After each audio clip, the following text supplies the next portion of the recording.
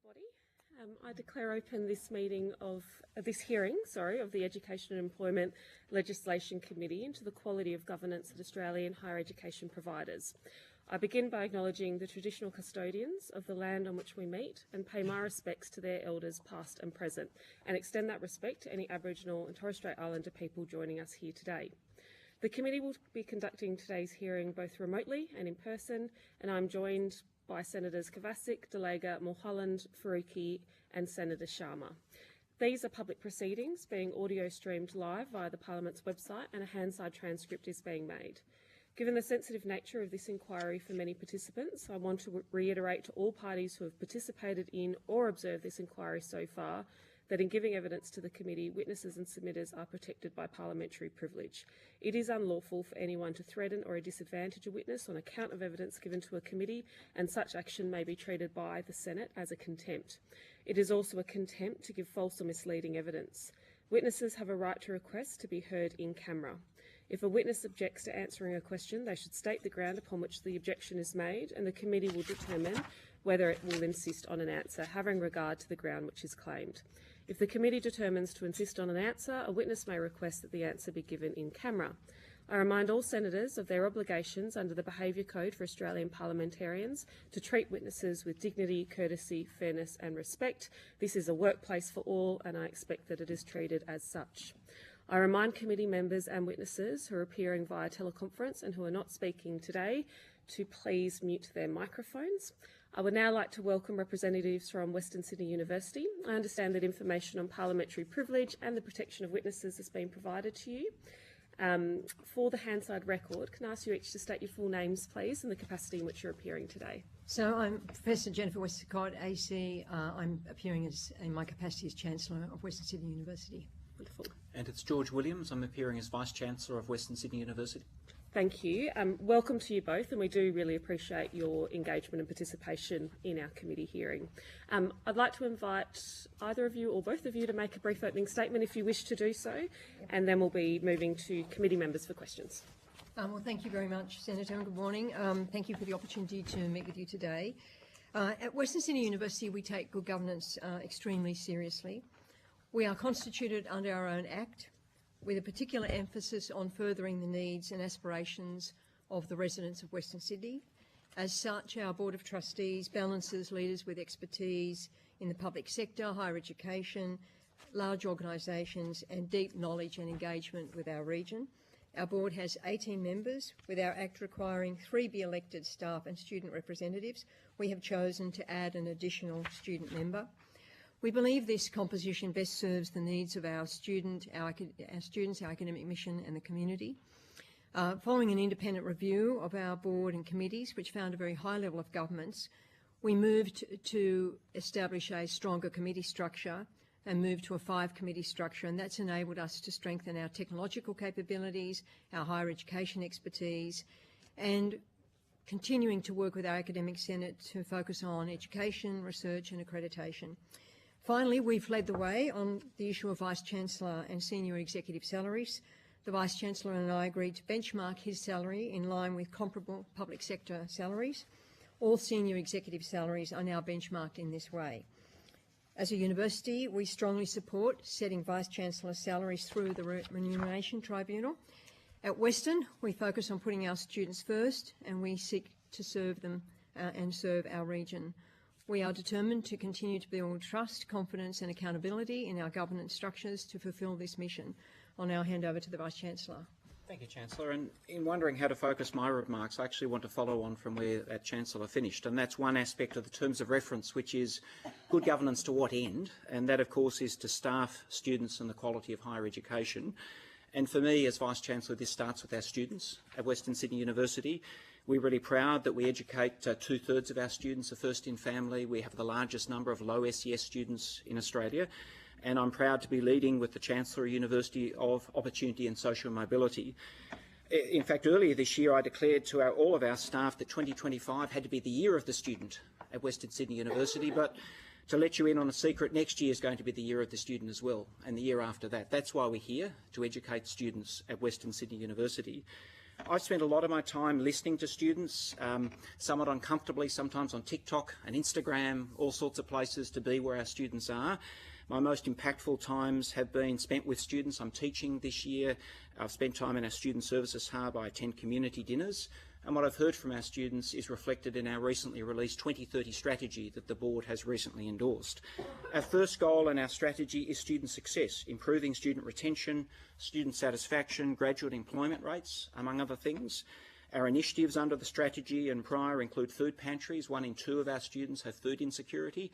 Sad to say, we're in the food and education business to keep our students in study, and we're particularly focused on the needs of our students and community when it comes to overseas conflicts, and that includes a new initiative where we've now supported 35 people from Gaza. They are thriving in many cases in our community, and we're doing what we can through education to deal with the need in Western Sydney. And we're also advocating strongly for a better deal for students through the Universities Accord, which we strongly support. Fairer student fees, 50,000 arts degrees are simply unfair in Australia, more income support and new ways of studying alongside TAFE. And finally, I'd say that we absolutely recognise that to get the best outcomes for our students, it starts with our staff. And so we want to be the employer of choice in the sector. We need to look after our staff, and I recognise this is particularly challenging at the moment. We, like other universities, are in a difficult financial position, and the bottom line is we do not have enough revenue to pay all of our salaries, so we're going through a change process, and that involves job losses at the university. We have been listening carefully to our staff about how to go through this process. It's driven from the ground up by our staff. And indeed, in our strategy, the second priority after students is looking after our staff and recognising their centrality to our mission. That includes team-by-team plans to improve jobs and staff satisfaction, a particular focus on psychosocial risk. There's a lot of work we're doing in that area, and we're really understanding and listening to what the union has said about decasualisation, and we're proud to lead the sector. With the NTU, we've offered 160 staff conversion from casual to secure employment, and that's one of a number of initiatives that address what is a really serious problem of insecure work in the sector. So I'll end there and just say, at our point of view, these focus on students and staff are where we believe we need to be as a university. We're a public sector institution focused on delivering public good. It starts with our students, but we must look after our people in doing so. Thank you very much, Professor Williams. I'll now move to questions from senators. Starting with Senator Mulholland, and then I'll come to Senator Kovacic and then Senator Faruqi. So, Senator Mulholland, you have the call. Thank you, Chair, and good morning to Professor Westacott and Professor Williams. The University Submission notes that universities are already required to participate in external independent reviews of their governance at least every 7 years, which supports their re-registration by TEXCA. You might have seen recent comments from Minister Jason Clare, who said that short of denying registration to a university, TEXCA doesn't have adequate powers to address provider-specific issues with university governance. Do you support the government's announcement that we would be strengthening their powers, and do you plan on responding to the consultation paper that was released by the Department of Education last week? And the answer is yes, we do support that process, and if nothing else, the sector has evolved enormously. It's time to take a look to that. I think strengthening is probably a bit simplistic. It depends upon proportionate regulation focused upon need, and with a background in constitutional law myself, a lot of this is complex, given the regulatory scheme is both a state and a federal scheme. So yes, we look forward to taking part in that. Yes, we do understand the need to evolve. We support the government's perspective on that. As to what it evolves to, well, that's part of the conversation, and we know it's just started now, so it's early days. Thank you. I was actually interested to hear in your opening remarks about benchmarking salaries against the public sector and supporting some moves in that space. So I'll just move to some questions in that area. Ian Martin, the Vice Chancellor of Deakin University, said in the AFR Education Summit on the 19th of August that I'm actually a fan of putting executive staff pay into senior staff remuneration tribunal because it gives a clear, documented, transparent pathway for how the decision is made. He also said, I think it would kill the issue dead very quickly. It is a lightning rod, but it's not the most important thing we're facing in the sector. Let's put it to bed. Do you agree with Ian Martin about giving the power for the Remuneration Tribunal to set the salaries of executive members of the University Council, including Chancellors and Vice-Chancellors? Yes, we do support that. We certainly support very strongly that the tribunal should set senior executive salaries, and that would then follow that they should set REM for council members as well. So we're very strong supporters of that. and very strong supporters of benchmarking. The nominations committee, which I chair of the university, has taken a very firm decision that all senior executive salaries will be public sector benchmarked. But to that point, it would be better to have something across the whole sector, something that set a standard. You've still got a lot of variation in salaries, and so I think going to a tribunal and having a proper benchmarking process, we would welcome that. Do you think that it would assist with creating greater transparency and accountability as well? Absolutely. Obviously, seen a lot of media articles in this space. Yeah, look, there's no doubt it would create greater accountability, greater transparency, but also greater consistency. And I think that would be a welcome thing across the sector. I'll now move to the decasualisation conversion program that you spoke about, Professor Williams. A recent media release from Western Sydney University highlighted the decasualisation program that has been in operation for a few years now, which aims to respond to the major problem of insecure work in the sector. Can you describe the reason why you set this program up and provide a list of a number of staff on board? I think you might have said 150, 160. Look, I'd love to take credit for setting it up, but I can't. I've only been in the job for a year, but I can take credit for continuing perhaps, and of course there's more work to be done here as well. But what I know is my predecessors correctly recognised the problem of insecure work within the sector. I mean, over half of all teaching is done by casuals. I've been a casual myself, actually, before I actually had a permanent academic job, and I have talked to many people over many years, and I understand the corrosive impact that has on the quality of their lives. And even, for example, it affects decisions to start families. It affects decisions about getting a house, all of those normal things that casual work gets in the way of. And also what it does is it harms students, because a casual staff member can't plan for the long term, and we want people thinking, how does the curriculum develop over 2, 3, 5 years? So the program, I think, is motivated by fixing that for people and fixing it for students. And at our end, yes, we've got to the point where it's 160 people, so it's a large number. Is that all up in total? Yes, it is, over 3 years. So the most recent group was the 60 people who just in June of this year, and I attended that, I spoke to them. Gee, they spoke powerfully about what a profound change it was to their lives. And in fact, what I'm talking about, them and impact on students, that's what they said. They said, this is why this matters.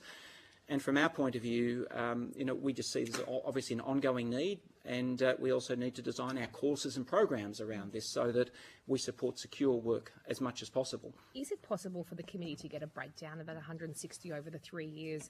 Sure. In fact, I can give it to you now if you like. And, that would be great. In terms of the breakdown, so just into years, sort of those 3 years. Sure. What's 2023? What's 2024? What's 2025? Yeah. So it was 30 FTE. They're the figures I've got for 2023, 60 FTE for 2024, and 60 FTE for 2025. Now, FTE, of course, means full-time equivalent. I've given a total of 160 people, which is 10 more because some of them are part-time. That's why there's a difference there. 97 were women, 63 were men, and 9 were Indigenous. And what you see there is the number of people is much higher than population for women and Indigenous, which reflects the fact it's often women and Indigenous peoples often who disproportionately suffer insecure work in these areas. So, it's nearly 6% Indigenous staff have come through this, which is great for us in increasing our Indigenous employment. And of those, it's a mix of people who are filled from our own casual staff, but we actually got to the point where we're running out of our own casual staff, so a number of more recent appointments are from other universities who are on casual contracts. Thank you. You also talked in your opening remarks, Professor Williams, about engaging with the NTEU. Can you just talk us through what that looked like, about how you did engage with them in rolling this program out of decasualisation? And again, I can't take credit for that partnership because it was done before, but yes, it was a partnership, and I absolutely want to give credit to the NTU. They have fought the fight on this for many years, I think correctly, in identifying this problem. I'm glad to say my predecessors recognised that, and this was written into our enterprise agreements as a response to that, and I think it's a great example, a sector-leading initiative of unions and management working together to deal with a genuine problem that affects both staff and students. And so I'm just very happy to acknowledge the NTU deserves enormous credit for partnering with us on this. Thank you. You talked a little bit earlier about some of the negative impacts of insecure work, about difficulty getting loans and progressing with making family decisions about your life. Can you talk to me about some of the positive impacts of converting those roles into more permanent roles, particularly for some of those, maybe the 60 that you engaged with recently, some of the positive impacts for their lives, for their employment? I think just to the Vice-Chancellor's point, I mean, it's very difficult for people to get finance. Now people can get finance, they can plan their life better, they get more predictable work, obviously. I mean, part of the casual issues, obviously, the lack of predictability. The point I wanted to just emphasise before I hand back to the Vice-Chancellor is the student impact. I think we all know when we went to university, those of us who were privileged enough to go, how important it was that you had continuity of contact and the people you could work with, and that they had predictable hours and that you could go and see them on certain days. When I was a tutor at Sydney University, you had your kind of regular afternoons and students would come and see you and get assistance. Those things are extremely difficult in a casualised workforce. So I think the student impact is very important, as well as the flow-through effects to people's kind of general well-being in terms of knowing what kind of job they've got, knowing they've got secure work, knowing that they can plan for secure work. And look, I attended the event to welcome our new decasualised staff. It was one of the nicest events I've attended all year. It was just full of joy, to tell you the truth, and I would say an enormous sense of relief in those staff as well, that we had them speaking directly to us about why it mattered, the difference it would make, and certainly we're happy to give you more information in connection to some of those people if you'd like to hear their stories, because it's really their stories that are important thing here. I'm just second-hand, but I just think they felt they could get on with their life. They had a level of security, and we all know if you remove somebody's security in the workplace, the debilitating effect that has. And they also felt that they were never quite able to do the best with their students in some cases. They said to me, I just can't plan for more than a term, so how do I really invest and do the work? So, look, their voices are the most important, and they spoke very powerfully about this. Thank you for that, Professor Williams. I'll now go to everyone's favourite topic, legal and compliance matters. The Department of Education told the Senate inquiry on the 12th of August that the composition of governing bodies and other governance requirements are set out in individual acts of establishment of the universities. Most of them prescribe the membership and composition, and they prescribe a range of governance arrangements for the universities. I'll ask sort of a two-pronged question. Can you outline, very sort of at a summary level, the state and federal legislation that you're required to be compliant with at the university, and are you aware of any duplication between those at a Commonwealth and a state and territory regulation perspective? So what do you have to be compliant with? Is there any duplication between state and territory? Look, I think we've only got 45 minutes. I said I told you it'd be a favourite topic. Look, I would describe it as a thicket of regulation at the moment. I'm a strong believer in appropriate regulation for the higher education sector. It's needed, and if you look particularly at some of the issues of responding to sexual violence and other issues, there's a compelling need to respond to those areas. But we are fundamentally missing a holistic vision of the mission of universities and how regulation can both support that and also hold in check where universities move outside of that. The latest count I saw from the University of Sydney was 331 separate instruments. I would believe that. Many of them, I would say, probably have used their past their use-by date or are questionable in the first place. A good example is the foreign arrangements legislation, which I gave evidence to this committee on some years ago, indicating what's the point of that. It actually is heavy compliance, high cost, tick boxes, got to take people out of teaching to do it, but actually doesn't deliver an outcome for the nation or universities. And we would certainly strongly support a careful look at the regulation to make it calibrated. It's why we support, for example, the TEXA process.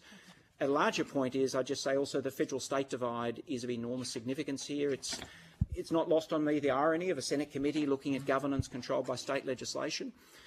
And surely it's time to think about those issues as to how we actually get the regulatory scheme right, because there's regulatory incoherence between those two levels in many cases, and it's between states in many cases. And the final bit I'll throw in that really disturbs me is just our challenge of articulating with vocational education and TAFE, which is one of the biggest challenges the sector is facing. We need degree apprenticeships, earn as you learn. We need to be clear pathways for students from TAFE into university and vice versa. But the regulatory scheme puts enormous barriers in the way of students that affects the economy, people's lives, upskilling and the like. and that is a product of incoherent regulation that isn't focused on students and just delivering for the nation and those people. That for me is one of the largest. I know the government's focused on this, and at Western we're very keen to help solve those problems. And we've been very supportive of the Melinda Salento inquiry into governance, and we hope one of the outcomes is some strong recommendations about the rationalisation of this, and it's not just about reducing complexity and administrative workload, it's about increasing transparency and accountability. If you're sort of reporting to multiple acts of parliament, multiple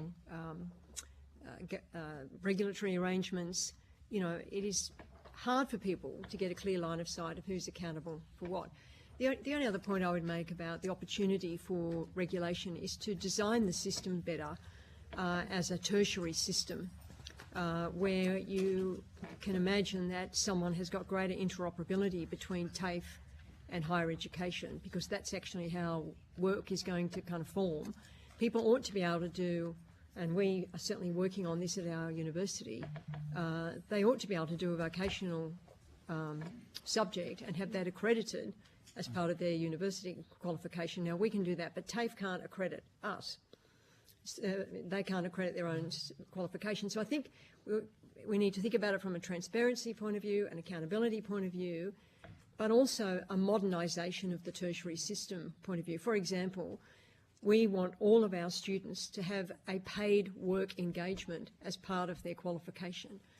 We want them to be paid, but we want to be able to recognise that in their qualifications. So they go and do an internship at wherever. First of all, we want them to be paid, but secondly, we want to say, well, that will account for one or two subjects. And I think that's the other point I'd make, Senator. It's got to not just increase accountability, it's got to improve the system. Thank you. Thank you, Senator. Senator Kovacic. Thank you. My questions actually follow a similar line, and I have similar concerns, and I note, and I'm really grateful for your comments around being focused on student success. I've been to Western Sydney University many times, and I'm very impressed with the organisations, the facilities, and student engagement. And Senator Mulholland asked questions around, you know, the different, you know, state and federal requirements. What I'm interested in understanding is what is the actual impact to the university on a very real level of those overlapping, you know, administrative requirements or burdens, and the duplication, particularly on your ability to run the university when, you know, you've noted there is actually not enough revenue like many other universities. So we're asking you to do this from a federal level, we're asking you to do it from a state level, and you know, you're struggling to keep paying the bills, but we're just giving you more of this administrative work to do. What does that mean, and how does that actually impact student success or your work actually as a university itself? Well, it means that a good part of our resources are directed to dealing with compliance. And as I say, there's a role for compliance, but we would say that it's often ill-directed to serving the needs of the students, who should be the centre of the system. And you know, at our end, I've set up a red tape task force to cut through as much of this as possible internally, and you know, devolving decision-making, trust, empowerment, that's working well, but there's a limit to what we can do. And I'd suggest you can see this in the employment figures. A lot of universities, it was striking to me when I came in as Vice-Chancellor a year ago that 61% of our staff don't teach or research. So 39% do, 61% do not. And that's a reflection of what is a very large growth in professional staff, in good part to respond to some of these things. And our strategic plan actually is trying to reverse that. We want to get back to 45%, from 39 to 45%, and just return people to the classroom and research. That's our core business, but we need partners in government to actually help us streamline those so I can just spend money on students and academics. And I don't want to downplay the critical role our professional staff do, but too often they are doing things that aren't of high value because they need to for compliance reasons. Again, foreign arrangements is a good example of that. And I just love it to be designed with the students in mind. Yeah, and can I just emphasise that point of the Vice-Chancellor? I think when we sat down and started working on the strategy, we had a very clear objective to increase the number of academic staff and increase the ratio of academic staff. But you can't if you're spending a lot of time just doing compliance. But also, I think, Senator, it also means that boards and subcommittees are focused on a lot of compliance issues, multiple compliance issues, versus what we need to be spending more time on, which is, well, how do we improve student success? How do we create great working environments for our teams? How do we get our research funded? How do we build better engagement with industry to drive a lot of our research? You find yourself chairing these boards, and that you're dealing with a lot of stuff that you think, is this, can we have a simpler, not no net regulation, but simpler regulation? And again, not blurred lines of accountability, simple, clear, and also I think, we need to be able to produce one report for many masters, if you will. And I think part of the challenge is that people ask for similar data in slightly different ways. And so again, that takes someone's time, that takes another half day of someone's work. So we want to see good regulation, clear accountability, clear responsibilities between the state and federal government, and an emphasis on what matters, and a capacity for the universities to be able to produce similar data for multiple kind of tasks, because it's very complex. Yeah, it appears to be. And one of the things that I've been thinking about as I've been reading through the submissions and the evidence this morning is around those different layers. And obviously TEXA requires the independent governance reviews, as Senator Mulholland has also spoken about, every 7 years.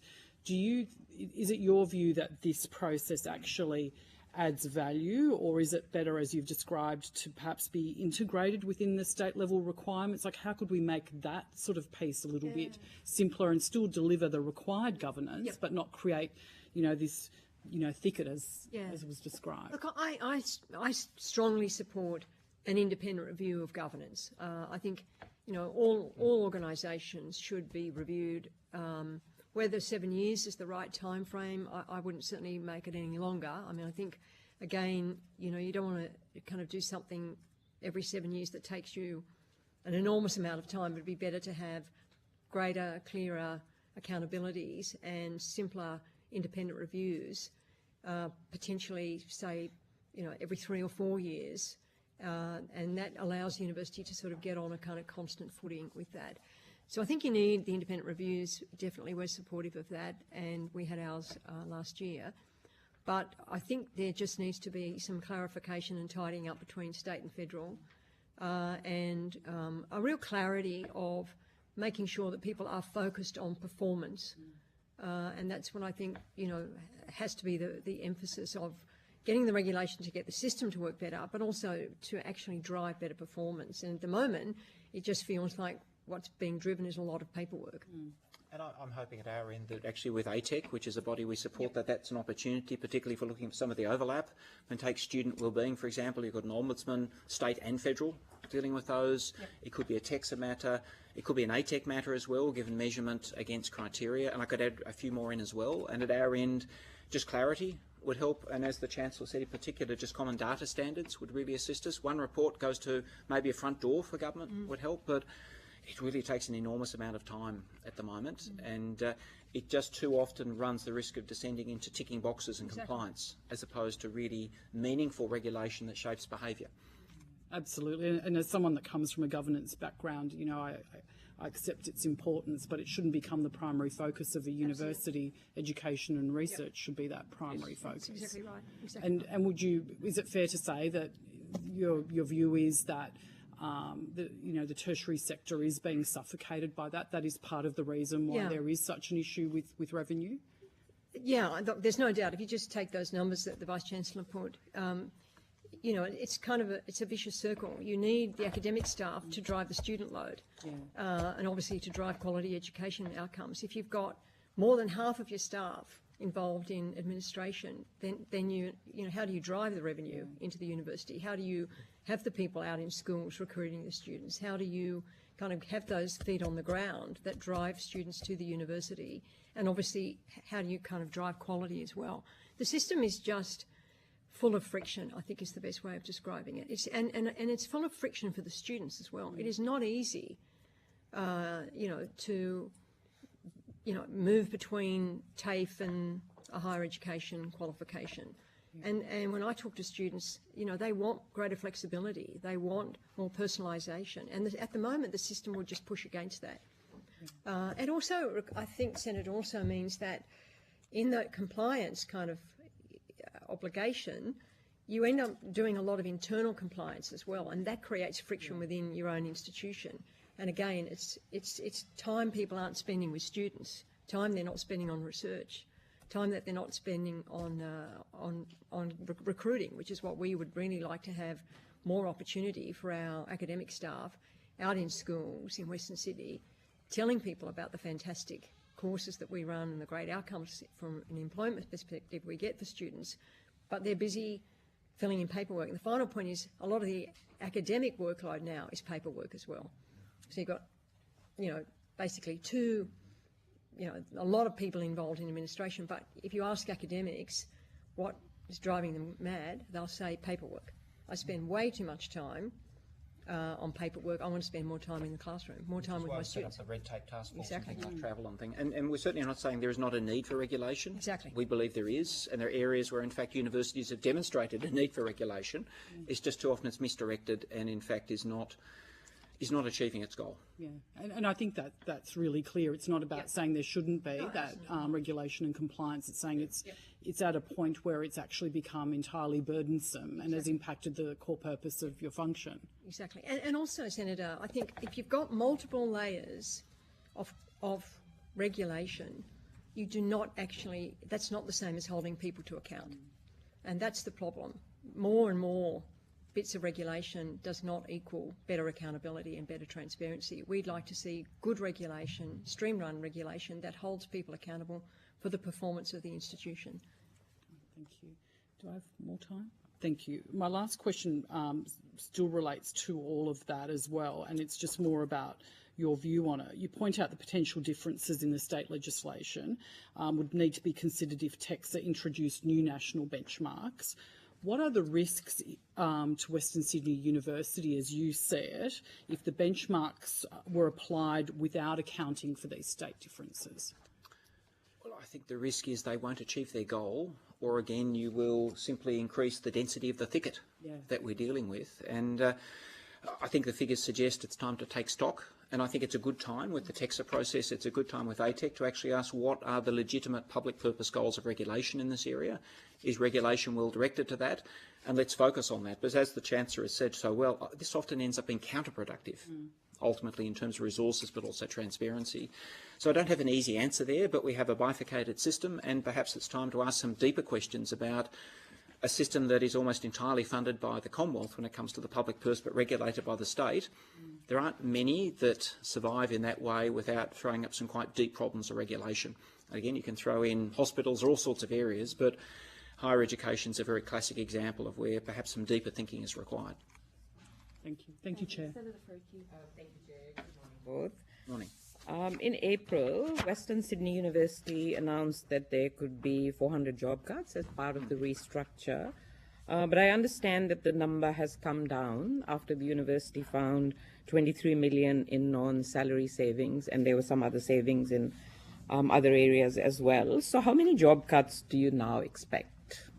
Yeah, thank you, Senator. And yes, and I think actually the first time I indicated to our staff the magnitude of the problem was February, but then April it was quantified to a greater degree. And at that point I indicated 300 to 400 jobs, and that was a combination of, when I came into the role, we had a $40 million operating deficit for the prior 2 years. Our numbers for students have been impacted through the international caps, but also domestic competition, and we've had to spend a large amount on cyber security. So that meant that it was a projected $74.5 million deficit for 2026, or about $250 million over the 5 years that we were looking at. But what I committed to is that we would not impact upon any of the staff, if you like, at the enterprise agreement until we'd done two things. And the first was that we must reduce as much as possible our non-salary savings, make those savings. So we've gone line by line, we've reduced the use of consultants enormously, travel, catering. When I go to events, I ask about the cost of catering. We've looked even at things like how often we mow our lawns, the garbage, how that's out. We've just gone through everything, because every dollar I save saves a dollar for salaries. and also made the difficult decision that all cuts would start at the top of the organisation. So senior leaders are impacted before anyone else, 1 in 4 of my direct reports of the divisions of senior leaders. That was a large and really difficult process. So after going through all of that, we started at 400, and I announced recently that the number would be 238. So we cut it down by about 40% through those cuts. And what there's no pleas to say in this, but it is positive that 70% plus of those will be voluntary redundancies. And again, we're prioritising that as much as possible, but I can't discount the fact that there'll still be some involuntary redundancies. We're going to reduce that as much as possible. We're going through a change process at the moment, but it's just a dreadful process where we're doing what we can, and as I've said to our people, we just have to live within our means. We've got to be able to pay the salaries of our people, and I believe if we go through the process that in 2026 we'll have job security, clarity, but they're the numbers where we are at the moment, Senator. Thank you, Professor Williams. Could you, or maybe if you can provide it on notice if you don't know, but the amount that the university spent on private consultants last year? Yes, so I can tell you that amount if you like. It's in our audited reports, of course, as well. So the figure for 2024 was $36 million from the audited reports, and particularly in our case, but also this year, predominantly that has been upon cyber security. The university has been badly impacted by a number of attacks. I can't say too much because the threat actor is currently before the courts and has been arrested by the police. But we needed to engage high levels of consultant support for forensic cyber work, many millions of dollars. As that has tailed off, I'm pleased to say that the year-to-date figure so far this year is 17 million. So we're coming towards the end of the year, but it's still a very significant figure. But cyber has been the key reason for the high amount. A few submissions have made a recommendation that all universities, like in Victoria, it happens in Victoria, should publish publicly the amount spent on consultants. Would you agree with that as a measure of transparency and accountability? Yes, I don't have a problem. In fact, my staff ask me about this all the time. I've been doing a lot of town halls, so I'm always ready to talk to our staff. And at my end, the default is we do not use consultants unless there's a strong reason. It might be, and the sort of reasons we look at for that would include the fact that we just don't have the expertise, particularly in cyber. The other one would be we do see surge. So, for example, as part of our restructuring process at the moment, it is not being led by a consultant, but there's been times, including at the moment, where our staff would burn out, we need extra help, so we bring in to supplement, if you like. And the other one is external validation, like the TEXA requirements. So at my end, I'm always happy to take questions. This is public money by a public organisation, and it's in our audited accounts, but we don't mind answering questions and indeed being asked why did we use a consultant in a particular case. Yeah. Professor Williams, at the Western Sydney University Council, what is the percentage of democratically elected members and what is appointed members? So I might hand to the Chancellor. Yep, sure. It's for staff and student out of 18. Out of 18. That's a very, very small percentage. And we know that research shows that it has reduced drastically over the last 20-odd years. Again, many of the submissions have made very strong recommendations on a majority of council members being democratically elected, but also made really good points about improving transparency, as in publishing the minutes in full, and if things have to be redacted, there should be an explanation provided, and even live streaming council meetings. Yep. Is that something that you would agree with? Minutes. We do publish our minutes. In full? Yeah. Yep. And obviously, if there are commercial in confidence matters, we redact those matters, obviously. Look, our Act requires us to have 3 elected representatives. We've gone for 4. We put an additional student representative in. I think the other thing to say is that that's not the only forum for student engagement. So and I'll get the Vice-Chancellor to talk about the new student body that we've just set up, but both the Vice-Chancellor and myself consult heavily with students. For example, prior to selecting the Vice-Chancellor, I actually held, rather than just having a student on the selection committee, I actually held forums with the students about what were they looking for in their Vice-Chancellor. So I think, student engagement is hugely important. It's very, very impactful. We've certainly very committed to it. Board representation is one vehicle, but it's a by pretty no means- important vehicle, yeah, though. I'm It not- is the I'm not- highest governance body. Yeah, I'm not doubting that. So would you agree that majority of them should be? No, I wouldn't agree elected? with a majority being elected. Why? So I think that changes the whole nature of governance, and I certainly think there should be very strong student and staff voices on these governing bodies. The But- 4 is but- not strong at all, though. Well, If you could just allow the Professor to finish her answer. sorry. I was just asking the other senator to let you finish your answer, please. Well, as I said, this is what our Act prescribes. I think you would change the nature of governance dramatically if more than 50% of people were elected. Well, that's what we need to do, though, don't you think? Governance needs to be changed No, dramatically, given I don't what's know that happened. that is going to be a solution to many of the issues that people are raising. I don't believe that that's the right answer to that. I think things like publishing minutes, things like allowing parts of the meeting to be observed, versus, and it's very important that you have stability in governance, and I'm not sure that having 50%, more than 50% of people elected is actually going to do a lot for stability. And then the final point is, these are complex organisations, and you're there, and our Act is very clear. The job of the board is to govern for the university, to act in the university's interests. That's very clear in our legislation, to act in the university's interests.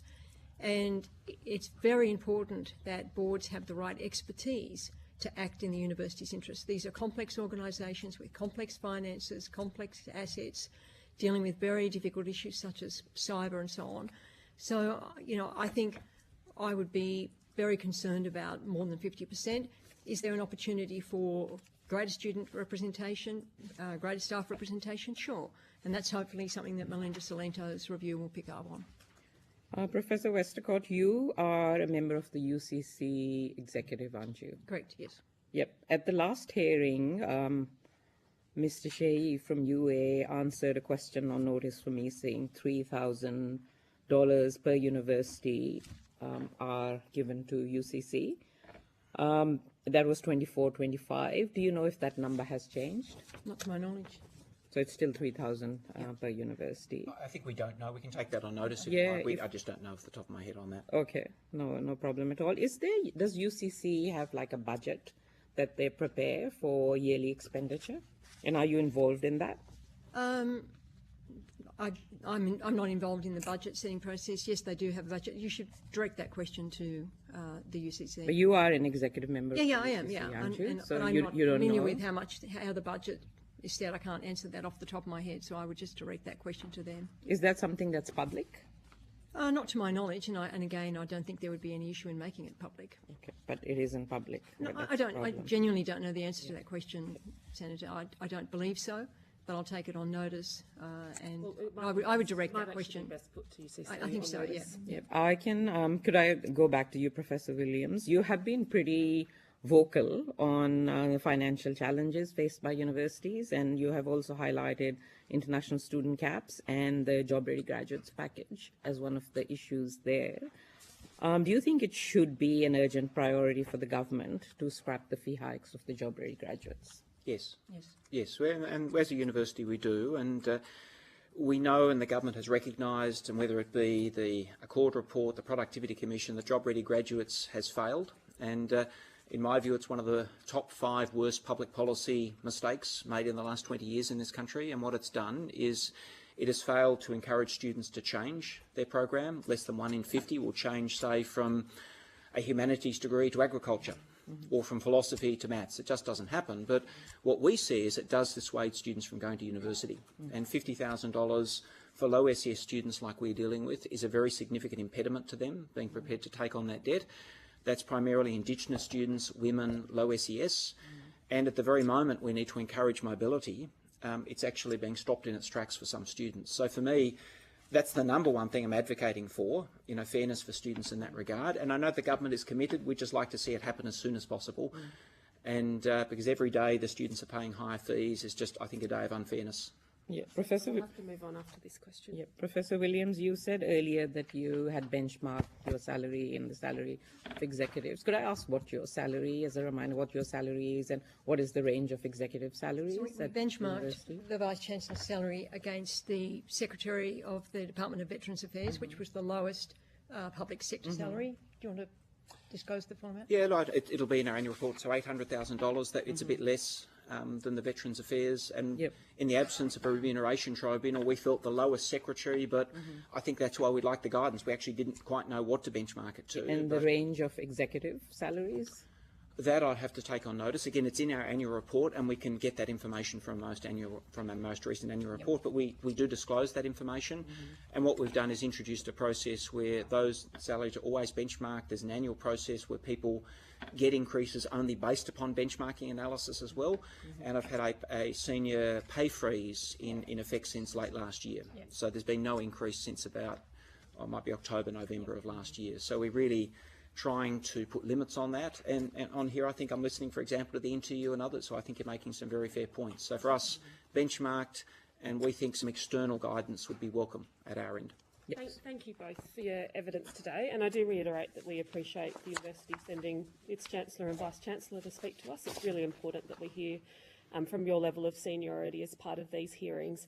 I think there's a couple of things you've taken on notice. We're asking for those to be returned to us by the 15th of September, which I know is quite soon, but we're hoping to land an interim report, so we'd really appreciate your adherence to that.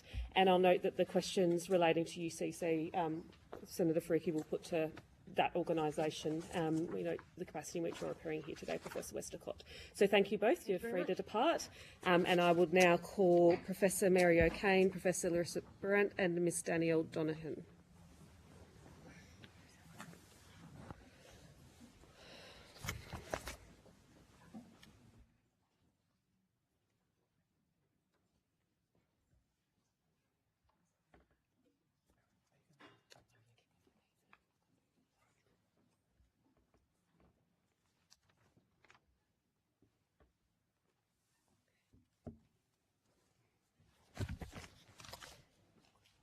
I understand that information on parliamentary privilege has been provided to you all. Great. The Senate has resolved that an officer of a department or the Commonwealth or of a state shall not be asked to give opinions on matters of policy and shall be given reasonable opportunity to refer questions asked of the officer to superior officers or to a minister. This resolution does not preclude questions asking for explanations of policies or factual questions about when and how policies were adopted. Commonwealth officers appearing today are also reminded of the Senate order specifying the process by which a claim of public interest immunity should be raised, and a copy of that order is available from the Secretariat. I'd now like to ask each of you to state your full names and the capacity in which you're appearing today. Mary Josephine O'Kane. I understand I'm particularly appearing as the head of the expert panel for the university's record review, but I'm also the interim Chief Commissioner of the interim Australian Tertiary Education Commission. Larissa Brandt. I'm also here as a member of the Accord panel and the interim First Nations Commissioner of ATEC. Danielle Donegan, Executive Director of the interim ATEC. Great, thank you, and welcome to you all. Do any of you have an opening statement you wish to make? I have an opening statement, and hopefully it was circulated to you. Should I go through it, or can you read it in? I'm happy for you to take it through it. It came early this morning, so other senators may not have had a chance to. I'll go through it very quickly, Thank Senator. I note that I'm here as former chair of the Accord review. The review went from mid-November 22, and we delivered the final report to government in December 23. The important thing to note is the expert panel consulted widely through the review. From the start of the review, significant issues were raised with the panel about some very important things, notably student safety on campus and staff underpayments, particularly of sessional staff. But these issues, we noted, were not strongly coming through in consultations on governance. And the issues summarised in section 3.2 of the interim report of the Accord, and as follows. Higher education institutions have grown into increasingly complex organisations, managing significant assets and large numbers of staff and students. Effective governance is essential for promoting positive institutional cultures and ensuring that each institution has ongoing capability to deliver on its strategic vision. But the review has heard that institutions may not be adequately engaging with some very serious issues within their remit. Despite the best efforts of many institutions to address them, systemic issues persist across the higher education sector, including widespread underpayment of staff, suggesting governance arrangements could be improved. Sexual assault and harassment on campus is affecting the well-being of students and staff and their ability to succeed. Noting that led us to Priority Action 5 that we put into the interim report, and it goes as follows. Through National Cabinet, immediately engage with state and territory governments and universities to improve university governance, particularly focusing on universities being good employers, student and staff safety, membership of governing bodies, including assuring additional involvement of people with expertise in the business of universities. Australian government should work together to strengthen university governing boards by rebalancing their composition to put greater emphasis on higher education expertise. Governing bodies must be as a priority do more to improve student and staff well-being and become exemplary employers. That was mid-23. I note the significant work done in addressing this recommendation by the Education Ministers' meeting, the Expert Council on University Governance, the Salinto Council, and TEXA. And that's the end of my statement. Thank you, Professor. Does anyone else have an opening statement they wish to make? No? Okay. We'll get stuck into questions then, and I might kick us off. Mr. Kane, you talked about some of the things you heard during the consultation process for the Accord.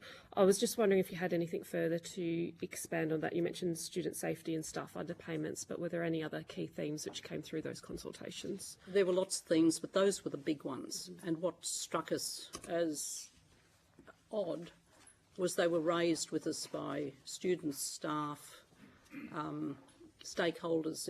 They were sort of constant themes, and the Fair Work Commission, of course, on the underpayment was briefing us in a very significant way. But when we met with those charged with governance, it didn't seem to be such a big issue. They didn't deny it, but it wasn't a strong focus. In the early part, before the Priority Action 5 was published, we had some fairly tense discussions on governance with the Chancellors. And we were pleased with, at the end of 23, they came out with their set of principles, and we thought that was really good thinking on the matter. So we saw considerable change through the year. Yeah. I mean, that was the next thing I wanted to take you to. So the interim report had 5 priority actions. I think you said the 5th was the one which went to universities being good employers and the need for change to university governing bodies. Sorry. Can you just step us through why that was such a priority for you? I know you raised the issues in the consultation, but why was that necessary to be a priority area? Well, the underpayment of staff, first of all, raises issues of law, but also raises issues of our universities good places to be. I mean, the sort of moral imperative for universities is a big issue. So that was something that concerned us greatly. And Fair Work were beginning to get a sense of the size of the problem. And that was worrying us quite a bit, because it seemed to be, every time we spoke to Fair Work, the problem seemed to be getting worse, or they were finding more. So we were very concerned indeed. And obviously, the sexual assault on campus is horrific, if it's as bad as it was sounding. So we were very, very concerned with both. Very concerned, let it be governance or whatever, was anything being done, was enough being done about either problem? It was, and what was our responsibility as the Accord panel? So we felt we had to put it into an early recommendation before we'd sort of finally scoped the problem, since we were only, 6-7 months into the Accord at that point. So, it just struck us that something had to be done. Yeah. And the attention's there, and we're here now, which is a very good thing. I know in your opening statement you said that a lot of the systemic issues that you were navigating persist now. You also noted some work done by the universities around their governance. Could I ask, I mean, would you say universities have effectively and adequately, proactively sought to address some of the issues raised in these reports? I mean, the government's announced a series of action, but what would you say about how the universities have responded in quantum? It's hard to quantify it. It's good to see that there is a response, there's a lot of focus on it.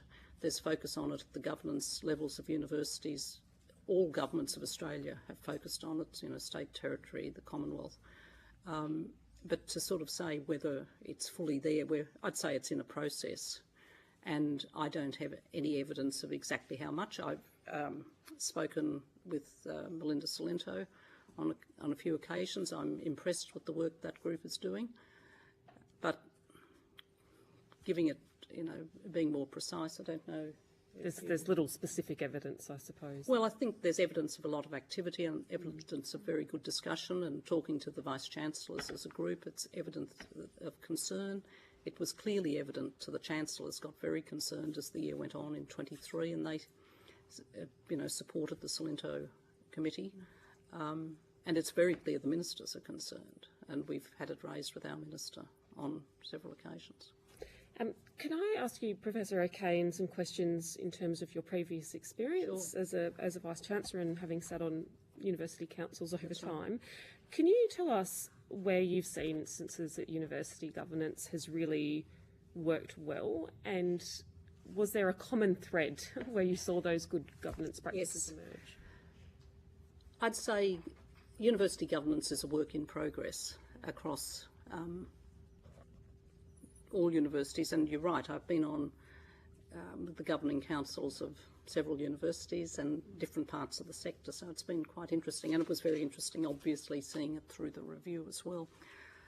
One thing that I note, and it's something that we picked up and talked about, is the issue of getting expertise, having people who are expert in how universities run on the council was something that several of us had experience on that review, had experience in university governance, and I think felt that was quite important, that expertise be there, if nothing else, to hold management to account, not in a nasty sense, but in a able to understand things. Universities are remarkably complex, something that is for another day, but the way they're funded, the way they're managed, the regulation that we just heard eloquent testimony on, it's very important that people who can understand what could be going on, what could be causing things to happen, what are the incentives.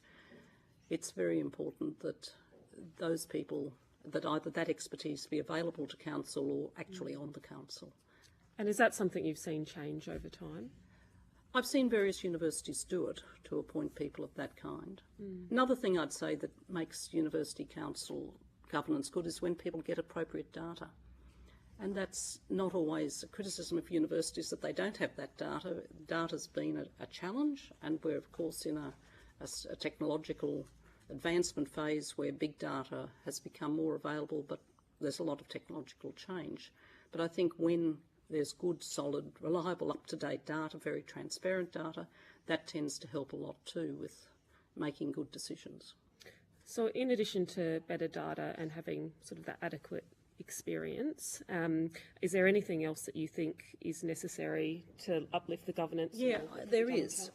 One of the things, I think it has been an improvement to have corporate expertise involved in councils. I think the understanding of the financial issues, understanding of regulatory issues, sort of wider, the disciplines of corporate governance, I think have been important. But I don't think they're the full story. I think that, and one of the things we've been starting to talk about in ATEC is what else is needed. And to some extent, you can't think of universities just as corporations, government corporations. They also, in some ways, are a little bit like a really good, high-functioning local council, a municipal council, where they have to be very close to their communities, whether they be the communities of the areas they're in, or the communities of, of scholars that they are associated with worldwide, or the community of the sort of local industry that they're connected to. That link to communities is something that I think is vital, and to be able to hear the communities and be able to react to them. So I think this whole issue of governance is, as I said, something that's evolving, dynamic, and so it should be. It'd be awful if we suddenly said the Salento Committee has finished its work, we now know all about governance. We don't. And universities are changing, and they're changing in the way they offer their work, more online work post-COVID and so on in education. What is the appropriate governance of that? What is the appropriate governance to do with safety and issues of that form? And, I mean, a real plus has been the TEXA process. That's been the processes. I want to come now to the interim ATEC, which started in July this year. I know ATEC's been out engaging with the sector on a range of issues. I'm interested in the extent to which university governance has been raised as part of those, as part of that engagement, and if you could give us a bit of a summary of the issues that you're hearing now in the sector which are emerging. Does it look the same to what you were hearing a few years ago as well? No, I guess the governance issue, people are waiting for the Salento report, so that's, I think, awaited eagerly. I think they're interested in what your inquiry is going to deliver, and have, you know, welcomed the discussion that goes along with it. We're not hearing a lot else at the moment, but we are in the getting up and going. Is there anything we've... I think the most important thing to say is that with respect to governance, people are talking to the Expert Council on University Governance, and that's the appropriate forum to hear that. Of course, that expert panel is due to report soon to government. The ATEC will not be a regulator, but it's part of that system, and so there will be some relationship between TEXA and ATEC. That is a discussion that we're having a lot with stakeholders, and something that the interim commissioners will be giving advice on to how do we manage that crossover and how do we work it through. So they're the types of governance issues that are coming up for ATEC. Well, that kind of goes to my next question. I mean, the terms of reference for ATEC include a stewardship role for the sector. So I was interested in how you're seeing that applying to university governance, or how you might be able to use that role to influence governance outcomes positively. The permanent ATEC has to get up and going, and we're interim with a set of terms of reference that are not widely covering governance, but there is a catch-all clause, sort of any other business style clause at the end of the terms of reference. Typically in stewardship things, one would look for patterns of where issues are odd or malfunctioning or pulling things down. So we're keeping a sort of weather tracking of the various governance things, this inquiry, the Salento work, how the Chancellors respond, but at the moment not going in actively.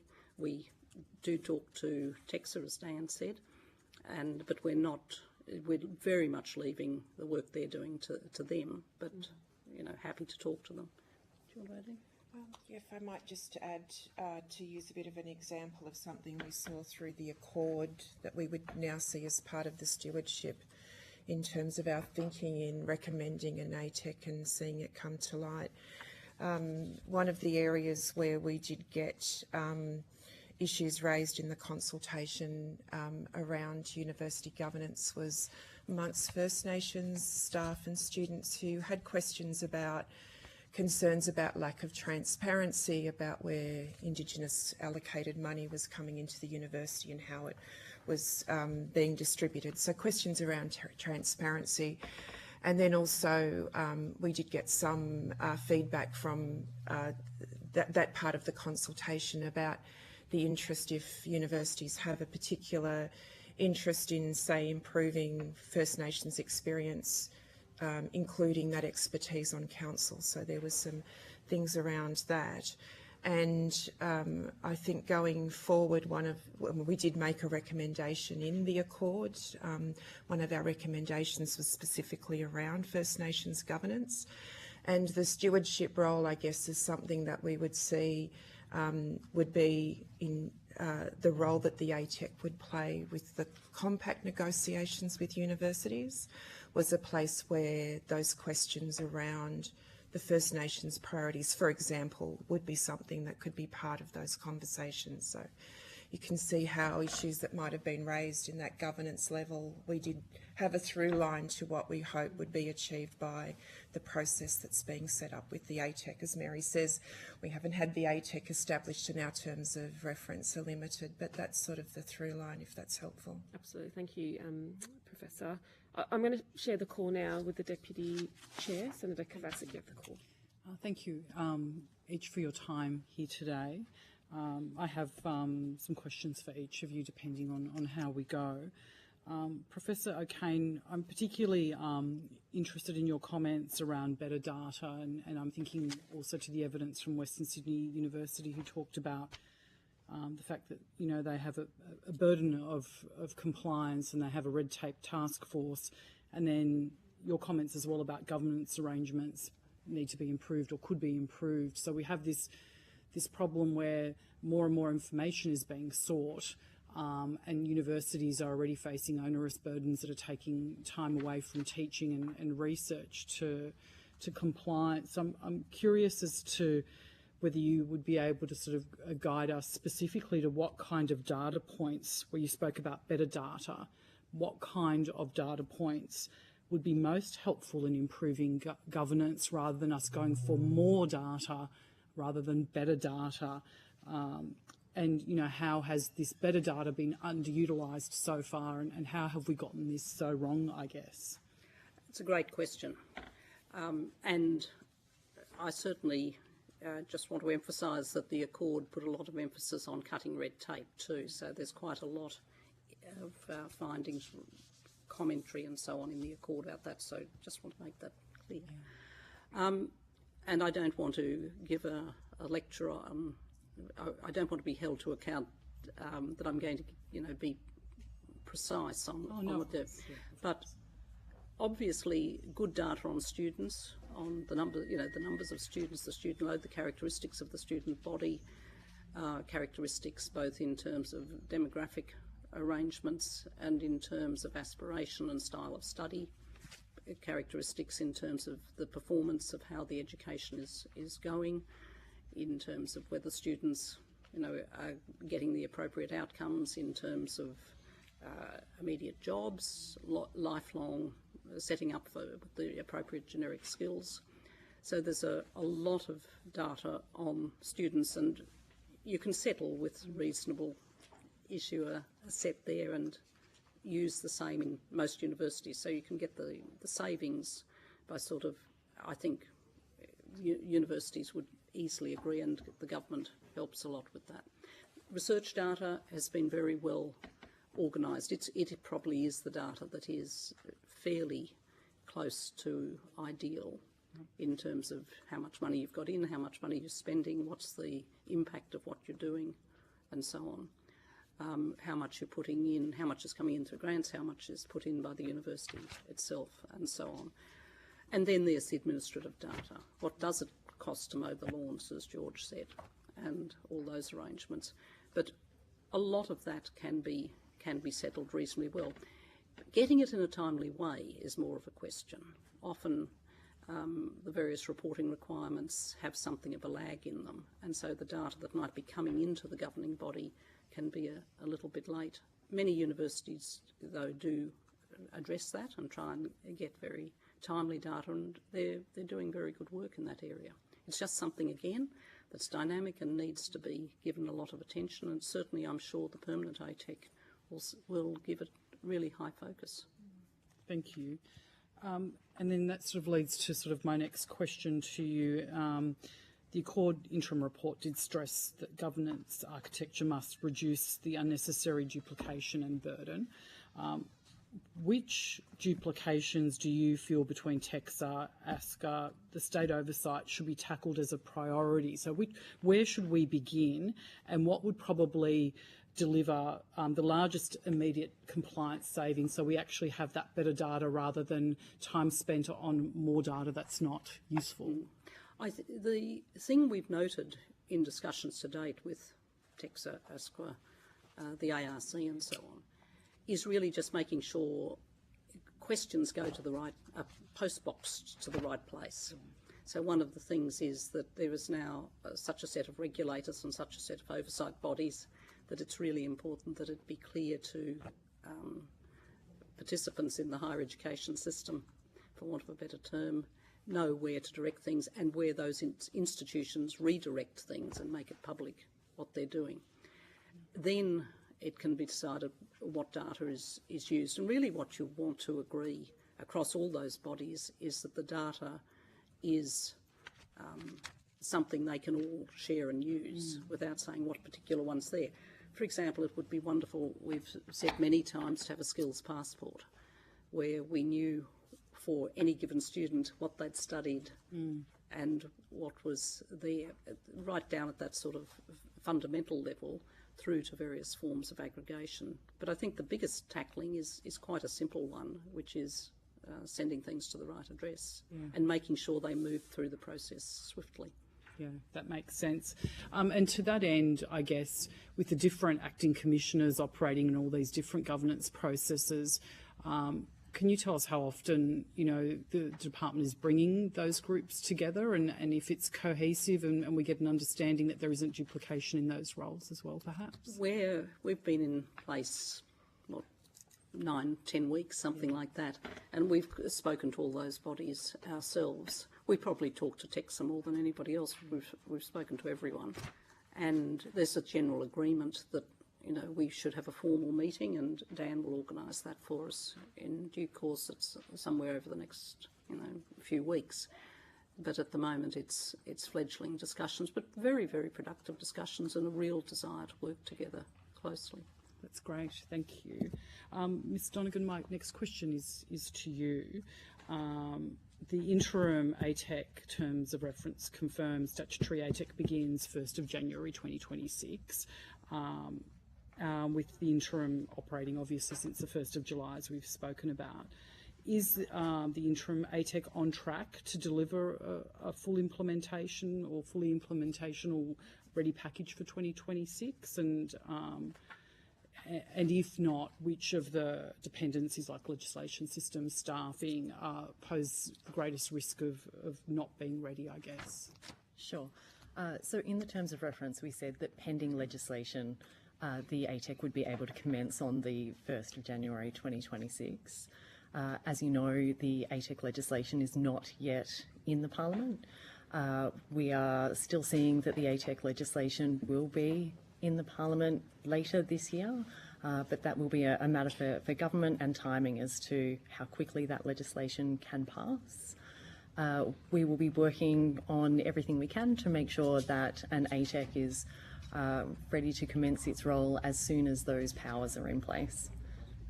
How much time do you feel that you will need once the legislation passes to implement? So what's sort of a reasonable time frame that you would expect? So the department has already set up an interim ATEC. So from I guess a management perspective, we have a number of people in roles already thinking about stewardship, equity, the managed growth system, tertiary, First Nations and relationship management. And so once that legislation is passed, the ATEC will be prepared to give advice to commissioners and to commence work. Yeah, so pretty much immediately? Yeah. Okay, excellent. Interim ATEC's remit includes consulting on funding arrangements and mission-based compacts and progressing tertiary harmonisation. How will this coordination avoid creating parallel processes with TEXA and ASQA? So with respect to the funding arrangements for 2026, TEXA doesn't have a role in funding arrangements. With respect to mission-based compacts, TEXA doesn't have a role in mission-based compacts, so there's not a lot of crossover there. Where there might be crossover, I guess, is probably in the future when we have the legislation in place and commissioners are making decisions. And so when they're making decisions about funding arrangements or mission-based compacts, they might take into account things like governance. There would be handover points for commissioners to provide advice to TEXA, but at no time would there be duplication of decision-making. Decision-making around governance and regulation sits with TEXA. Okay, thank you. Professor Berendt, sorry, apologies if I haven't said that correctly. My question also relates to data and compliance and regulation. The report proposes a new needs-based funding component. What, in your view, are the minimum data points that ATEC would require to allocate those funds fairly? And which existing data sets could be retired to keep the net sort of compliance burden stable or lower so that we can actually do what, you know, we're charged with doing in the sector of education and research? Give that to Mary. Actually, she's had much more oversight on that. Or to Dan?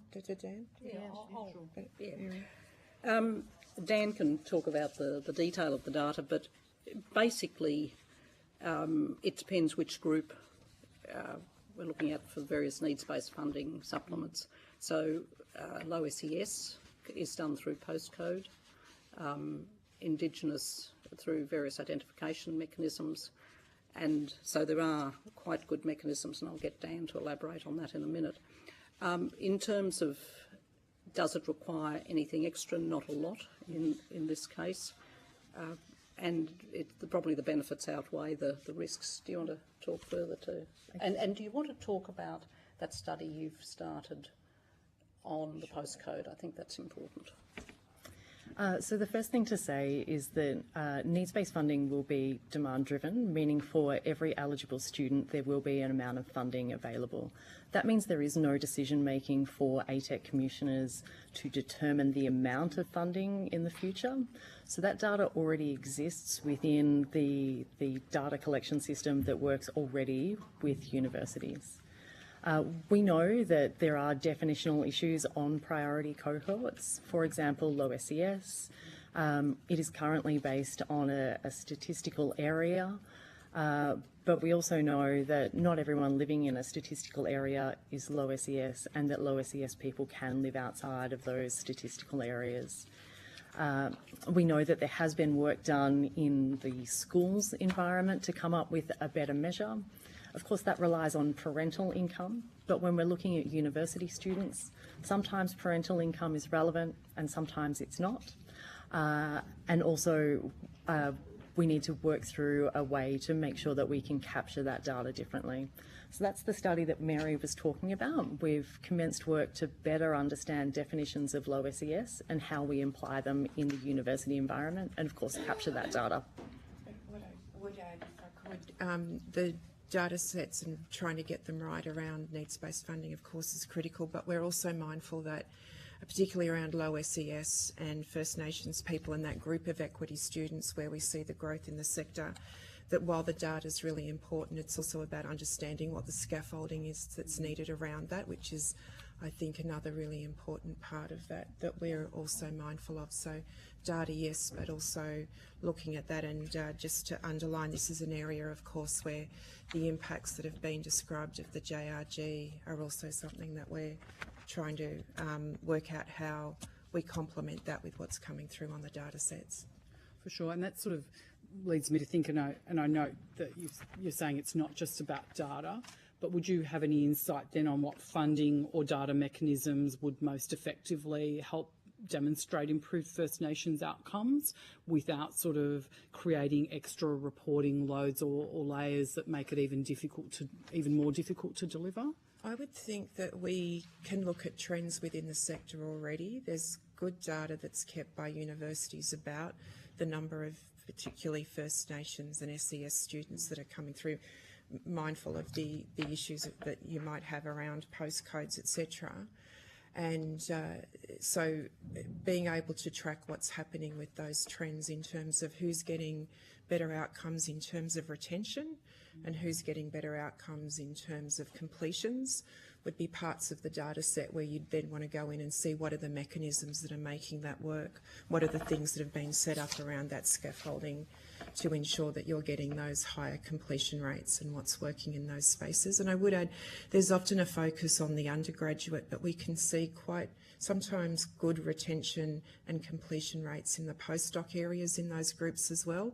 And that's an often overlooked part where the sector can give some insights into the kind of scaffolding that's needed in terms of not just the financial support, but the other scaffolding that can be put around students.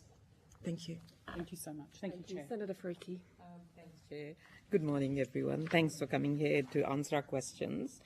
I think you made it quite clear that ATAC would have no regulatory responsibilities, am I right? So would that mean that if there is a governance failure at universities, TEXA would not be empowered to scrutinise or sanction universities? I'm just asking that because TEXA has failed in instances before where safety of students has been concerned. So would ATAC have any power there at all? Yes, it would, in the sense that Larissa outlined earlier. In the mission-based compact, if in discussing with the meeting with the university, we saw a governance failure or noted particularly high statistics with regard to safety or various court appearances or whatever there, it'd be something that would be discussed as part of the strategic discussions with the university and if necessary, the whole issue referred to TEXA. Professor, many universities, academics and students have raised concerns with me about the government's proposal that ATAC sit within the Department of Education. Because I think the recommendation from the Unicode's process was that it be independent. Yep.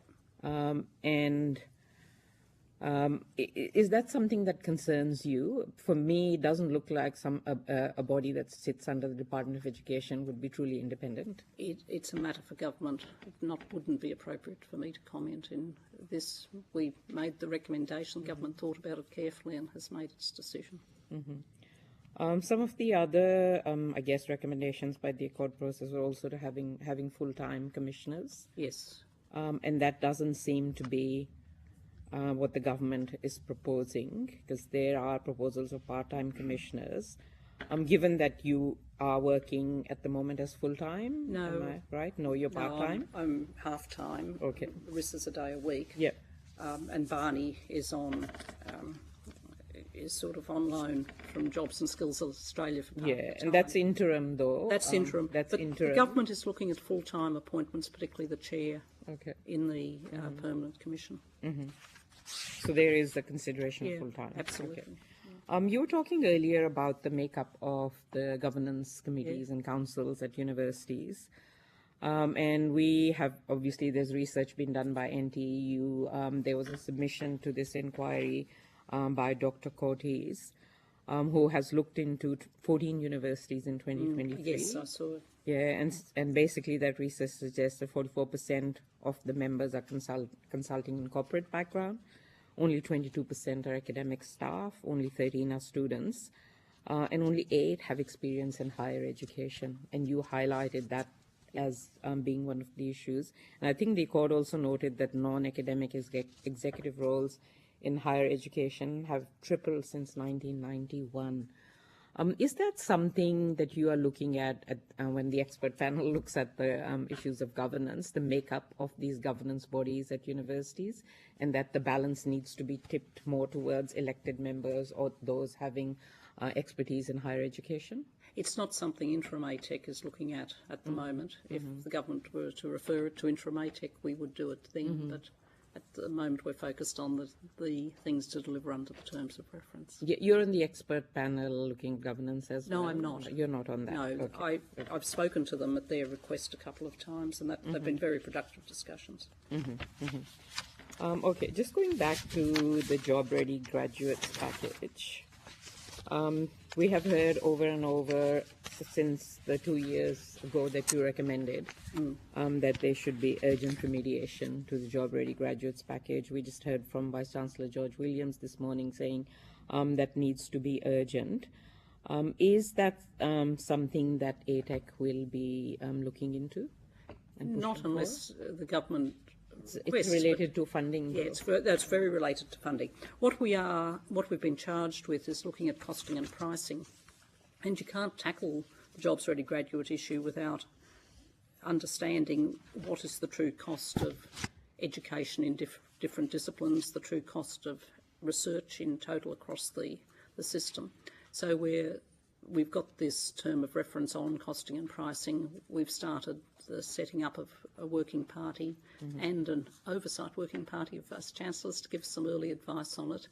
And Dan has provided the appropriate resources to support it from the department. So this is going to be a very vital piece of work. The whole issue of costing and pricing in some ways has been dealt with briefly over the years, but probably the last mega review was 88 in the Dawkins process. And when the relative funding model was put in, and in 1 year all universities were adjusted. So this costing and pricing review will then go to government, but a very important piece of work to underpin any future on things, jobs ready graduates and on funding universities. A lot of the squeeze that we heard of, and we just heard the Chancellor of Western Sydney speak about the sort of cost squeeze. One of the biggest problems, of course, is the rising costs, and how much of that is going at a normal CPI sort of rate, how much is going at other terms. So understanding that links then to the size of universities. Our universities are very large compared to other national systems, particularly Western national systems. So that's a piece of work that will affect that, but doesn't directly answer the jobs ready graduate matter. Well, I'm just asking because it's been 2 years, and something that needs to be addressed urgently shouldn't take 2 years. But I think when you were in the process of preparing the uni accord, obviously issues of systemic wage theft and casualization and corporatization of universities were talked to during that consultation. But I think you mentioned that the issues that we are raising now weren't that prominent. Is that what? No, I think a lot of the issues were fairly prominent at that time too. So there was, because staff have been raising, this culture of fear at universities, like suspicion, silence, intimidation, bullying of staff. Maybe that wasn't. It's hard to remember, in a relative term. It certainly was raised. Maybe there's more emphasis at the moment, but I think.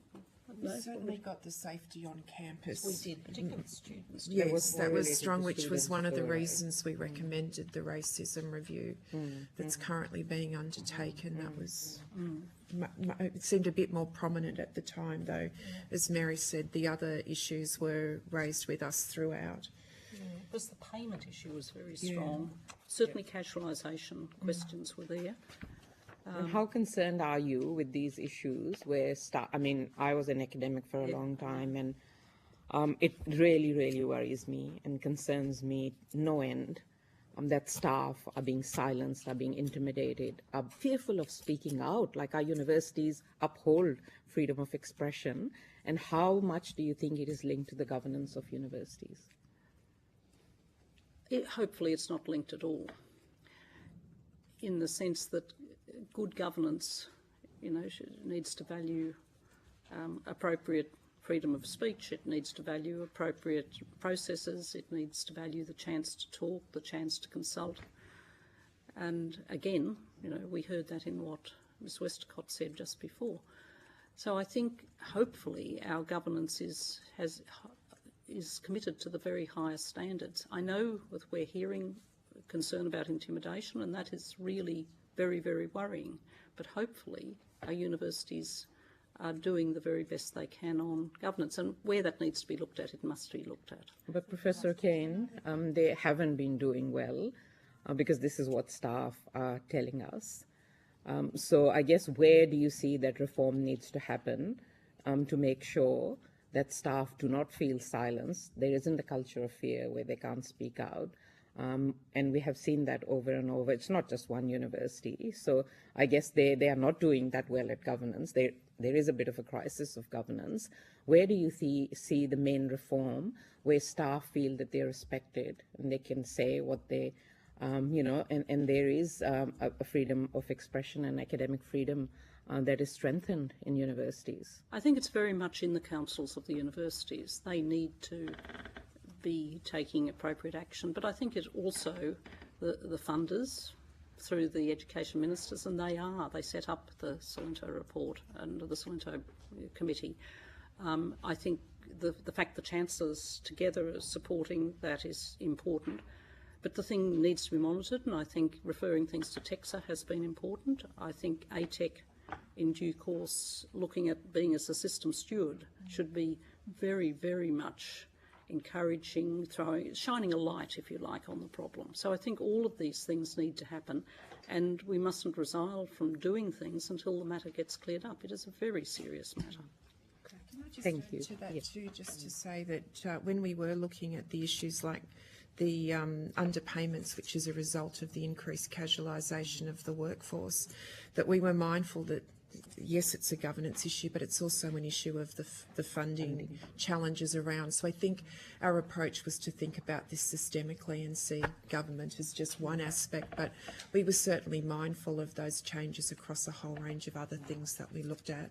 And one of those, I think, was also, I don't want to underplay the importance of us starting to think about universities as a public good, which has been lost with the period of corporatisation, and that came through. It was one of the reasons why we recommended an objective for the higher education sector so that we can refocus on that, and that might be just something that I'll add when Professor O'Kane was asked what can make a difference on governance body. We look at the broad skill set of things that are needed, and some of those are highly technical when universities are making big investments in infrastructure, etc. But people who can be appointed who have an understanding of that public good. I think, for example,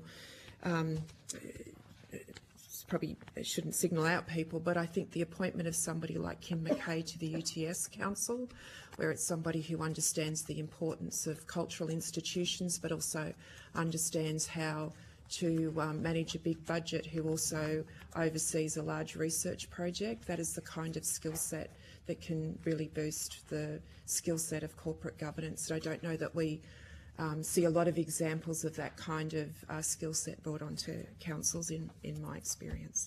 Thank I'm you. going to have to leave it there. I want to thank all of you for your evidence today and for your participation in our inquiry and processes. Any questions on notice taken need to be returned to us by the 15th of September, please. But you're now free to depart, and the committee will suspend for 15 minutes. Thank you.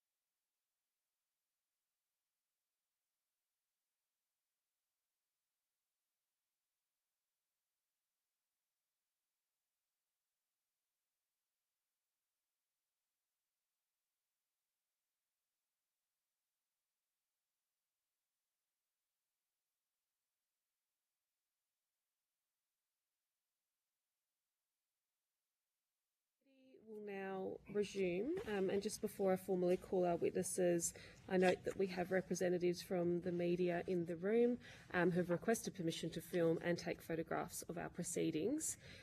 Committee members, I believe, are in agreement of this.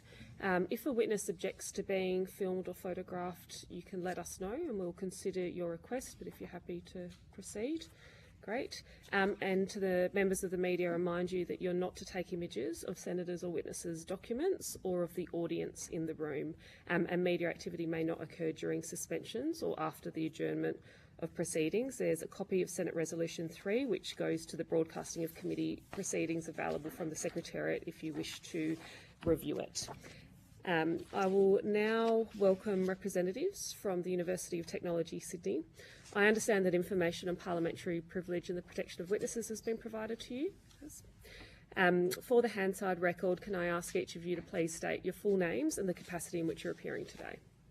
Certainly. Senator, my name's Andrew Parfitt, and I'm the Vice-Chancellor and President of UTS. I'm Kylie Reedman. I'm the Deputy Vice-Chancellor, Education and Students at UTS. Thank you. Senator, I'm Glenn Babington. I'm the Chief Operating Officer at UTS. Thank you very much. Now, I note I've just seen an opening statement come in, but you might wish to speak to that before we commence, as other senators may not have seen it, and then we'll proceed to questions from senators. Thank you very much, Chair, and good morning, Senators. Thank you for the opportunity to address the inquiry. We've already introduced ourselves, so I won't do that again, but I would like to acknowledge that we are on the land of the Gadigal people and pay respects to elders past and present. And I'd also like to note that our Chancellor, Catherine Livingstone, AC, sends her apologies for not being present today because she is actually on leave overseas and travelling. Australia's universities have long been successful in meeting the aspirations of both the government and the broader community. And the success has been underpinned in no small part by effective governance structures that have enabled institutions such as UTS to respond to evolving priorities while maintaining their core mission of education, research and community engagement. Over the past 2 decades, we've seen the growth in student participation driven from the Bradley Review in 2008, the growth of university investment in research, and the prominence of Australia in international higher education. The Albanese government's Universities Accord represents a significant and ambitious reform agenda. It sets out new funding arrangements and targets that reflect a bold vision for the future of higher education in the country. UTS, like other universities, is ready to engage constructively with this agenda and to help shape the future of the sector in partnership with government and regulators. However, we must acknowledge that the context in which these reforms are being pursued is unprecedented.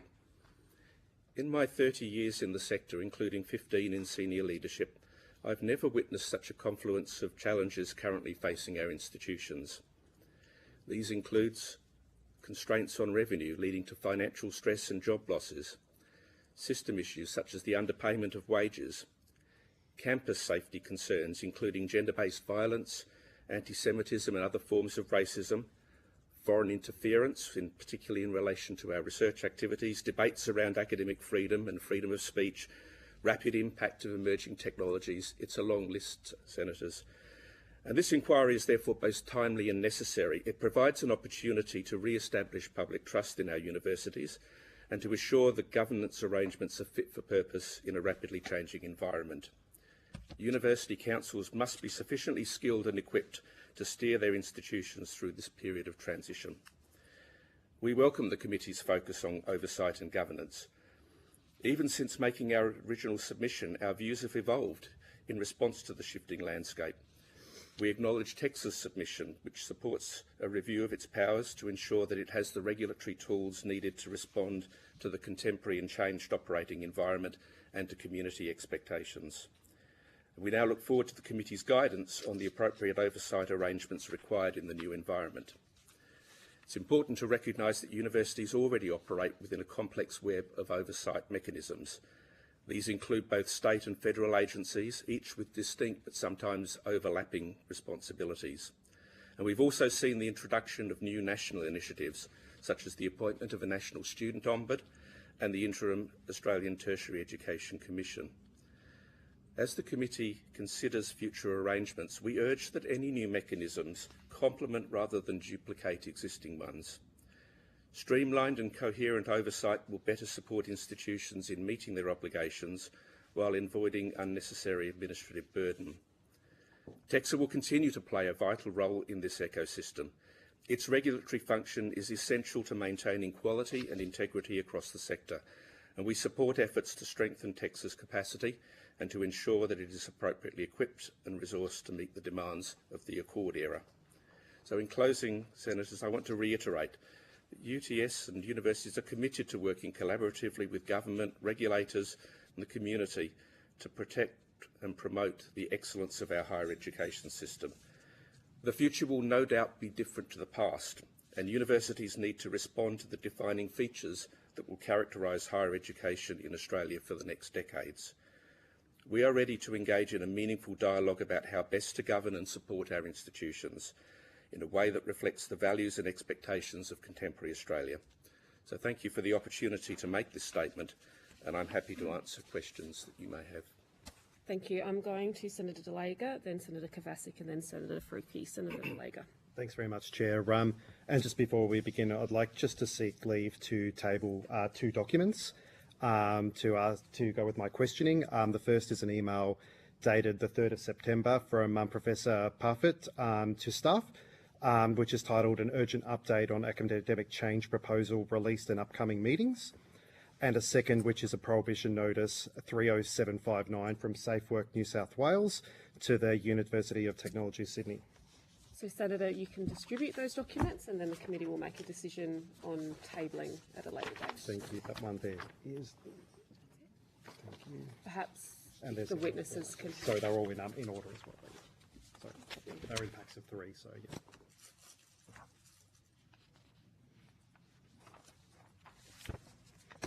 Okay, Senator, those documents will be distributed. Thank you.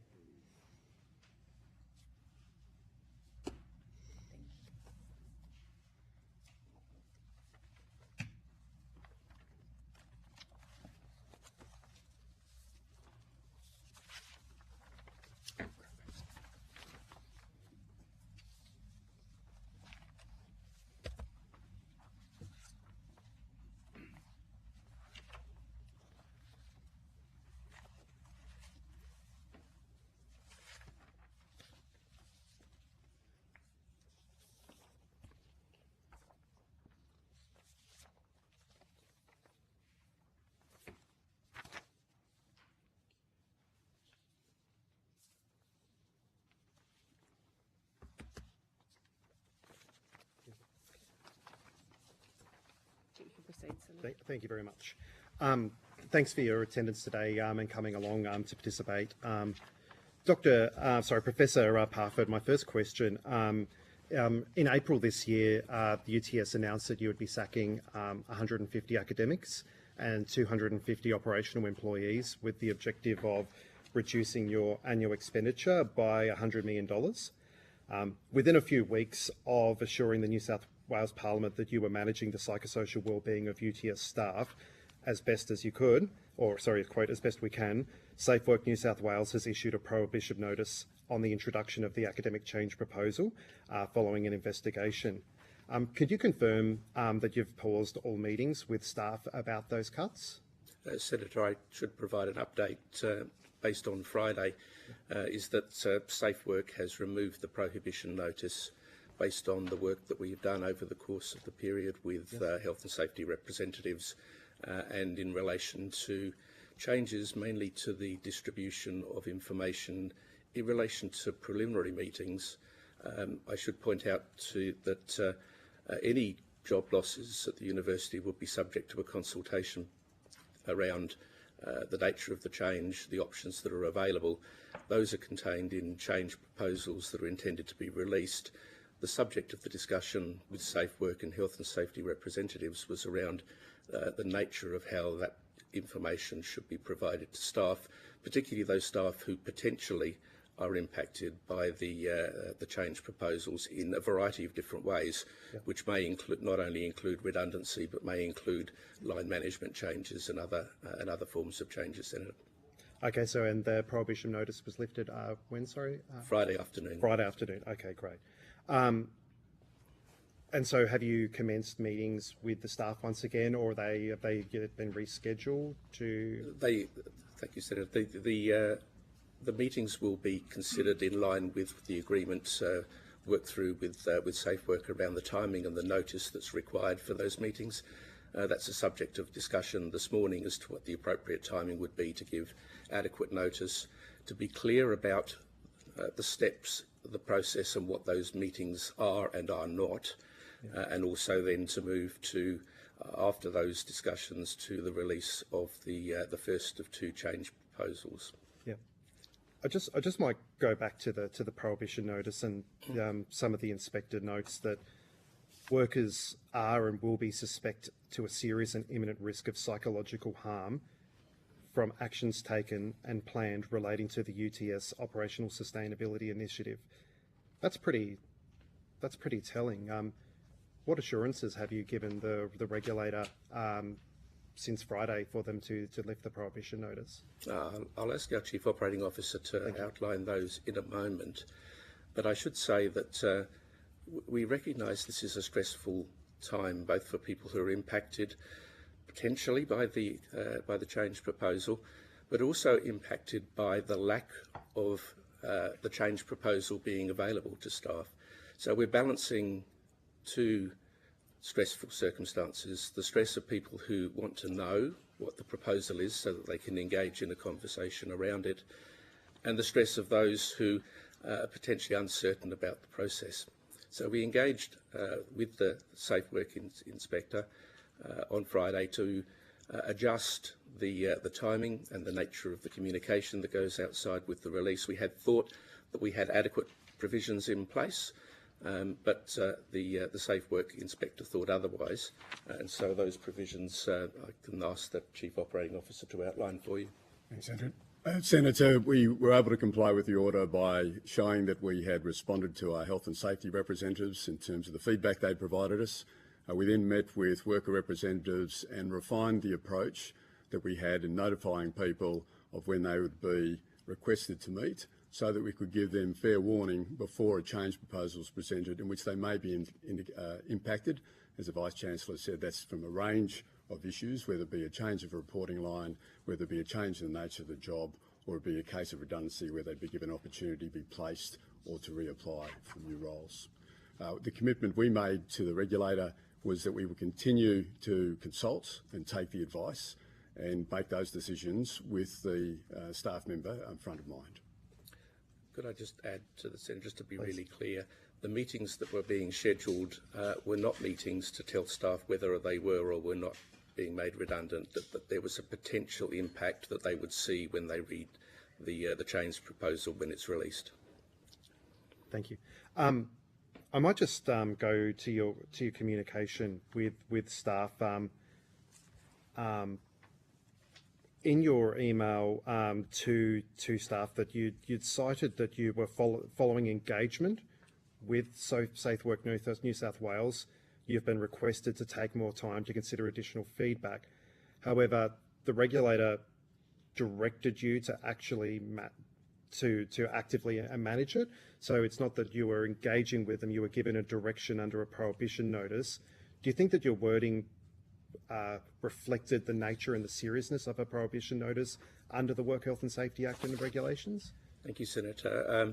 The wording of the email was agreed with the Safe Work Inspector and the Health and Safety representatives before being released. Okay, excellent. Thank you very much. Sorry, Chair, were you? No. All right, excellent. Do you know, are you currently subject to any further investigations by Safe Work New South Wales? And if so, what type of risks are they investigating? We are not under investigation by Safe Work New South Wales for any other issues as far as I'm aware, Senator. Thank you very much. A UTS spokesman told The Guardian, quote, "We are frustrated by the ongoing delays in releasing the change proposal for consultation. We're aware of staff expressing concerns about the effect these protracted delays are having on their well-being. Wouldn't you say that the prospect of losing their jobs rather than a delay in that happening is what's causing harm and well-being to staff?" Senator, I think it's both. It is both, absolutely. there is no easy way, and as I said to staff right when I announced the issue, we're devastated to being in a position to have to do this due to financial constraints. It is a very hard time for our community, and there's no easy way to have this discussion. We hear both. Well, in fact, we hear many comments, Senator, comments from people who say, can we just know what's in the change proposal so we can get engaged with it? And we hear other comments that say, I'm not ready to see the proposal. I can't do anything other than say we will do the best we can to ensure that we have a conversation with our staff about the proposals, which are hard to do at a time, as I said in my opening remarks, of great challenge to the sector. Thank you. According to the ABC, UTS has suspended enrolments in 146 courses across 6 faculties, included 12 in the business school, 60 in design society, 14 in engineering and IT, and 33 in the faculty of health, 2 from the faculty of law, 21 from the faculty of science, and 4 transdisciplinary courses. Would you describe the decision as a major change? Senator, the decision is a temporary suspension of intakes in accordance with the policy that we have to enable a time to review whether or not these courses can be made either financially sustainable and supportable. The issue that universities are facing in essentially a financially constrained environment, and I'm not sure whether senators are familiar with the funding mechanism for universities, but essentially with the exception of a small block grant that we get to support research overheads, almost all of our funding is linked to student numbers. And where there's low student demand in courses, that does put pressure on the course. So we temporarily suspend. It is a major impact on our course portfolio.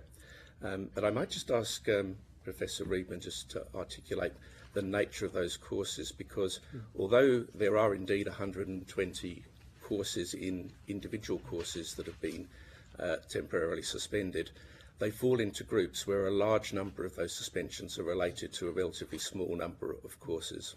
And part of that question as well, Professor Reedman, I might ask it to you as well. Do you consider it a major change as well? Thank you. I think it's a change in line with our policy. And as the Vice-Chancellor said, it is a large number of courses.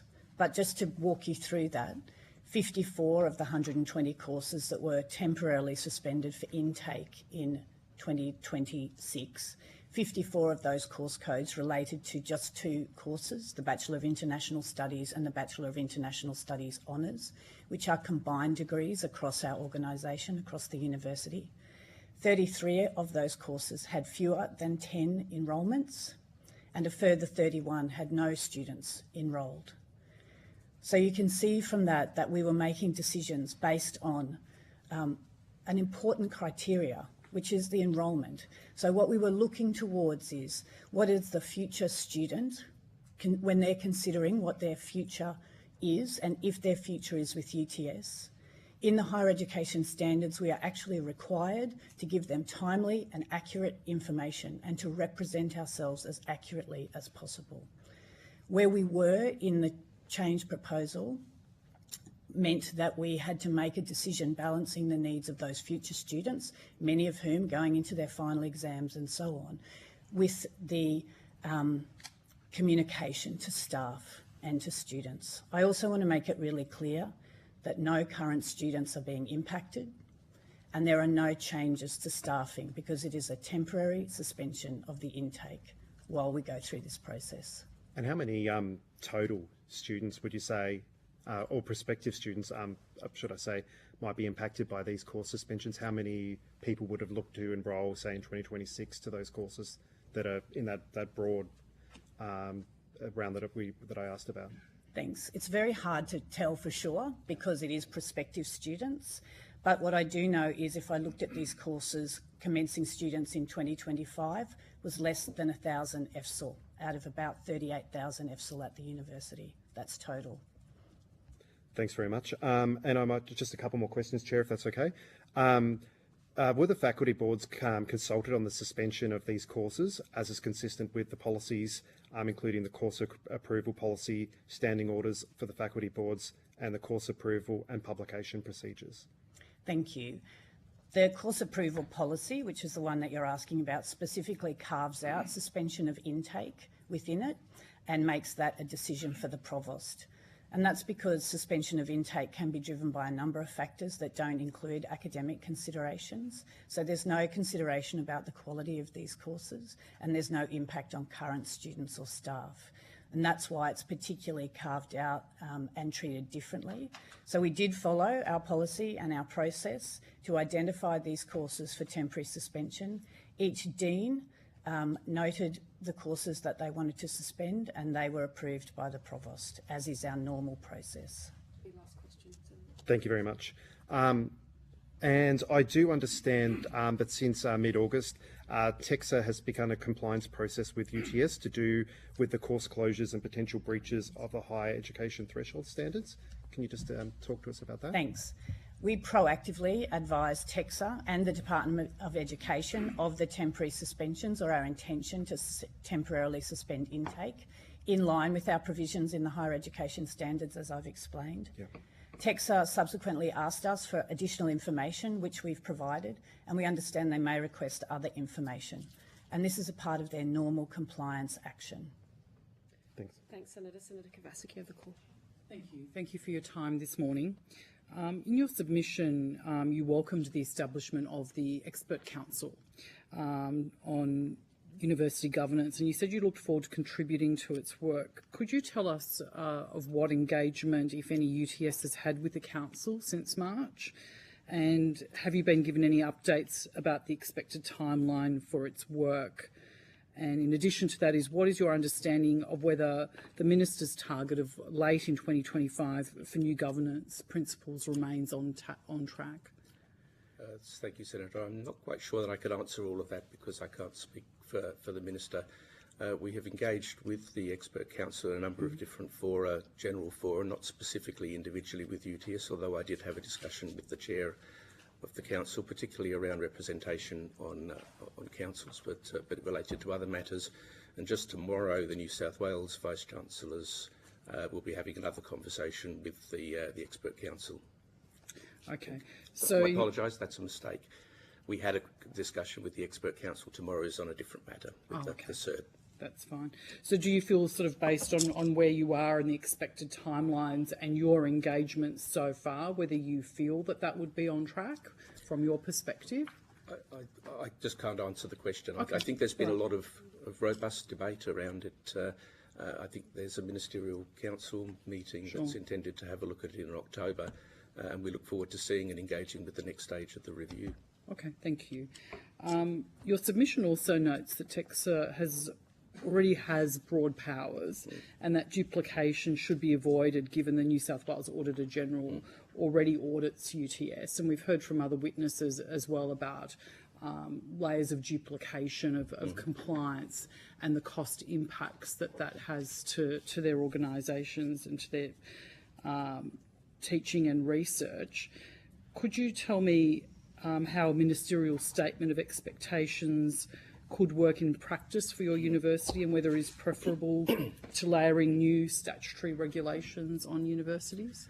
So the higher education standards cover a broad range of areas, as you're aware, Senator, from the governance arrangements for universities to the provision of equality.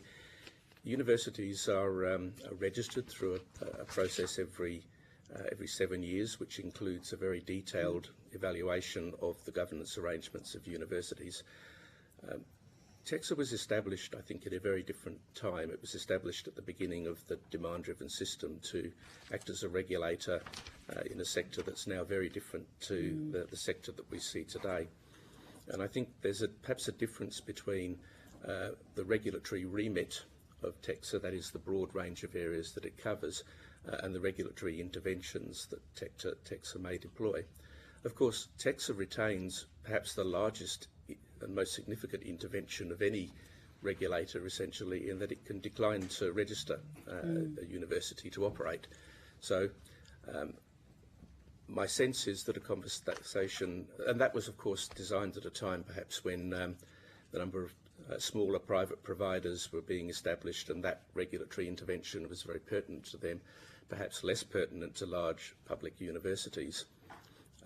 So my sense is that if there's regulatory intervention, how that relates to the standards, how that relates to the areas that TEXA does have a remit for, will be an important part of that conversation to ensure that where there's a regulatory remit in another area, that it's clear which agency has the right mechanisms to be able to intervene where there are issues that it needs to intervene with.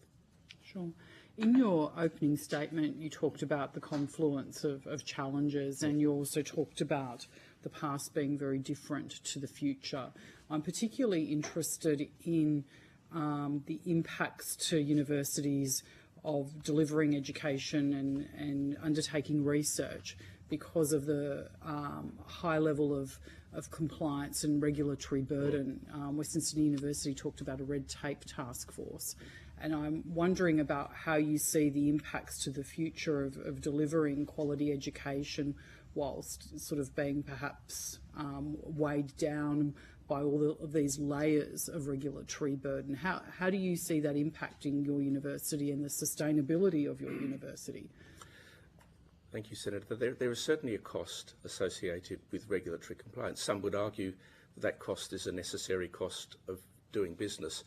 If that is the case, then the cost of being able to comply with the legislation and the regulation should be factored into any future funding arrangements. And I think that's a key element that needs to be factored. What is the cost of the compliance process? Which is very different to the cost currently, which is you're being funded on the basis of student numbers solely. Correct. So what I was alluding to in my opening statement was historically this has been perhaps less of an issue for universities until recently, since we've operated in an environment where student numbers have been growing substantially.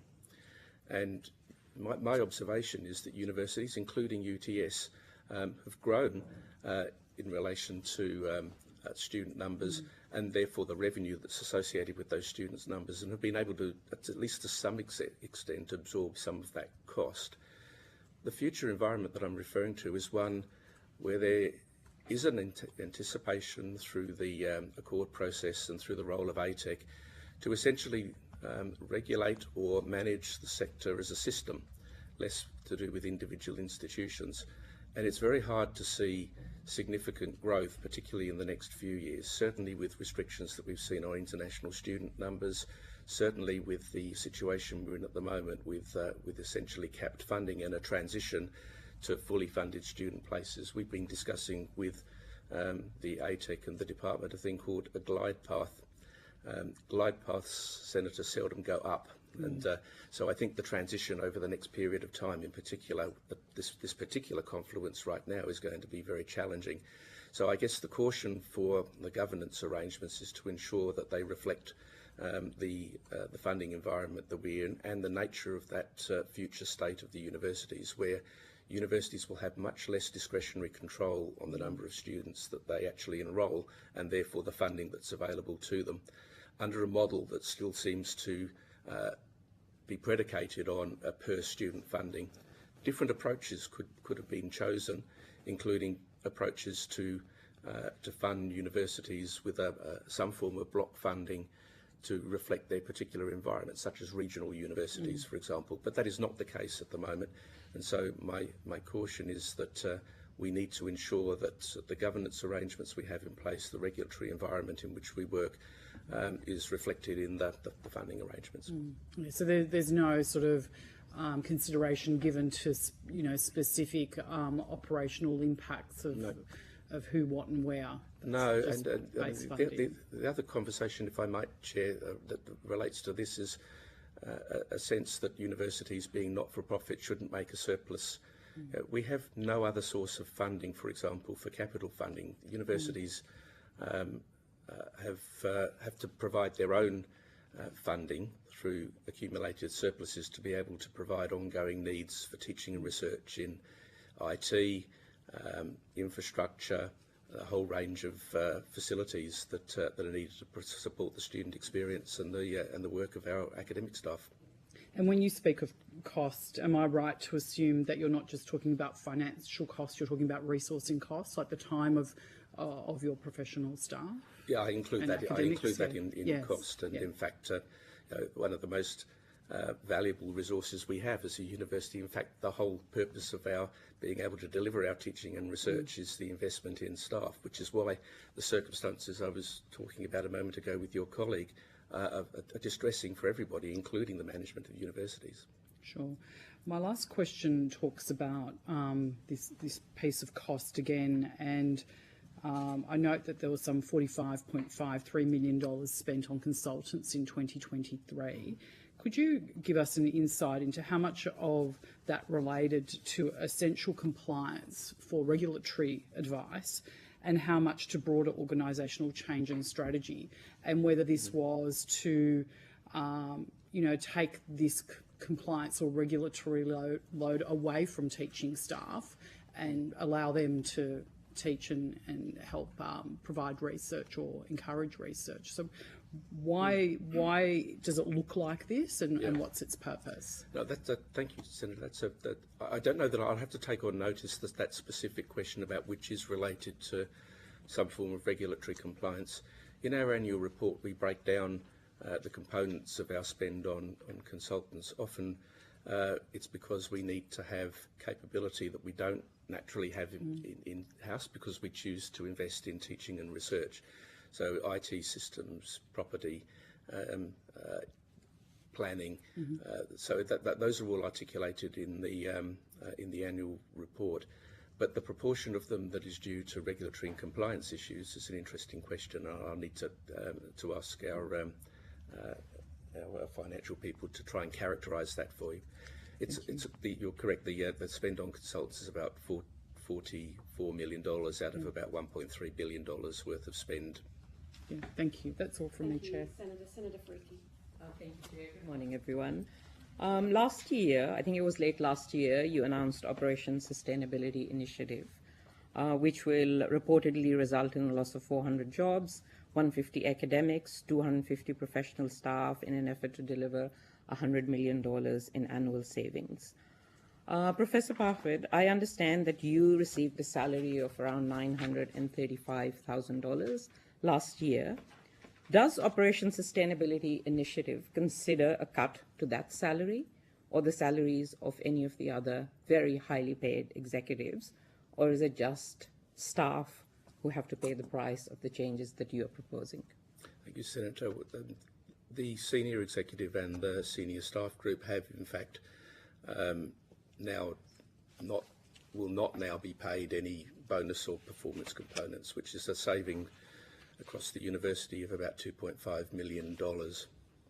And when was that decision made? It was made, I'd have to take that on notice, it was made earlier in the year by the remuneration committees that met us in February.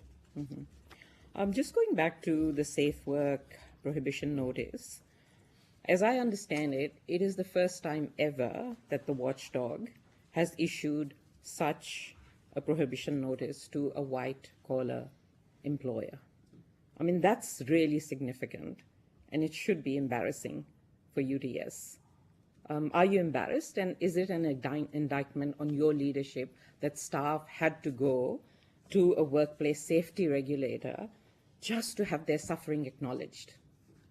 I'm disappointed that they had to go to a workplace regulator, because I believe that we did acknowledge the difficulty, the challenges of the time. As I said earlier on, Senator, no change is going to be easy, and no change is going to be without significant impacts. We believe that we have been mitigating those impacts. The Safe Work New South Wales intervened at a point where they thought, particularly in relation to how we were releasing information about a prospective change, could be managed differently. As I said to your colleague a moment ago, we have now resolved that matter with Safe Work, and we'll now make the appropriate adjustments to release the change proposal, which, as I pointed out earlier on, many staff are equally anxious that they actually see. Professor Parfitt, UTS staff facing job cuts were directed to a wellbeing hub that included 50 tips for staff who were potentially losing their jobs. And these self-care suggestions included: do that task you've been dreading, like washing delicates, organizing receipts for your taxes, or cleaning a bathroom. Put an energetic song on and tell yourself, I will clean up my room just as long as this song is playing. Brush and floss your teeth every day. Professor Parfitt, were these the mitigation strategies that you were talking about? Do you accept that telling staff to do these ridiculous things to manage their exhaustion while cutting jobs and piling on work is not a well-being strategy? That is shameful. Senator, I'm not a psychologist, but I would say that the document to which you refer is a suite of, or was, I should say, a suite of documents that were provided through the wellbeing providers to the university for use generally. And so there are many resources that are available. I was disappointed that that one was on the website. I made it clear to staff that I was disappointed and that particular resource was removed. The key point of the resource, as I understand it, was to emphasise the importance of routine, which, as I say, I'm not a psychologist, but that was intended to be the resource. It wasn't placed on the website specifically for operational sustainability. It was associated with our general wellbeing resources. The staff were directed to it. Have you apologised to those staff who rightly felt insulted? I did, Senator. I'm glad to hear that, Professor. Professor, how much did you pay KPMG for restructuring advice?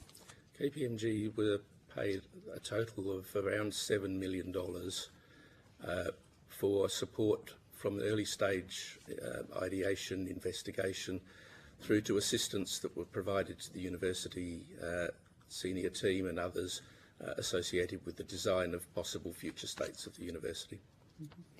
And has this advice been used in operational sustainability initiative? The senior executive absolutely looked at the work that's been done, some of which was to present options, some of which was to work with us around choices that we might make, some of which was to provide some benchmarking and alternatives that were available based on examples elsewhere in the sector.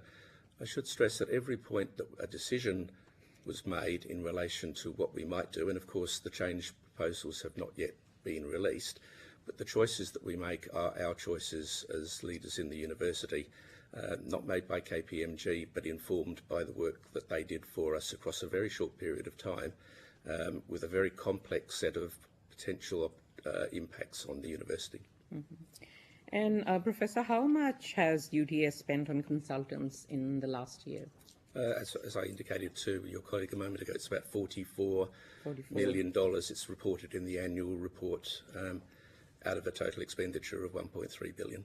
Could you provide on notice the over the last 4 years how much UTS has spent on consultants? And do you think that all universities should be required to provide, along with their financial reports, a separate and itemised consultancies disclosure report, as is currently the case in Victoria? We do provide a disclosure of consultancies that in the annual report, consultancies above $50,000, I believe, are independently reported and listed out in the annual report. Yep, but it's not all. It's no, but they would be the majority of the consultant spend.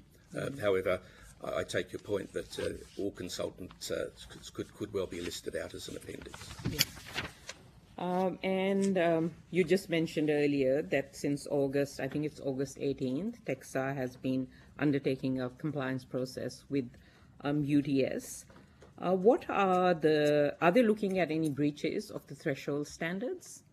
We're not sure, Senator, because to date we notified TEXA on a number of occasions through this process because there's a process within their framework which is by which a material change, any material change that has the potential to impact students' reputation needs to be notified to TEXA. And so we've been proactively doing that, as Professor Reedman said earlier on. TEXA did ask for some additional documentation, but we have not as yet had any other requests for information, although we understand that they may be seeking some additional information, but that's the point that we are at the process. Okay, so you don't know what the terms of this compliance process are? No. You haven't been provided the terms of the compliance process? We provided the information in to TEXA when we knew that there was going to be a potential impact to prospective students associated with the temporary suspension of the intake. And indeed, when we notified the potential, even during the initial consultation period, of a change, we'd notified both TEXA and the Department of Education.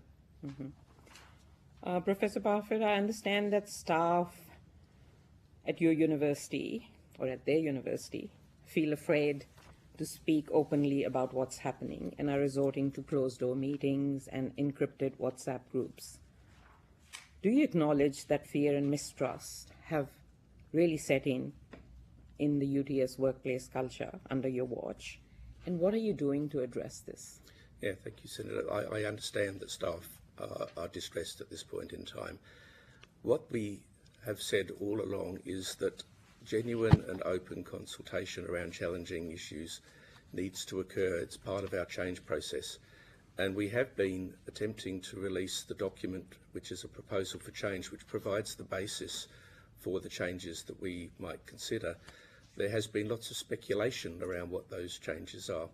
The purpose of the initial consultation stage of the process is for the university to identify the need for the change. And as I outlined a moment ago, the need for the change is financially driven. It's driven with the reduction in growth in revenue and the outcome that we desire to have, which is that we need to reduce our expenditure by $100 million on an ongoing basis over the next relatively short period of time, as in 12 to 18 months.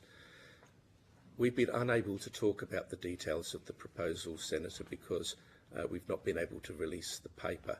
That process is now in train.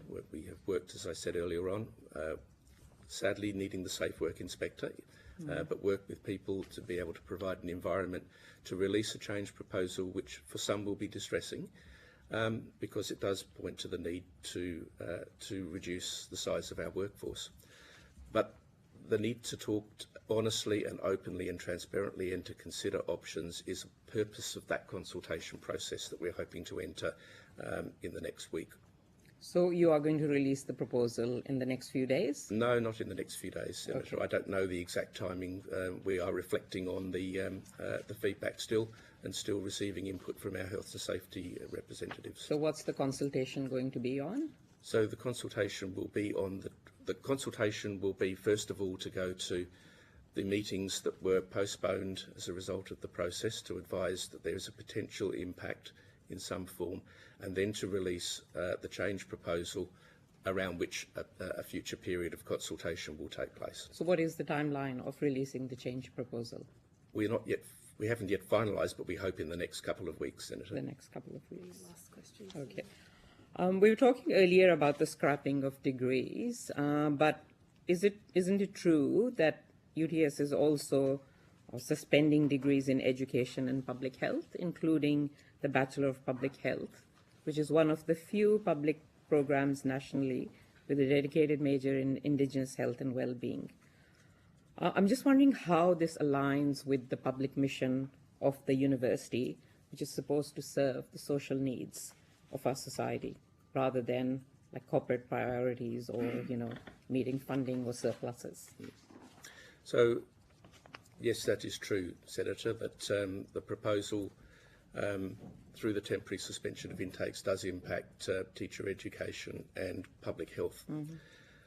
As I pointed out earlier on to this Senate inquiry, universities are funded to provide courses based on the students who enrol. And sadly, the quality of these courses is not in question. Sadly, the demand for these courses has declined significantly over a period of time. And the choices that one then has to make as a university are which courses can we offer within a funding envelope that we have. That's the sad reality of the way the system operates in today, and I suspect the way it will operate in the future environment as well. I don't know whether Professor Regan Maybe I wants could to sneak in one quick question. How hard have you lobbied the government to change that funding envelope?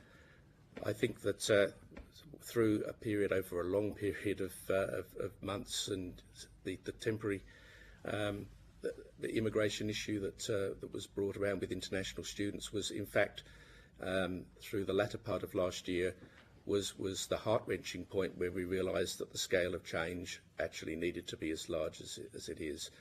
It wasn't so much that UTS has been declining international students, but in order to get to a financially sustainable position, we required to grow by nearly 1,000 international students. That would have alleviated a reasonable amount of the change impact and the timing need for the change impact.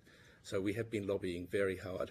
The other area, Senator, that we've been lobbying hard over a period of time, particularly through Universities Australia, is in the ongoing impacts of the Job Ready Graduates program and the funding shifts between different clusters, which, as a STEM university where we have a lot of science and technology areas, the reduction of per student funding in the science and technology areas has actually been quite damaging. So we have lobbied unsuccessfully. Thank you, Professor Parfer. I'd like to thank all of you for your participation in our inquiry today and the evidence you've provided us. I note that you did take a number of questions on notice, and we're asking for those to be returned to us by the 15th of September. But you're free to depart. Thank you. And I'll be now calling representatives from the Council of Australian Postgraduate Associations.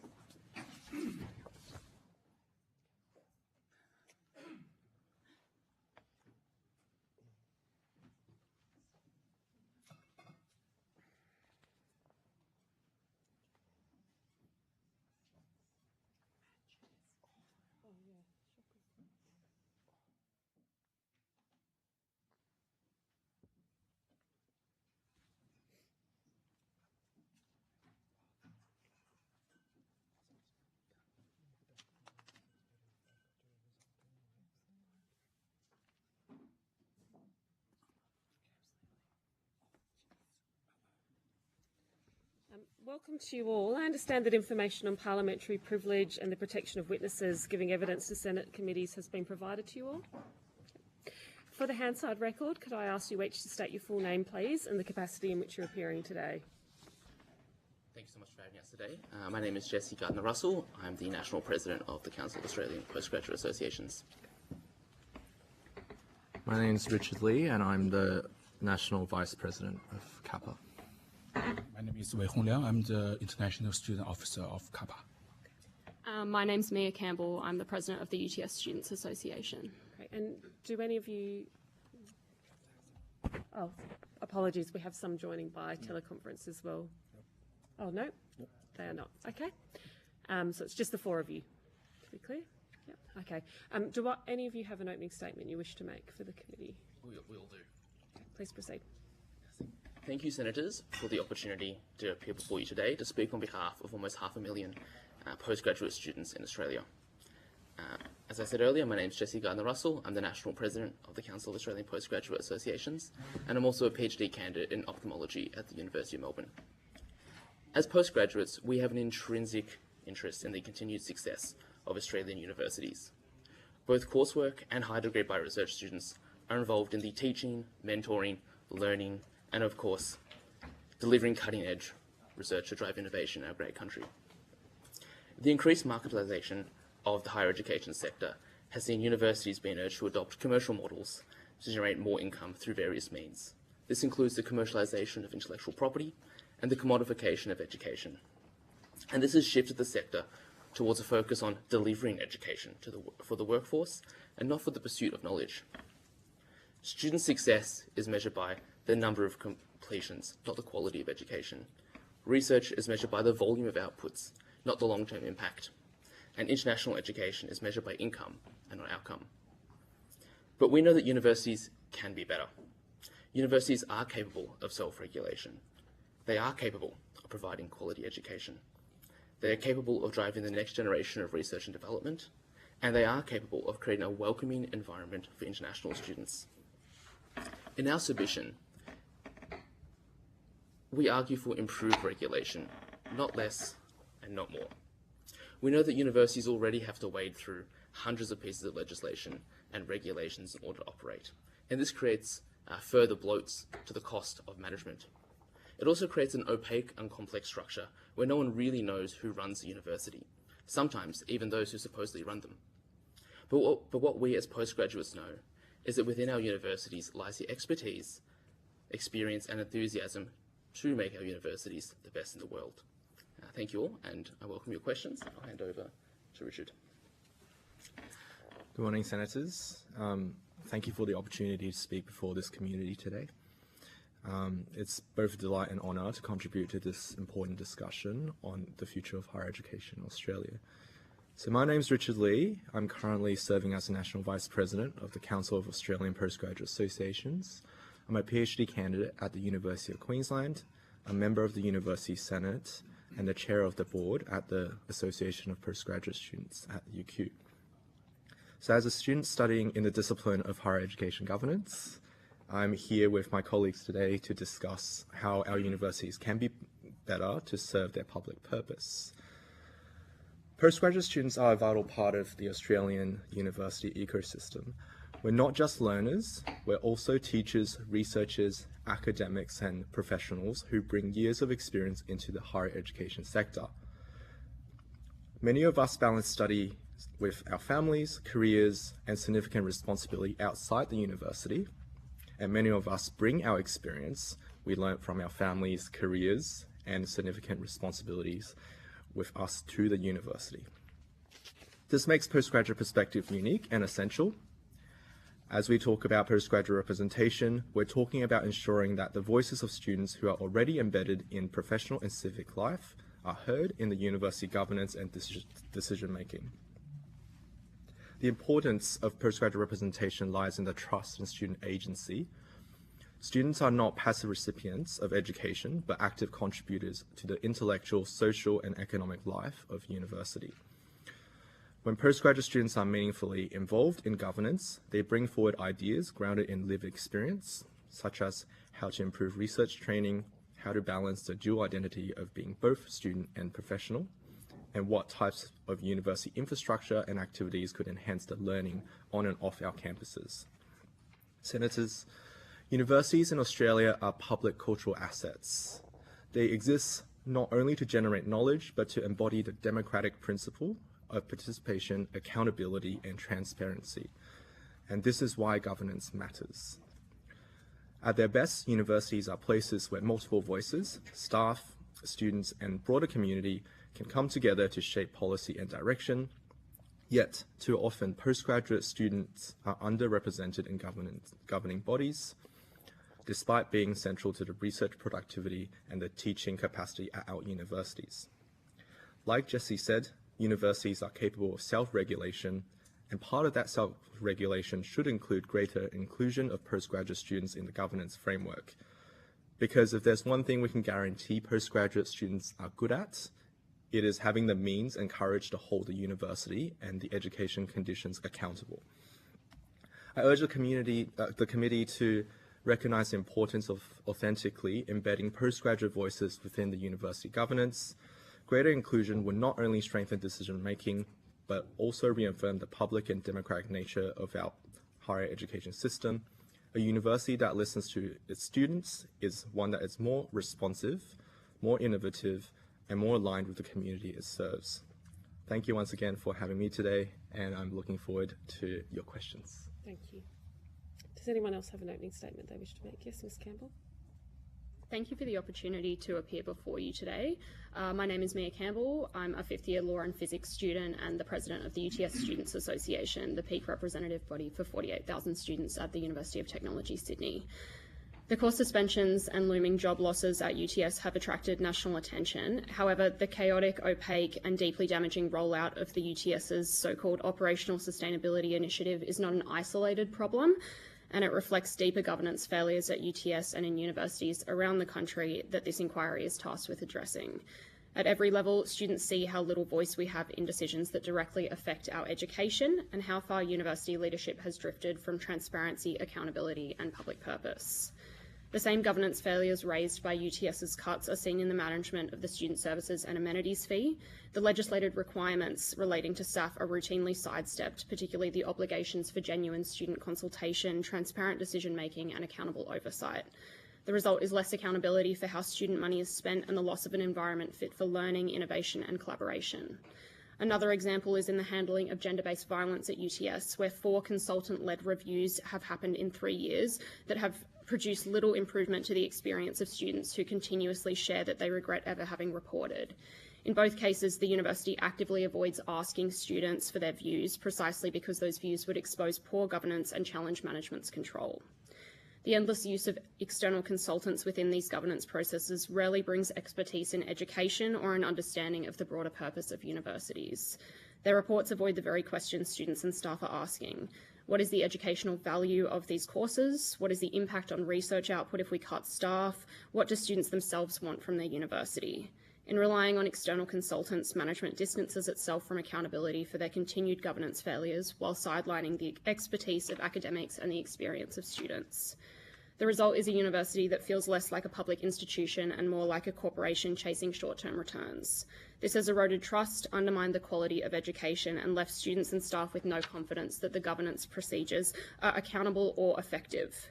Currently, Texas powers are effectively all or nothing, registration or deregistration, and no university has ever been deregistered regardless of governance failures or neglect of duty.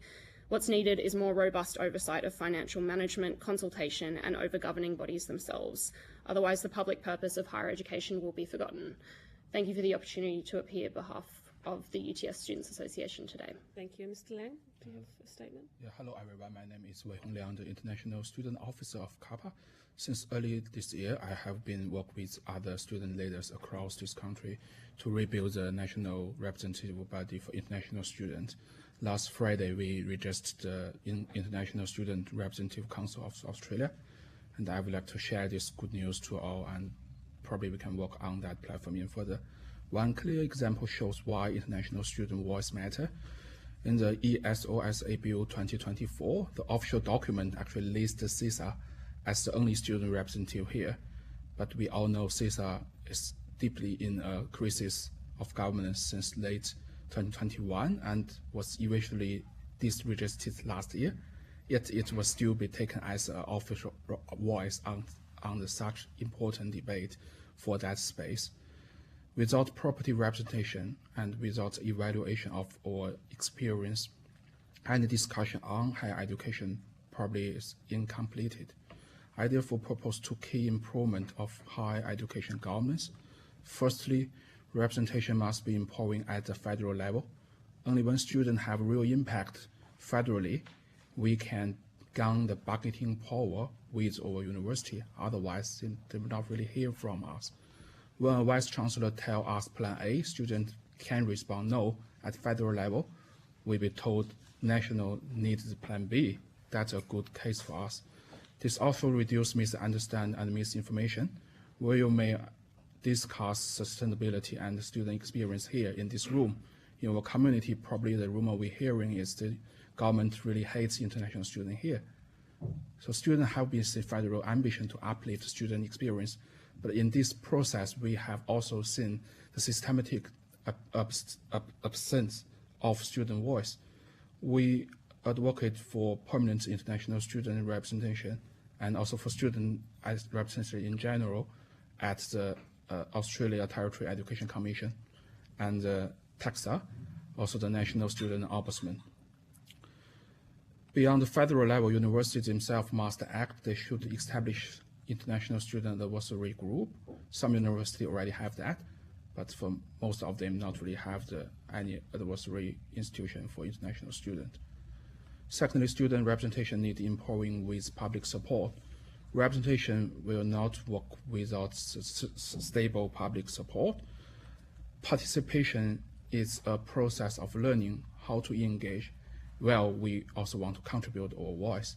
Many people focus on how to ensure student involvement, but I argue here that we also need support to help students do our job well. Funding is a big gap. The policy to allocating 50% of staff, we really welcome that, But in the meantime, we all say that all of those student organizations also provide service. It's really alarmed that university, when they transfer the money to our organization, also transfer their duty to our organization.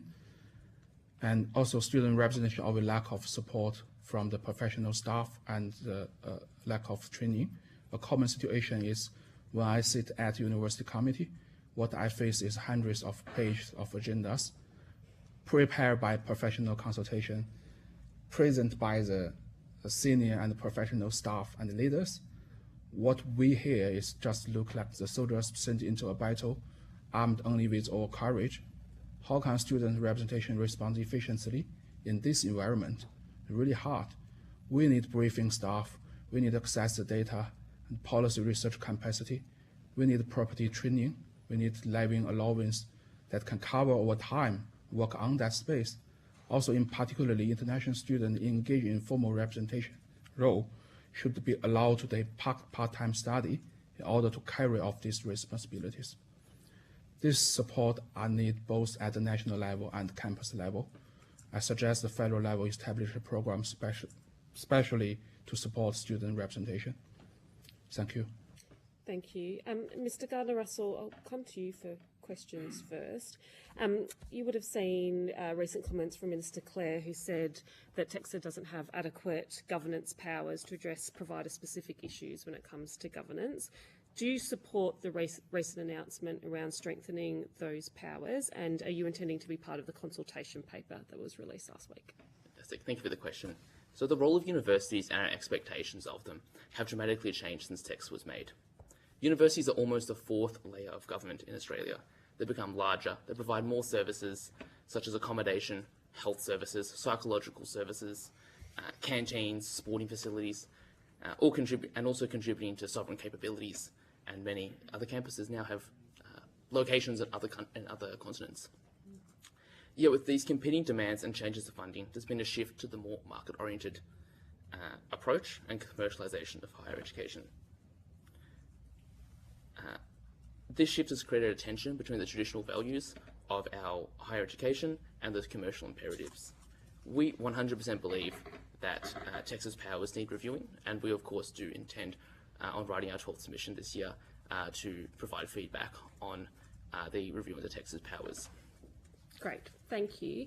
Can I take you to the question of VC salaries? We've heard from the Minister previously that he sees a role or merit in a potential role for the Remuneration Tribunal in setting salaries. We've heard some of that evidence again today to this committee as well as previously. What's your view on this, and would you say that those high pay packages that VCs receive are in line with community expectations and the university community's expectations? Yeah. So for us postgraduates, particularly those in research, some of us are working 50, 60, 70 hours a week to deliver over 50% of the research at our universities, developing latest startups or formulating new ways of thinking. And it can be disappointing for us to see the constant rhetoric over how much VCs are getting paid.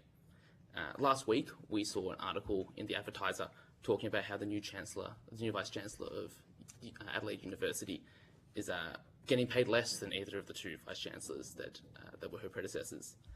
Yet instead of being celebrated that a Vice Chancellor has taken a pay cut, effectively, the media's been focused on the apparent outrage that Professor Phillips is being paid less than her predecessors. But there are others that have taken pay cuts as well. Some, like Professor Duncan Maskell, took a pay cut during the pandemic. Bill Shorten took a pay cut from his predecessors at UC. And as well, other VCs donate part of their salary to fund PhD scholarships. But ultimately for us, we need to ask ourselves the question of whether it's reasonable that the media and everyone is so focused on VC pay when PhD candidates are currently living under the poverty line on our stipends. And so obviously in our submission on the There for Education not-for-profit bill, we have stated our support for a mechanism to regulate VC pay, but our frustration is that capping VC pay isn't going to solve the fact that tens of thousands of PhD students are living under the poverty line. Thank you. I want to come now to the question of student involvement on university councils, and the NTU staff representatives and the NUS spoke at our last hearing about a culture of intimidation, secrecy and exclusion, which they believe exists on university councils. I'm not sure if you followed the work of that hearing, but Ms Horton from the NUS said, and I quote, "When universities control the allocation of the student services and amenities fee, the primary source of funding for student unions, it creates an inherent power imbalance. How can student representatives be expected to disagree with university decision makers when those decision makers have the power to reduce or withdraw the funding their unions rely on?" I'm interested in your perspectives on this quotation from Ms Horton and in your experience. Do you have examples of this happening? I'm happy to put that to the panel.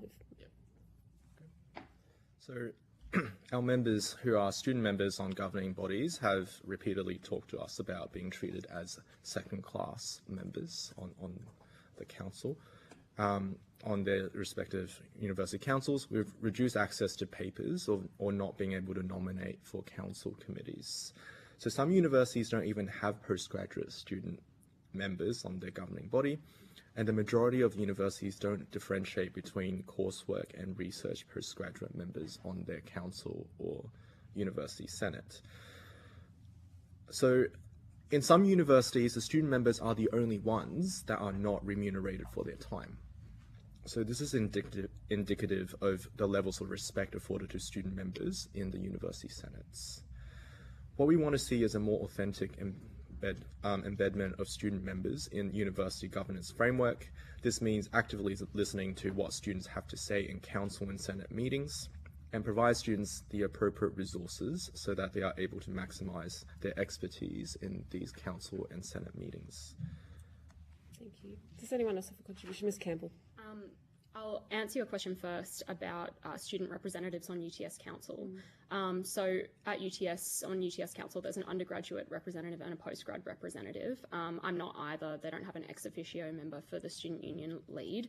But I spoke to both of the student representatives as well as student representatives in previous years in coming up with my answer to questions about this. So what they reported was basically that their ability to effectively contribute to decision making was constrained, and that decisions are often presented to UTS Council at a stage where the substantive direction has already been set and foundational work has occurred 6 to 8 months earlier under previous councils. So this is kind of the first barrier that they experience when they come into their roles. Further challenges arise from the lack of explicit answers to questions and the selective provision of information. For example, the list of courses that was suspended was not actually tabled at UTS Council, but first became known to the student representatives at the same time as the wider student body learned of this when the media broke the story. So this raises questions about whether student representatives are positioned as genuine contributors to governance or simply recipients of already settled management proposals. To answer the second part of your question about the quote from Ashlyn Horton, I would definitely agree with her statement in relation to SAF management. There are a multitude of issues when it comes to SAF management across universities, and so I'll emphasise 2 parts of this. The first is that there is a 2-tiered system when it comes to transparency and accountability for how SAF is expended. While student-led organisations are obviously accountable to their students and to student boards, they submit annual funding agreements and operate within their own governance frameworks as well. University units operate with no equivalent student-facing accountability. So there's a huge gap in the detail and consultation that's given by internal units for SAF funding proposals versus what's given by student-led organisations. So UTS, for example, doesn't give publicly reported justification or outcomes-based reporting on their SAF-funded services in the same level of detail that the Students Association or Activate UTS does, which does our clubs and societies. In essence, we're happy to provide the level of detail that we do, but we think that universities should have to provide this as well in submitting for the same pool of funding. The second issue is that there's a failure to follow basic guidelines in the higher education support, student services, amenities, representation and advocacy guidelines. So for example, Section 19 requires a clearly defined and effective consultation process that allows students enrolled to engage meaningfully in decision making, but SAF allocations are frequently decided internally by management before students are involved in the process. And secondly, Section 19 also requires a clearly defined and effective consultation process to be reviewed and approved annually by the university's governing body, but there's no formal annual review or approval of the consultation process by UTS Council. and there's no mechanisms for students to comment on that process either. So even when we do see that there is regulation in place or there's supposedly rules that the university has to follow for their expenditure, it's not clear that those processes are actually being followed. And it's very unclear how, as students, we can hold our university accountable to those legislative guidelines at the moment. I just want to stick with this issue of consultation with you, Ms Campbell, if I may. More globally speaking, how do you think that's working? Because it seems from some of the evidence that we've heard that for many students, they feel like it's more of a box-ticking exercise than a genuine consultation. So do you have any perspectives on that you can share with us and how it could be improved? Yes. I think that's been particularly relevant in the area of the operational sustainability initiative. So if I think about what meaningful consultation would look like in that process, and what it actually has looked like, is that there already are processes like academic board and faculty boards where we have democratically elected student representatives who could provide insight on proposals that university management has. However, because those processes have been sidestepped by the university in their decision making, those students who are elected to do that particular role just don't get consulted. So I think it's less that they don't have the structures set up, but rather that there's not a practice in using them in the way that they're intended to be used. So what I would, I guess, see more meaningful student consultation as is more meetings with student reps. Often the student reps aren't paid, so these meetings can be 4 hours and a lot of students won't be able to come to them just because why would they do that unpaid labour for the university, especially when there's no kind of showing that their voices will be heard and listened to. But even that is in the best of scenarios when they actually speak to students. I think it's more that there is a desire not to ask students because a lot of the time you can just predict exactly how students will respond, which is going to be in opposition to their plans. So I think we're kind of at a bare minimum level. Like if they had just consulted through the boards that students are already on, that would be a good starting point. And then maybe more effective consultation processes like student groups could be set up for particular issues, but they're not even doing the baseline at the moment. Thank you, Ms Campbell. And just one more question for you before I pass over. We heard in the previous session, I'm not sure if you were here for that evidence, but we heard witness regarding the impact on current students and staff from the suspension of those 100 courses. We were told that decision was made on the basis of under-enrolments, but I'm just interested in your perspective as a student as well at UTS, if you'd like to respond to those comments and whether or not it's credible in your perspective that the impact on staff and students would be limited. Thank you for the question. Yep, that did kind of sound alarm bells to me when it was said, but it is a statement that the university has continuously reiterated that no current students are impacted. I want to make clear that I don't think that this is true at all. There's both an impact on the academic progression of the students, but also the morale of the university itself. So first, many students have lost the opportunity to study honours or postgraduate options right at the end of their degrees. In particular, I've got quotes from the students in the School of Public Health that include, just a week before the announcement of these cuts, students attended an honours information session with hope and ambition. Days later, we were blindsided by news of the suspension of this program, heard first from media outlets.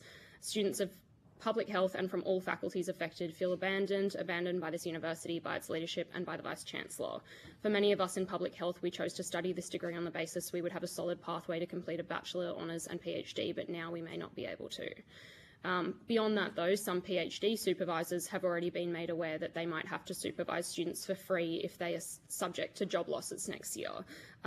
If the goal is to save money, subjects will also inevitably be cut, reducing the ability of students to specialise in the degrees that they're currently undertaking. So just on that first basis, it's going to affect students in regards to their options to study at the university. But secondly, it's already affecting current students in the way of morale. That in my classes, I've seen tutors and peers frustrated and demoralised by the uncertainty and loss of direction of the university. Many students are hearing bleak warnings from staff, such as your degree will be meaningless in the job market, reflecting the deep unease felt by academics about the future of their fields. Speaking for myself as a law and physics student, physics is one of the majors that's being cut next year, and I worry about how employers will interpret the value of my degree considering UTS has decided to discontinue it.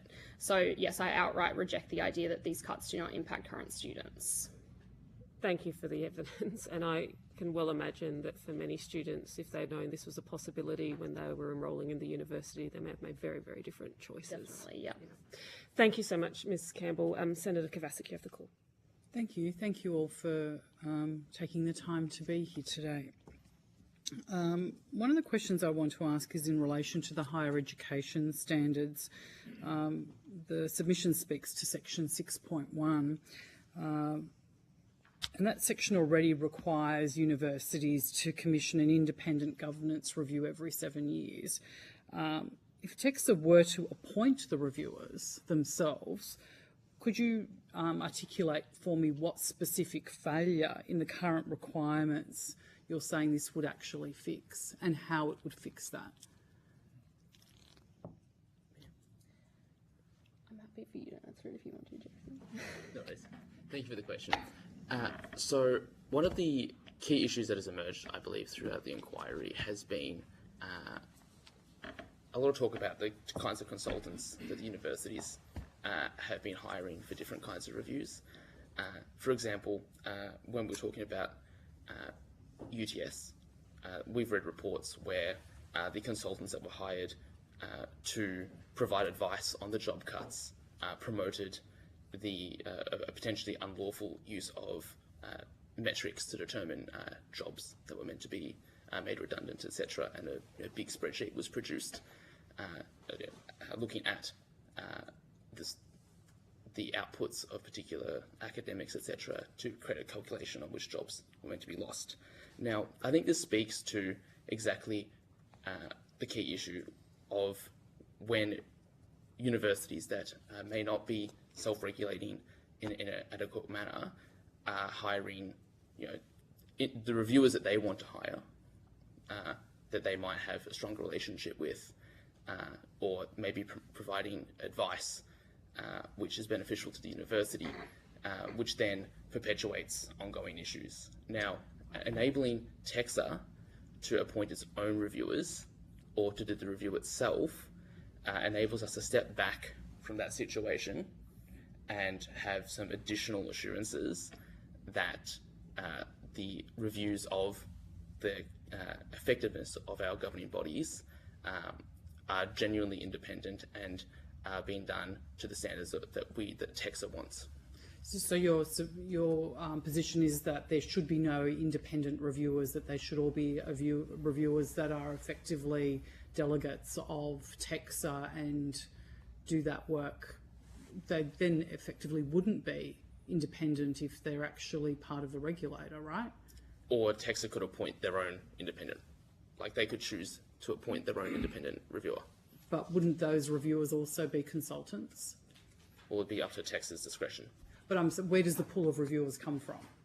That's what I'm trying to understand. Is there a group of reviewers who are not currently being, given this work by the universities? Does this actually exist, or are we sort of saying there needs to be a pool of independent reviewers that are ticked off or approved by TEXA that universities can use? I'm trying to understand what problem we're trying to solve.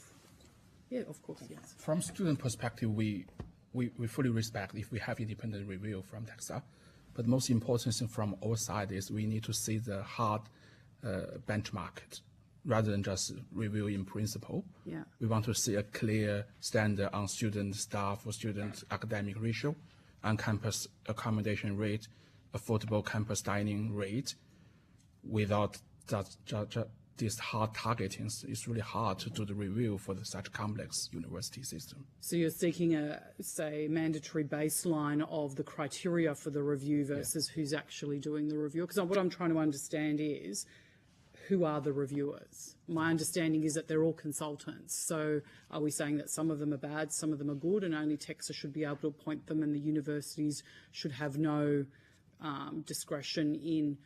And let's think about it, they have to pay for the reviewer, so they shouldn't be able to choose say, someone who is a cheaper reviewer versus a more expensive reviewer to save funds for the university?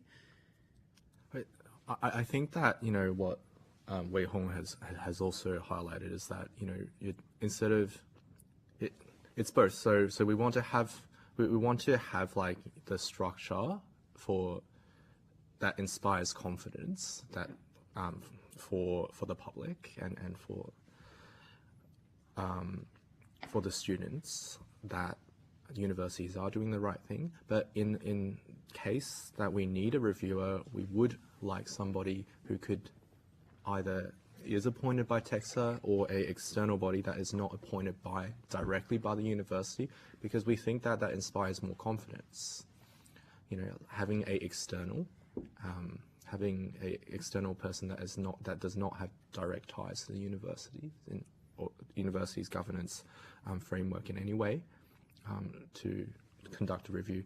Now, we don't necessarily propose a solution there. I think that this is something that we would just like more public confidence in the reviewing process. Sure.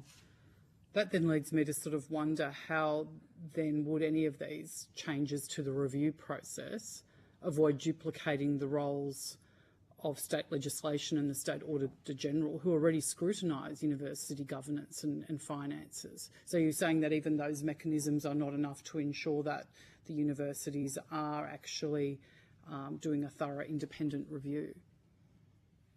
One of my feedback is that the standard is not clear and tough. There's so too much space to them to do the review. Okay, so you think that the current state legislation and the guardrails of the State Auditor General are not sufficient? Yes. Okay. So would you then set guardrails that TEXA can't appoint certain reviewers? Are there certain reviewers that you guys feel that should have no part in this process at all? I think it's less about who exactly the reviewers are and more about what basis they're engaged to do the review on, because part of the problem that we have with universities appointing their own external reviewers is it means that the dialogue is not between the external reviewers and the broad university campus, but between university management, who can put to them what their goals are, and then the external reviewers are the external consultants are paid for on that basis, that they're putting together a proposal that suits management, which is contracted them. So I think it's less about who exactly the external consultants are. It's more about the way in which they're being used at the moment by university management. So I don't think we would be proposing, and obviously feel free to jump in if you disagree with me, but I don't think we would be proposing any type of barrier on like a certain sector of consultants to do this work. Sometimes I agree that there are people who can be poised to lead this work. It's rather that in that process they're not actually following the consultation guidelines that the university already has. As was mentioned before with UTS, KPMG reportedly identified roles to terminate based on the metric of how much research income academics produce, which is an illegal metric in the enterprise bargaining agreement that the staff have with UTS. And if there had been even if it was an external consultant, if they had gone through the process of consultation with all of the different members of the university who would be subject to these changes and gone through the academic board and gone through the faculty boards as is stipulated, then I don't think it's necessarily that we would have a flat-out ban on external consultants. Rather, the way in which they're being engaged right now is the problem. So yeah, that's really helpful, because I'm trying to think through the potential impacts. So you're not seeking a ban on particular reviewers, more so perhaps some more prescriptive terms of reference to a review. Yes. How would that then impact different universities with different frameworks, different problems, if they can't actually address, say, a regional university will have a very different set of priorities and concerns that require review versus UTS? If there was a prescriptive, criteria, how do we deal with that then? I have an answer for that. We only have 40 universities here, if I'm not wrong. It's not a large number. We can make targeting program for each of them in the specific of their needs and their situation. So you're saying a prescriptive set of questions review criteria for every single university? Yes. Who would undertake that work? That's I think we trust that Texas expertise on this. I mean, at the end of the day, we trust in the public institutions that have like the expertise and knowledge in being able to govern policies around the university. Yeah. Alternatively, like it is just something that the terms of reference can be, like it can be mandated that the terms of reference are agreed upon by the academic boards or the already established governance procedures that that university has, that maybe Texas doesn't have to provide the actual terms of reference prescriptions, but rather that there is a more robust consultation mechanism that has to be done by every single university. Sure. Thank you for your time. Thank you, Senator Faruqi. Thanks, Jay. Good afternoon, everyone. CAPA's submission says that student positions in university governance groups have frequently been described as tokenistic by students filling those positions, and we've kind of heard that before as well. So in your view, what would be meaningful participation? What would it look like? And I'm particularly interested in terms of numbers, voting power, or committee structures. Thank you so much for your question. I believe, Ricky, you might want to be able to answer that. I'll start by saying that, like, you know, the university governance is not just like what occurs in the board, in the council or the university senate. I think that for us, the most essential and most appropriate consultation mechanism is for universities to establish and fund and engage with independent postgraduate-led student organizations. Now, this will address some of the concerns around not having the lived on-the-ground experience of in our universities. So, as we mentioned throughout the hearing, authentically embedding postgraduate student voice and participation is about respect and non-tokenistic engagement for students on committees. So this includes from the working parties, the steering committees, the academic boards, and the university senate. I'm quite optimistic that our universities can be better social assets to our country when the student participations are more embedded in the university governance framework. In terms of the number, like we do have, you know, 30 odd universities. It very much depends on the size, but the more student and staff members of their council is always better and more democratic and serves the public purpose of universities. Many submissions, the Australia Institute as well as NTU and many others have suggested that a majority, more than 50%, should be democratically elected staff or students. Would you agree with that? I believe in our submission to the Expert Council on University Governance, we also supported that. Yeah, okay, great. And your submission also highlights this, something that I've been very concerned about, shift towards corporatization, commodification, and marketization of education since the Whitlam era of free university. How much do you think the current governance crisis is kind of tied to that really corporate, business-like culture of universities? Yeah. So, to answer your question, I believe that the corporatization of the universities over the last 20, 30 years is at the root of the governance crisis that has been talked about quite a lot at this committee, or at this inquiry, but also that when we talk to student members that are members of their governing bodies, they also bring up a lot of what's being talked about. They echo to us. Now, what we really wanted to get to is talking about less about like exactly what regulation is needed or what regulation isn't needed, or whether there's more or less regulation that's required. But what is the point of a university in the first place? There's a lot of talk about how universities now need to deliver education to boost the workforce or to fill job shortages.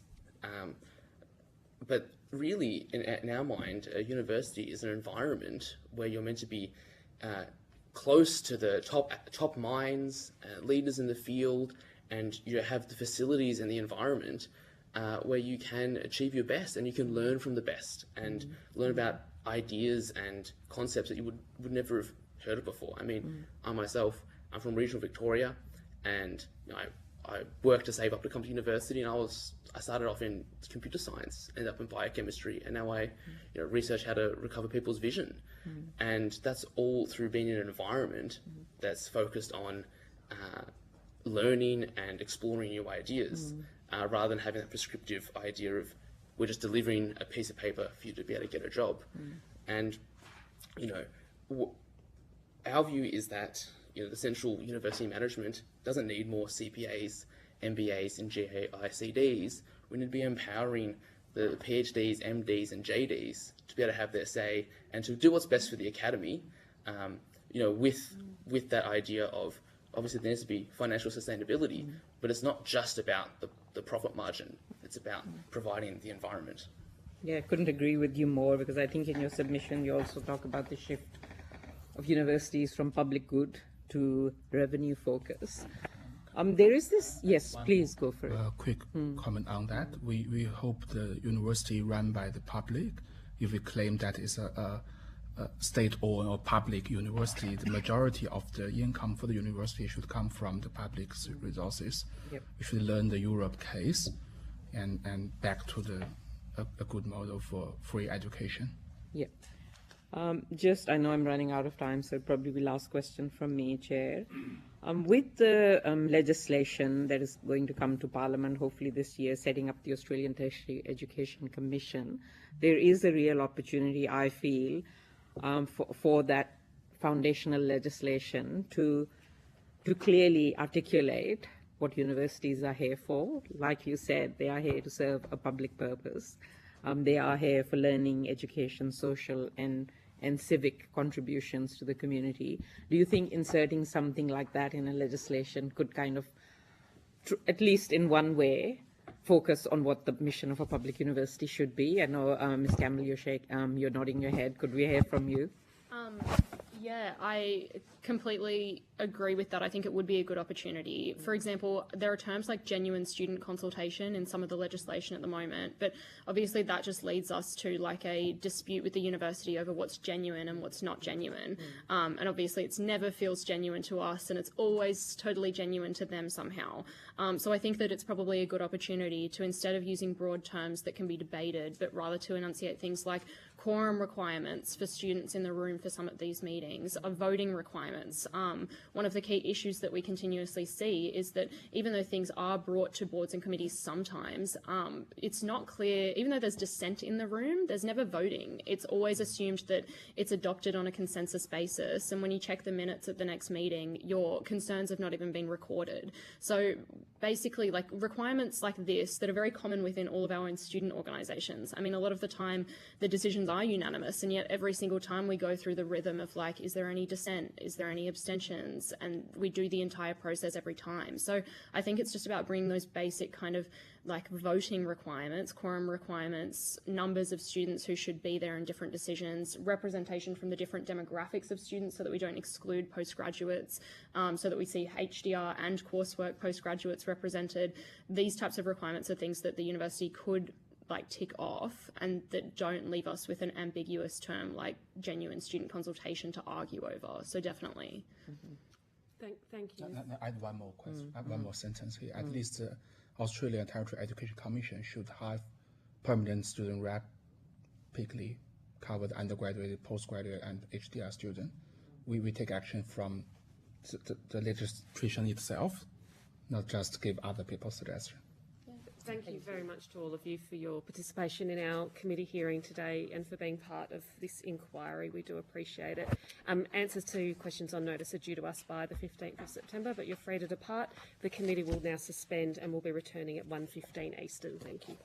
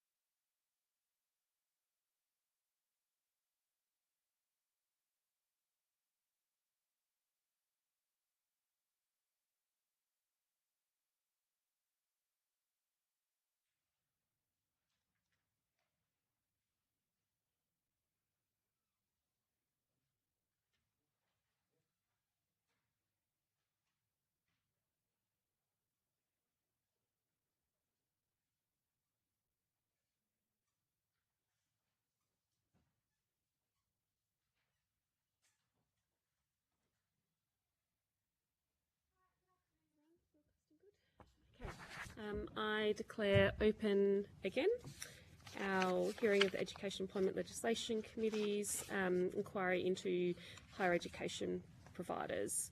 I am now calling representatives from the University of Wollongong. I understand information on parliamentary privilege and the protection of witnesses has been provided to you both. Yes. Would you please state your full names and the capacity in which you're appearing today for the purposes of the Hansard? My name is Michael Still and I'm the Chancellor of the University of Wollongong. And my name is Gao Ching Max Lu. I'm the Vice Chancellor and President of the University of Wollongong. Great. Welcome to you both. Do either of you have an opening statement? I do, if I may make a few very quick remarks. And I thank the new Chair and members of the committee for this opportunity to reaffirm the vital role universities play as public institutions of purpose. Universities exist to educate, to discover, to advise and to serve. We help individuals realise their potential, communities to thrive, industry to innovate and governments to plan for the future. UOW holds that responsibility deeply. We are proudly regional in our foundations and global in our reach, committed to over 36,000 students across multiple campuses from Wollongong to Bega, to Western Sydney, Dubai to Hong Kong. Our recently launched Vision 2035 charts a path that is defined by connection to people and place, to knowledge and opportunity, and to our shared responsibility for the future. But this is more than an institutional strategy. Universities are not special interests. We acknowledge that we are stewards of public trust. We are part of the fabric that our communities and the future of our nation depends, and it depends on our ability to educate and uplift people and knowledge at scale with integrity. Over the last 18 months, UOW has required significant transformation, and in achieving this, we have needed to engage external help, particularly where a need for rapid change required temporary capability uplift. These decisions were made transparently and purposefully to ensure quality, continuity and care in a period of renewal. We have also strengthened governance at the highest levels. In recent months, we have welcomed Mr. Syed Ahmed, a Senior Executive and Ministerial appointee, and Emeritus Professor Joan Cooper, former TEXA Commissioner to the University Council. Their appointments reflect our continuing commitment to strong and independent oversight and diverse experience around the Council table. As Chancellor, I'm also actively engaged with the sector counterparts in national reform. I serve on the University Chancellor's Social Licence Committee, supporting the sector's efforts to lift integrity, governance standards and transparency wherever needed. This inquiry is indeed timely. We must continue to build trust in the quality we provide to students, our communities and the wider world, but we must also renew ambition. That begins with recognising universities as long-term partners in Australia's future, not only in skills and research, but in social cohesion, national resilience and inclusive growth. Universities must, therefore, be courageous, lead with expansiveness and the pursuit of excellence with a deep sense of public purpose. The impact of federal government's changes to migration policy have been very significant for UOW. The introduction of Ministerial 107 in late 2023 resulted in a 35% reduction in international onshore student enrolments compared to budget. That's for 2024, and subsequently a $35 million gap in forecast revenue. Our pipeline of international onshore students has also been significantly damaged, and we continue to work hard to rebuild that. This financial impact and the uncertainty surrounding the future of international onshore education at UOW at this time necessitated an immediate and comprehensive review of our operating model. It was clear that the university must make strategic and carefully considered changes to modernise and to ensure its financial sustainability and long-term resilience. I accept that these changes have been difficult for many. I thank you and look forward to your questions. Thank you. Chair, may I also Yes. make short remarks? And good afternoon, Chair and members of the committee. So my name is Max Lu. After 9 years as Vice Chancellor at the University of Surrey in the UK, I have recently returned home to Australia to take up this role at University of Wollongong. 3 months in, I'm still on that steep learning curve. So if I don't yet have all the answers, I promise I have some good questions for sure. So this year, the University of Wollongong celebrates its 50th anniversary. In that time, we have grown from a regional small university campus to a university of global standing and local impact, delivering world-class teaching, student experience, and research. And we have produced over 190,000 graduates worldwide. And we are consistently ranked among the top 200 globally in universities.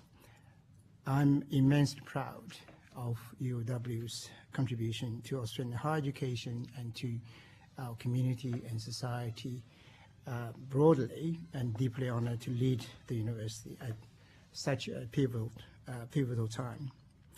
Like many in our sector, the University of Wollongong in the past few years has been facing challenges, as the Chancellor alluded to. I joined the university at this time of significant change. We have recently concluded the design phase and the consultation phase of transformation processes that will secure long-term financial sustainability. But more importantly, strategically sharpen the way we're going to operate and sharpen our focus, strengthen our focus on the things that matter. That is to support our students, that is to ensure student success, and with the purpose of delivering the research that will make real-world impact. So this week, I will launch our new Vision 2035, and with a strategic plan, 5-year strategic plan 2030. This plan builds on our proud heritage while setting ambitious goals for the future. That is to be a university that thinks globally and acts locally, and rooted in our Illawarra region and New South Wales while achieving international excellence. Through this strategy, the University of Wollongong will continue to advance Australia's social progress, environmental sustainability, and economic prosperity for decades to come. As the Chancellor has emphasised, public trust is fundamental in our governance. Strong governance balanced with the freedom to operate and freedom to innovate is essential. At UOW, we are committed to accountability, transparency, and high performance in everything we do.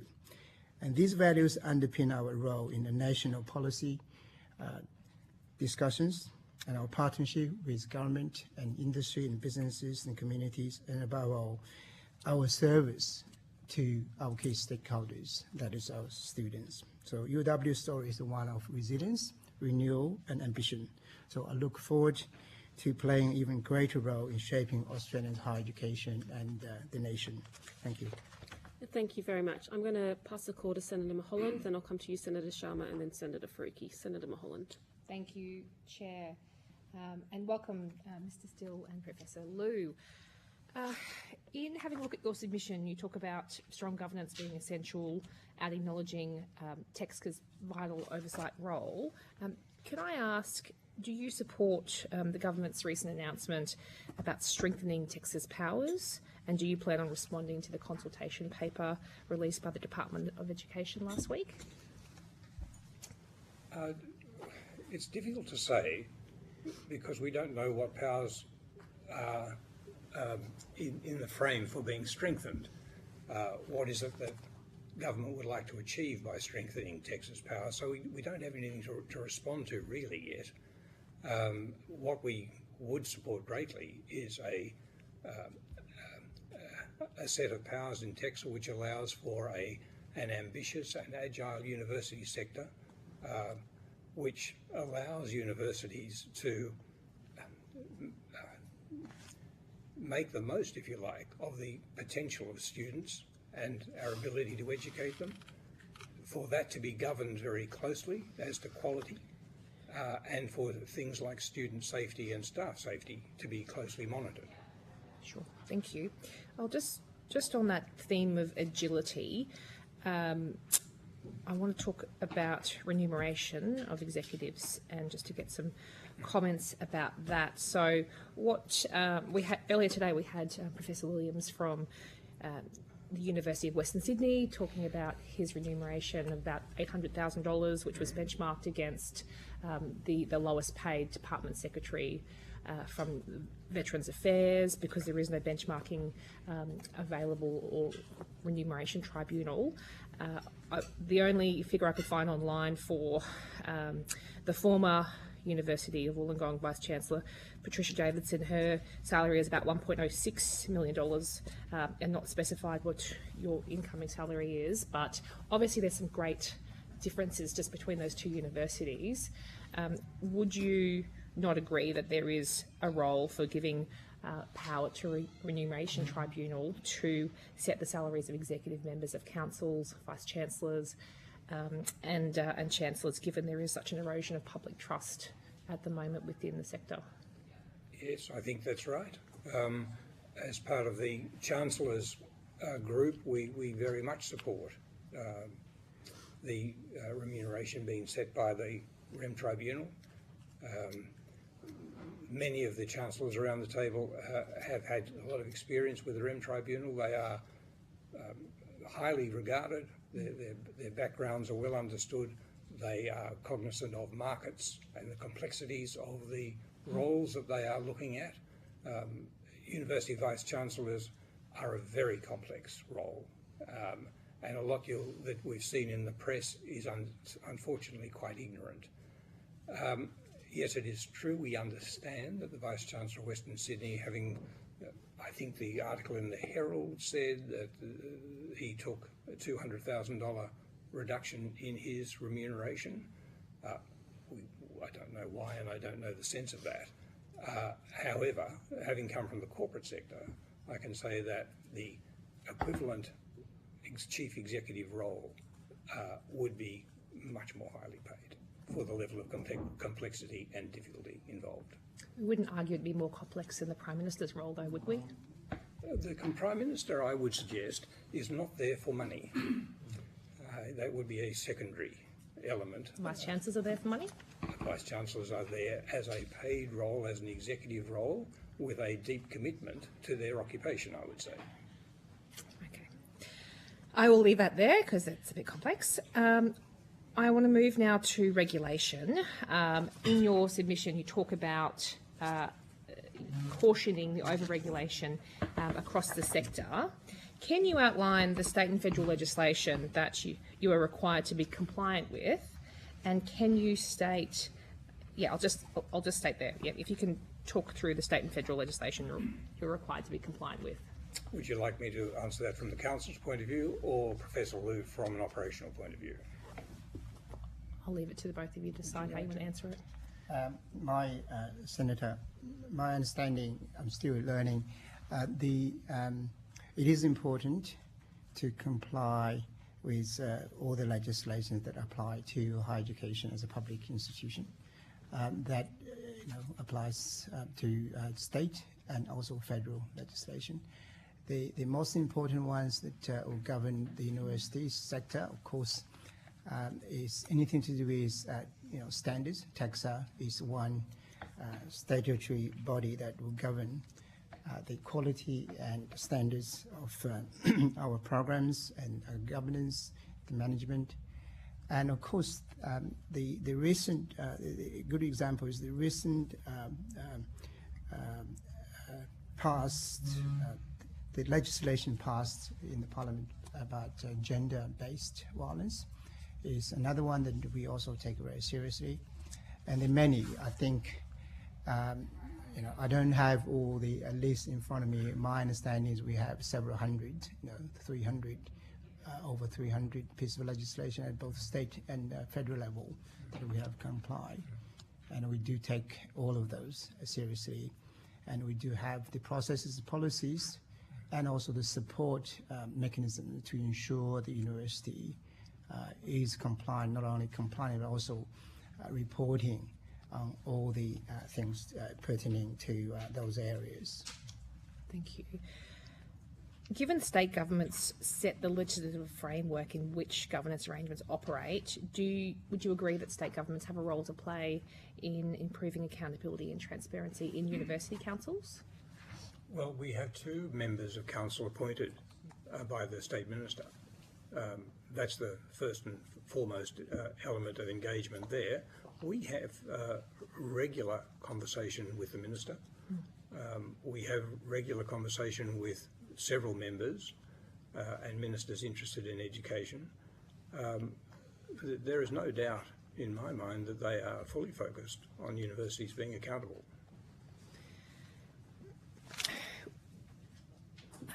On the topic of over-regulation that you've noted in your submission, are you aware of any duplication that exists between state, territory and Commonwealth regulation of your university? Look, I couldn't quote it to you at the moment. Council does talk about this from time to time because there does seem to be some overlap, not necessarily duplication, but overlap, and sometimes we think there's possible conflict, but that needs to be worked through at the time. That's a deeper subject, I think. But nothing specific that comes to mind? Nothing dramatic, no. Okay, thank you. In your submission, it also notes the university is facing, quote, unprecedented financial pressures and that you have been undertaking a comprehensive review of its operational models across the entire situation. I think you talked about a transformation process in the opening remarks being at a design phase that is now finalised. The ABC reported in March that the university is looking to cut 185 non-academic staff, 95 academic staff, reduce faculties from 4 to 3, and to cut the number of schools from 18 to 11. Can you please update the committee on whether that is still the intention of the university and what the current number of job cuts are and a timeline for the reduction of faculties and schools? Yes, Senator, I can answer that question. I think as of 2 weeks ago, we published the final change plan, having gone through extensive consultation throughout the last few months. 2 phases of consultation. We listened carefully to the concerns, the ideas and suggestions of our community, including our stakeholders outside the university. We have finalized the plan of this phase of changes that is to do with professional services. We now have foreshadowed we will, through voluntary redundancy, will reduce the number of staff by 99.8 full-time equivalent. And we are now going through the process of expressing interest because there's a lot of roles to be refilled because the capabilities and functions have been optimized. So this change process, can I emphasize that it's not only about cutting the number of roles that we can save salary cost, and that obviously is driven by the financial sustainability, but we actually have taken into account since my arrival what are the strategic mission and what are the strategic goals we need to drive forward, and how we're going to align the future state of our support services to be more fit for purpose and fit for the times, and assisted by technology that will be more efficient, so that we can actually position us to grow our skill and quality of offerings. So therefore, that is the end. That's the figure that we landed with this phase of transformation. Having said that, just going back to your the other figure, 90, I think is to be precise, is around 92 full-time equivalent. That was the phase 1 transformation. Mainly is about optimizing the academic courses. So that was finished before Christmas, before my time. But I'm advised that that process mainly impacted some courses that had very low demand and lower than a few students in each of the courses. So that is also very strategically driven to really construct and optimize the academic programs that would fit for purpose and also fit to the market demand. Okay, thank you very much for that. I just want to touch on conflict of interest in external consultants. The Saturday paper reported in March the interim VC, Professor John Dewar, was appointed interim Vice-Chancellor while maintaining his position as a partner in advisory firm Quartermentha. Shortly after his appointment, the university entered into a contract with Quartermentha to assist the university on their restructuring program that you've talked about. What was the total value of that contract with Quartermentha? Was Professor Dewar involved in the decision, and do you agree that there could be a perceived conflict of interest there? Well, I should answer that, Yeah, John. just before my Yes. time, the Chancellor can take that question. Okay, so yes, there has been quite a lot said and written about this, and I understand. At face value, of course, there's a likely perception of conflict. This was gone about not in the way that has been reported to the press, but that is understandable. The university needed some outside help, and before Professor Dewar was even a possibility, even mentioned to us as being a possible interim VC, we were working on a small panel of potential consultants to come in and help with an operational review. I had in another organisation watched the performance of Quartermentha. I knew that they had a specialist education arm. The lead consultant was somebody who had been head of operations in a major university which had been very successful in its transformation, so they clearly were somebody that should be on the list. The Professor Dewar element of this came about later, although he was appointed in, I think, July, and that was at the suggestion to me of another Vice-Chancellor as being somebody who had retired and might be available. So the two elements of this were completely different. Chairs, yeah, if you're happy to move on, we'll go to Senator Sharma. Thank you. Thank you, Chair, and thanks, Mr. Still and Professor Liu. Professor Liu, welcome back to Australia. Good to have you back. Thank you. I was curious, just obviously because you've come from the University of Surrey and you're familiar with the regulatory environment of UK universities as well, would you be able just to give a sort of qualitative sense of the regulatory environment in Australia versus the UK? I mean, there's TEXA here. I don't know if there's an equivalent body, for instance, in the UK, and there seems to be a high level of self-governance of universities in the UK, but I'd be keen for you to enlighten me on that. Thank you for the question, Senator Sharma. The United Kingdom has an Office of Student that came about at the time of, I think, 2016, when the formal higher education, the HEFCE, was actually dismantled, and then the research arm, the funding body, become the Research Innovation, UK Research Innovation, and then Office of Students has the carriage of being the regulator, registration of all universities, and standards. Okay. So that's kind of equivalent to the most equivalent TEXA. thing. Yeah. Right, okay. Because there's also the Quality Assurance Agency, is that right, in the UK? Is that Yes. The QA is quite interesting. The QA used to be the quality assurance, but since the onset of the Office of Students, so that the function of QA actually has been shifted to mainly focus on transnational education. I see. Okay. Which is quite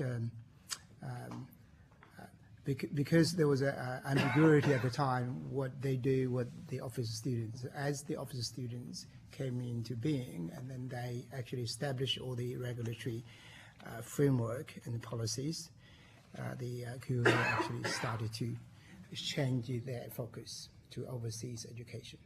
Right, I see. Okay. So the most comparable body then is the Office of Students. Is Office of Students. Yeah. Okay. And I noticed in your submission that you warn that over-regulation may hinder institutional autonomy and potentially interrupt your core mission of education and research or detract from it. Would you mind just elaborating on that concern a bit, whoever's most appropriate, Mr. Still or Professor Law? Senator, I think I compare to the time when I left. So I was previously at the University of Queensland as Provost, and prior to that I was Deputy Vice Chancellor. So most of my career was at Queensland. And now I returned after almost a decade being in the UK. I found the number of legislations and the regulations the university sector have to comply is increased significantly. That's just one observation. Of course, I'm not arguing whether they're right or wrong. I think, all the legislation in place in our jurisdictions, they must be there for a reason. I guess over-regulation could put a lot of burden on the sector, not least in the resources, but also in the opportunity lost, right? We need to concentrate, delivering to our students and to our stakeholders and to really make the real-world difference through research and engagement. And the more we spend on unnecessary, only emphasis on necessary, I can't pinpoint which part of the legislation is unnecessary, but there must be room to look at how to, really lessen the burden of regulation. The more we spend on that, the less we spend the resources and effort and time on the core mission, right? But there should be a balance. Yes. I think governors, we do take it very seriously. We have to be responsible. We have to really, through the transparent accountability, engender the trust of the public. We are a public institution. So there's a fine balance there, but I do see the risk of over-regulation. And I can't give you a number, how many. No, I understand. Yeah. So just compared to your experience when you left the University of Queensland, that was a decade ago now, has the regulatory and compliance burden and the role of, or the amount of time that senior university leadership devotes to these sorts of issues, has that increased in your opinion in the past decade? Yeah. My 2 data points, my observations has increased significantly. Okay. Do you think university governance is any better across the sector as a result?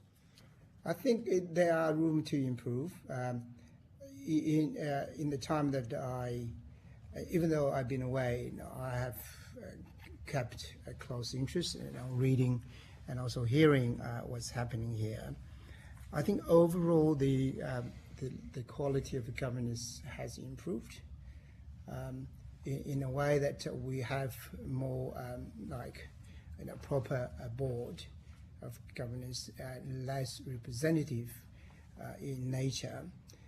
Therefore, the speed, the agility of decision making is for the better. However, the representation is important. We do have the right representation. On university. On our council, we have, I think, we have 2 elected student members and 2 elected staff members as the full council members, plus the chair of academic senate, which is academic board in other universities. So 5 from our community. You could say they are at the front line of students' life and also teaching and learning and research, and plus myself as Vice Chancellor as the ex-official member. I think I do know a thing or two about academia. Thank you. You also mentioned in your submission that you advocated instead, as an alternative to over-regulation, for sector-wide benchmarking and best practice sharing. Would you mind just elaborating on what that might look like in this context? Yes, whoever's appropriate. Principles-based is the way I'd really put it. Okay. Principles and outcomes. Yeah. if, like anywhere else, if you try and regulate every motion, every action, you won't achieve your outcome goals. But if the regulation is principles based and is monitored against that, I think you've got every chance of getting the outcomes you want. Isn't that Texas model now? I mean, largely principles, not what they're seeking, but that's what the it system has currently been. works. Yeah, yeah, that's right. But is your concern that they are moving to a non-principles or outcomes-based regulation? I mean, you mentioned in your opening statement that there was no particular legislative changes proposed that you were seeking to comment on, but obviously that is an area of concern. When we see what's proposed for with Texas, we will comment. Yes. Yeah. Because what we're after is for the best environment for the education of students and for the employment of staff and for research. Regulating every last step of that would be likely unhelpful. And would not improve governance, in your opinion? No, it would slow things down. It would. An example might be our attempts over the years to create in our EBAs a flow rather than hard stop rules about how everything would run. And in this whole transformation process, it's become quite difficult because of the rules that have been needed, we have enforced. They're there and we will enforce them. But it slows the process down and it's difficult for everybody, particularly staff. Yep, all right. Thank you, Chair. Senator Freaky. Thank you, Chair. Good afternoon. Mr. Stiller, I must say I'm quite astonished at you defending exorbitantly obscene salaries for VCs in this country. They're one of the highest paid vice-chancellors in the world. And I think you compared universities to corporations, which they are not. They are public institutions, no matter how much the university management want to run them as corporations. And it is the purpose of this inquiry to make sure that governance changes. So they are run as public institutions. You also mentioned that chancellors have a close relationship with the people of the REM tribunal. I'm just kind of unpack that what sort of close relationship is that? A couple of, or more than a couple, I think by the sounds of 3 or 4 of the chancellors have been in senior positions where they have been subject to the REM tribunal. Okay, okay. So they know how it works and they understand the process. Okay. Professor Liu, what is your salary? My contract salary is $1 million. That's including superannuation. Okay. And what is the range of salaries for the executives? To be accurate, I probably need to take that on notice. Yeah, that's fine. I think we do all the exact salaries, including my own, set by the Performance Remuneration Committee of the Council. I'm not a member of that committee, and the performance review will be normally conducted annually by that committee, and the remuneration at the point of appointment is also determined by the Performance Remuneration Committee. It's benchmarked through, I think, Mercer's benchmarking. Our HR department, or we call it People and Culture Division, and they have the current data that would inform the decision of that committee to determine the Maybe you could take it on notice, the current salaries. I think at a quick glance, I have seen that it is, for some executive, it is $523,000, and that the university has just advertised recently for a new executive position at that same salary. So I'm just a little bit concerned that on the one hand, university is cutting jobs and salaries of staff, and union and academic voices have described your restructure process as creating Hunger Game scenarios, with staff pitted directly against one another for survival. That's a pretty distressing state of affairs. So I guess what concrete steps will you take to restore trust, fairness and institutional solidarity now that there is that Hunger Games type scenarios there? Could I start with answering that? Yes, please. This whole process is overseen by the Project Control Board, of which I chair.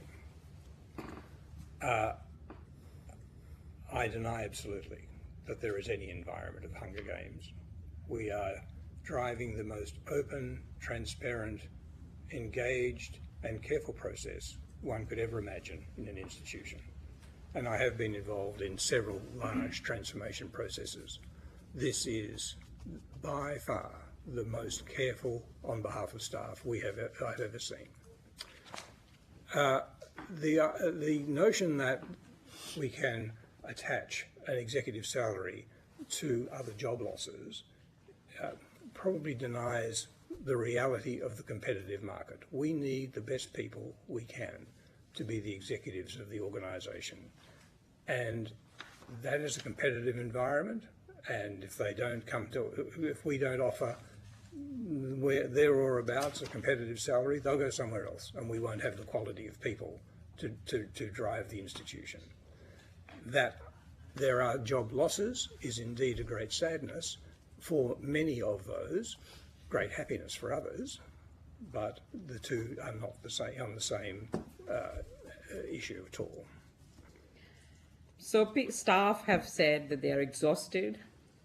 They have seen not just this change process, but multiple change processes, almost all of which have impacted some staff with redundancy. They've been back to back. In one of the submissions, this transformation project is described as having many similarities to the Robodebt approach. That is pretty damning, given Robodebt pushed its victims to the brink. Will you just keep denying that staff are feeling this, or will you actually acknowledge? I don't know what they're feeling, Senator, but I can tell you that the processes we have in place would deny that that is the case. Senator, may I chip in? Since my arrival, I totally agree with the Chancellor on the point. This process has been very transparent.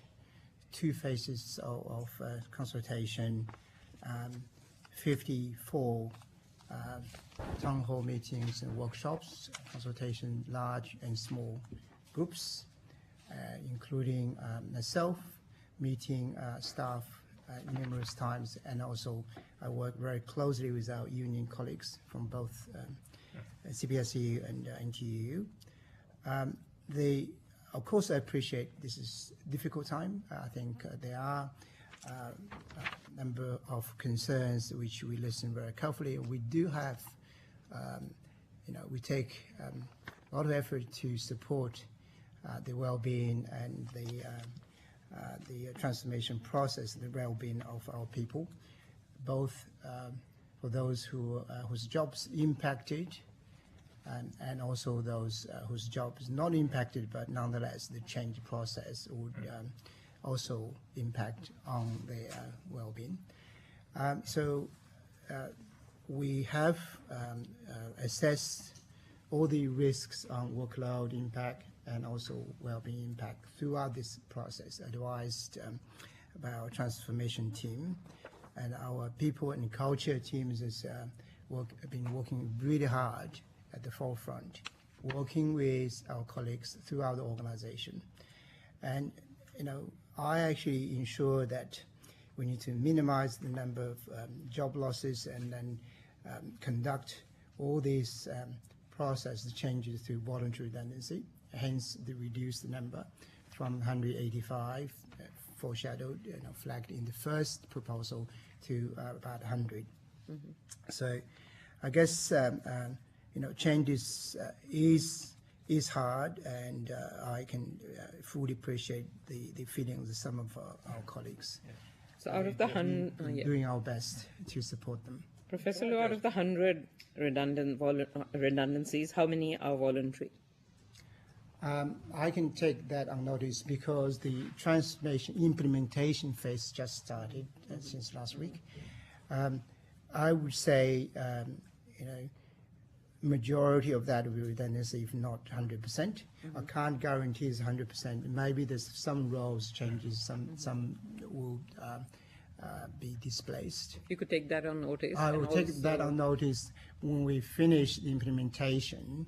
Well, if I take this on notice, we'll probably give you a number in progress, right? But when we finish the implementation, we know exactly how many is actually through voluntary. And then how many non-voluntary and where? Where they come from. Yeah, absolutely.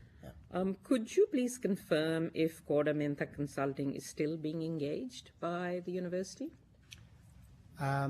Yes, they are still advising us, I think, on the implementation leadership and how we transition from the design phase, planning phase to implementation. It's become from the central transformation office coordinated to business leader led, which means the directors and head of departments, head of schools is going to lead the expression of interest for filling the roles, and then to really reorganize the structure. That is become business like. I think Corda Menta is still involved in a small way because we don't have the capacity, the capability to do so. And is this like a new contract to the previous work, or is it a continuation of the same? This is a continuation of the same contract. Yeah. And sorry, I must have missed it, but what was the total value of that contract, or what is the total value of that contract? I have to take that on notice, Senator, because although there was a number initially a long time ago, before my time, I don't know whether this was contract number or then they bill us, according to the work they actually did. So that will be, reported in our annual financial reports. According to the UW Act, we have to report and the breakdowns of all expenditure, particularly in the category of consultants, will be reported next year. Okay. If you could take that on notice, and also how much money on private consultants the university has spent on over the last 4 years. I'd really appreciate that. Last 4 years. Last 4 years, yeah. And from next year, Professor, universities will be required to comply with the new national code to prevent and respond to gender-based violence on university campuses. What is the university putting in place to ensure that the university is complying with this code? Are you ensuring staffing and resources to be put in place to comply with the code? Yes, absolutely. As I alluded to this earlier, we take this recent legislation very seriously. In fact, in recent years, the university, I'm advised that has made a firm commitment to continuously improve in preventing gender-based violence. How is that happening, though? Well, we have a mechanism for the regular, for continuous reporting disclosure, and there's also support services and education programs. So in particular, we have a safe workplace committee that is doing a lot of outreach effort. For example, workshops and training presentations that since 2023, in the last 2 years or less than 2 years, there are 3,500 staff been participating in those programs, presentations and awareness. This is before the legislation came into force. And we'll continue to do this, and we have also reviewed the process and policies, including those areas reporting and also support in line with the code. And we have, again, we have enlisted the help, a very small consultancy project from an expert in this area from our side to really review and tell us what we can improve. Thanks, Chair. We do need to move to the next panel, so I'd like to thank you both for your participation in our hearing today. I note that answers to questions on notice are due to us by the 15th of September 2025, so we appreciate anything you can do to meet that deadline and assist us with our work, but you're now dismissed. Thank you, Chair. Thank you. Thank you. And I call representatives from the Regional Universities Network, the Innovative Research Universities and Australian Technology Network of Universities.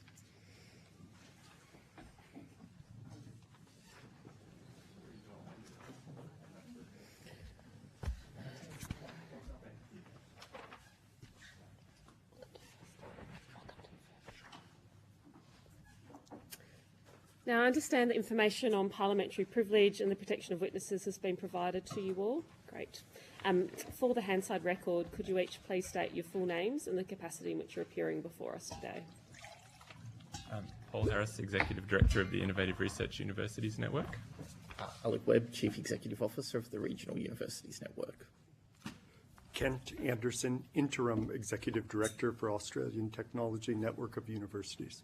Great. Welcome to you all. Do any of you have an opening statement? I think you'll have opening statements. Great. So I'm happy for you to organise yourselves. Thanks. Go for it. Thank you, Chair. The Regional Universities Network represents 7 regional Australian universities with a combined network of 38 campuses, 11,000 staff and over 145,000 students. And let me state at the outset, unequivocally, the Regional Universities Network are strong believers in and strong proponents of best practice governance. Public institutions such as universities should rightly be held to the highest standards of governance, and regional universities take these matters seriously. These matters are approached with vigilance, transparency and accountability. In appearing here today as the Chief Executive of the Regional Universities Network, it should be noted that I'm not a direct employee of any of the 7 universities that make up the network. As such, I'm not privy to the specific considerations and operations of regional university councils, nor can I speak on their behalf. Regional universities support the work of this committee and the Expert Council on University Governance. We are deeply committed to ensuring the governance arrangements at Australia's universities remain fit for purpose. It is important to recognise that different universities exist to meet the distinct needs of the unique communities they serve. This diversity should be and must be celebrated. Resultingly, Australia's universities have seen individual governance arrangements develop over time that are uniquely responsive to the social missions of each institution. To illustrate this, the University of Sydney, the University of Technology Sydney and Western Sydney University are universities that serve the different communities in which they are based. That's despite them all being based within Sydney. So too are regional universities unique and distinct from each other. They're different in the composition of their student bodies, their surrounding industry, and different in what the community expects from their local university. Accordingly, there is great diversity in the governance arrangements that exist between the universities. There's large variance in the mandated council size, as well as variance in the composition of each council. There is also variance in the desired skills, mix and backgrounds of each council member. Australia's universities are diverse institutions, and the individual governance settings that have arisen over time reflects and preserves this diversity. A national one-size-fits-all approach to governance would have an erosive effect on the diversity of our universities. A prescriptive, cookie-cutter governance approach would be the antithesis to the good governance of a world-class university system. A metro-centric model would not be appropriate for regional universities, nor would a regional-centric governance model be appropriate for metropolitan universities. Such an approach would compromise the ability of Australia's university councils to be highly responsive to their distinct social needs. When it comes to governance, what's good for the goose isn't always great for the gander. In closing, regional universities acknowledge the importance of robust governance to a sustainable world-class system. But any improvements to governance practices should not come at the expense of institutional autonomy and localised strategy setting. I ask senators to value the role that diversity plays in our world-class university system and to consider how this diversity can be supported when considering the governance of all universities, including those that are based in regional Australia. Thank you. Thanks, Mr. Webb. Mr. Harris. Thank you. Thank you for the opportunity to be here today. I'm representing the Innovative Research Universities Network, which is a network of 7 public universities with over 200,000 students enrolled across 57 campuses and locations, 19 in metropolitan Australia, 33 in regional areas, and 5 international campuses. Our universities employ approximately 18,000 staff. Beginning in the late 1960s, our universities were established to broaden access to higher education and to bring the benefits of higher education and research to more communities across the country. We welcome the Parliament's focus on the important role of universities in Australian society. Good governance is critical for ensuring that universities deliver for their students, staff, and communities. All of our universities are public institutions established under state legislation, so public accountability and trust are key given the significant public investment in higher education. By global standards, the governance of Australia's universities is strong, but governance standards must evolve as community expectations and the operating environment change.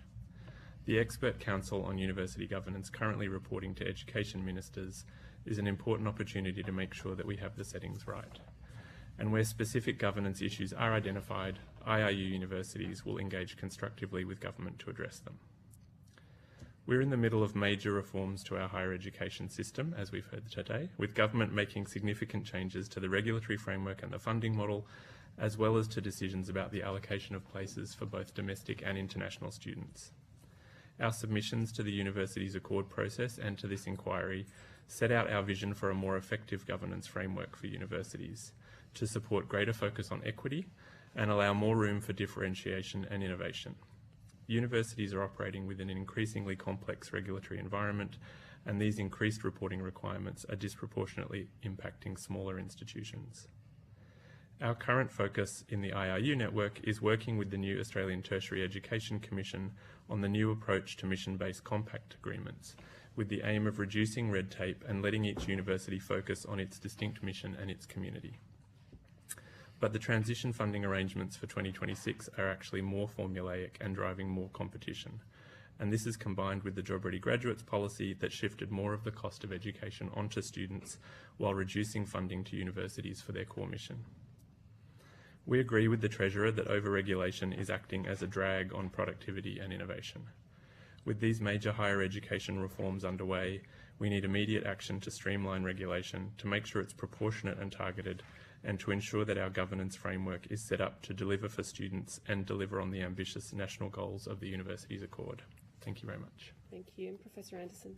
Thank you, Senator. First, it's fantastic to be on Gadigal country here in the Eora Nation. I just want to pay respects to elders past and present. I love coming up here to Sydney. I'm going to do 3 things. First, tell you a bit about who the ATN is, tell you what we are not, and then go through 3 general principles by which we approach governance. So the ATN are 6 public universities in 4 different jurisdictions, 4 state jurisdictions: UNSW, UTS, RMIT, Deakin, Curtin, and UniSA. We are particularly industry engaged and technology focused. Our total turnover is $6.8 billion. We employ 22,500 staff and educate over 300,000 students. 1 in 3 engineers, 1 in 3 architects or construction management come through an ATN. 27% of IT graduates come through ATN. 1 in 4 students with a disability comes through the ATN. 1 in 5 of the low SES students come through an ATN university. We have 11 campuses in 9 countries, making us the grouping with the most overseas presence. We have more research funded by industry than through the Commonwealth Government's competitive grants system, and that is part of our focus on industry. So we focus on the ATN as an organization, though. It's not a corporation. It doesn't constitute a thing in itself. It focuses on amplification of policy advocacy by our 6 member universities and sharing best practice in select areas of operation. Indeed, because we're constituted under 4 different state legislatures with 6 different councils, it's very difficult for me to comment on generalities on governance. Each one of those is a state question. Nevertheless, we do believe universities and our universities thrive on governance that it is fair, flexible, and transparent. So the connections to the community and industry are absolutely key, and with all of our governance, we seek it to be fair, but also we need it to be flexible in modern times, and we think our communities demand it to be transparent. Leave my words there. Thank you very much. I'm going to pass the call to Senator Delega, then Senator Sharma, and then Fariki. Thank you. Thank you very much, and thanks for coming along today to participate in the committee. First question to pose to each of you in your different capacities, recognising that you'll represent a very different group of universities. During this inquiry so far, we've heard about barriers that staff and student representatives face when doing the job that they were elected to do. How have you worked with your members to ensure that elected representatives on university councils are supported to keep their institutions accountable, transparent and inclusive? I don't know who wants to start. I might go first, just because I think I might have a slightly different response. So we don't have any uniformity across the 6 universities on who makes up the council. And so each one of ours, as defined by the state legislature, is quite different. So they all have appointed by government positions, ex officio positions, elected positions, both student and staff, and co-opted councils. But it's very hard to generalize beyond that. And indeed, from an ATN perspective, we don't do work at that council level, at the governance level. So, yeah, sorry. No worries. Thanks. Senator Delega, that specific issue that you're raising is not something that our member universities, to my knowledge, have worked together on. We have had collaborative working groups across the members of the IRU network, for example, focusing on student wellbeing and student safety, where we're sharing best practice and working together. But the specific issue you mentioned in terms of barriers for elected members, it's not something we've worked on together. Similar response to my colleagues. It's not something that RUN participates in. The members all have their own councils across 3 states. That would be incredibly difficult to do. So as representative bodies, having a look at or sharing best practice about how student representatives are encouraged to do their roles on those councils just doesn't come up at all. Historically, I'll speak for the ATN. Historically, it hasn't, and also since this governance review has been on, we've really looked to Universities Australia, the University Chancellors Committee, and the Expert Council on University Governance to take forward those items. As Paul said, as my colleague Mr. Harris said, we have focused much more on the day-to-day operational aspect of a student experience. Right. Not on the governance and governance representation at the council level. Council has been something we've left to those other organizations. And the only other thing I would add, Senator, is that when we have our kind of network conferences, we do invite student representatives from our member universities to participate in those conferences. But that would be the extent of our engagement with students from an IRU point of view, I think. Similar response. It's outside the remit that governs the regional universities network. Thank you. What training or support do you provide to your members to ensure that they understand their responsibilities, particularly around financial oversight and risk? That's not something, Senator, that we provide to our members. That's an issue left to individual universities and their respective councils. And again, we don't provide financial training to staff from our member universities. So my answer would be similar, but can I say it's a great idea? So Senator, thank you for the suggestion. I will bring it. I will bring it back. What we do is, for example, we have different committees, our Deputy Vice Chancellor's Academic or our Pro Vice Chancellor's Student Experience. And we bring them together and encourage them to share their experiences. So your suggestion would see some possibility in that realm, but we don't really do training because these are people that are already in their roles and in their positions. But I will take your suggestion on board. Dare I suggest, Professor, that after the improvement notice that we heard about today with the UTS, it might be a good thing to look into as well. All right, we might just move on a little bit. Let's have a look. Specifically for Mr. Webb, given the diverse demographics of regional unis, how are your governing bodies maintaining accountability and transparency in staffing expenditure and service delivery? That would be a matter for individual universities, vice-chancellors and councils to respond to. It's not something that I have oversight on. In regards to the skill matrix and makeup of councils, that is a decision left to each university. And my understanding is that each council has a matrix of skills where they proactively identify areas where they need additional skills or additional expertise to be represented on that council. Thank you. And I might just also touch on, because it has been a common theme that we've spoken to the universities and student reps about, how do your members monitor and report on expenditure related to executive remuneration, consultancy services and administrative overheads? Our member universities would be primarily doing that through their responsibilities through their annual reports, which are audited by State Auditors General and then published. I think all of the information about executive remuneration and use of consultants and other financial reporting and audit and risk reporting is done through the annual reports. So my response would be the same as Mr. Harris's, again, pointing out that because we have 4 different state legislatures, the requirements are slightly different in each state for that.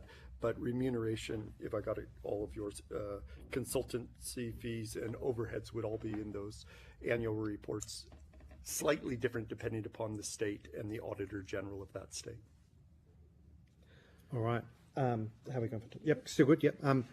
Specifically, and I might just keep on with the. Sorry, I might go to the to Mr. Harris. Your submission noted that your members collaborate to share best practices across governance, student support and compliance. How are these collaborative effects coordinated across your network, and what processes are in place to evaluate the effectiveness or impact? Thank you for the question. And as Professor Anderson said, our network really exists to do 2 fundamental things. One is to support and facilitate collaboration among the member universities in the group, and the second is to work constructively with government on policy, higher education and research policy. Our longest running project in the IRU network is actually an academic benchmarking and calibration project, which I think has been going for 15 or more years.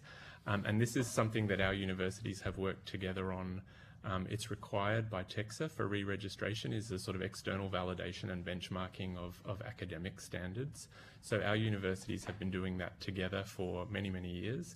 And now actually universities from outside our network are coming and joining that effort because they see the value in working together with a group of universities to assure the academic quality and benchmarking of our courses. So that would be probably the best example from our group of how our members are working together to make sure that they're sharing best practice, and that's then informing the re-registration requirements with the regulator. Great. And just double checking again, the best practices does not really go into anything about governance. It is just real at all. I think, similar structure, I suspect, to the other groups here at the table, but we do maintain standing committees of our Vice-Chancellors and our key Deputy Vice-Chancellor positions. So there is certainly, depending on the definition of governance, I guess, in your question, there is certainly discussion in those groups about best practice and what each university is doing. So as I noted before, on student safety and wellbeing, we've had working groups across our network where member universities have been sharing best practice and sharing training resources and supporting staff development since 2022. So on specific issues of priority for the governance of the universities, I guess there is collaboration, but we don't have a we don't have a governance committee, but we are picking up on some of those key themes through our other standing committees. Okay, thank you. Might just go another one.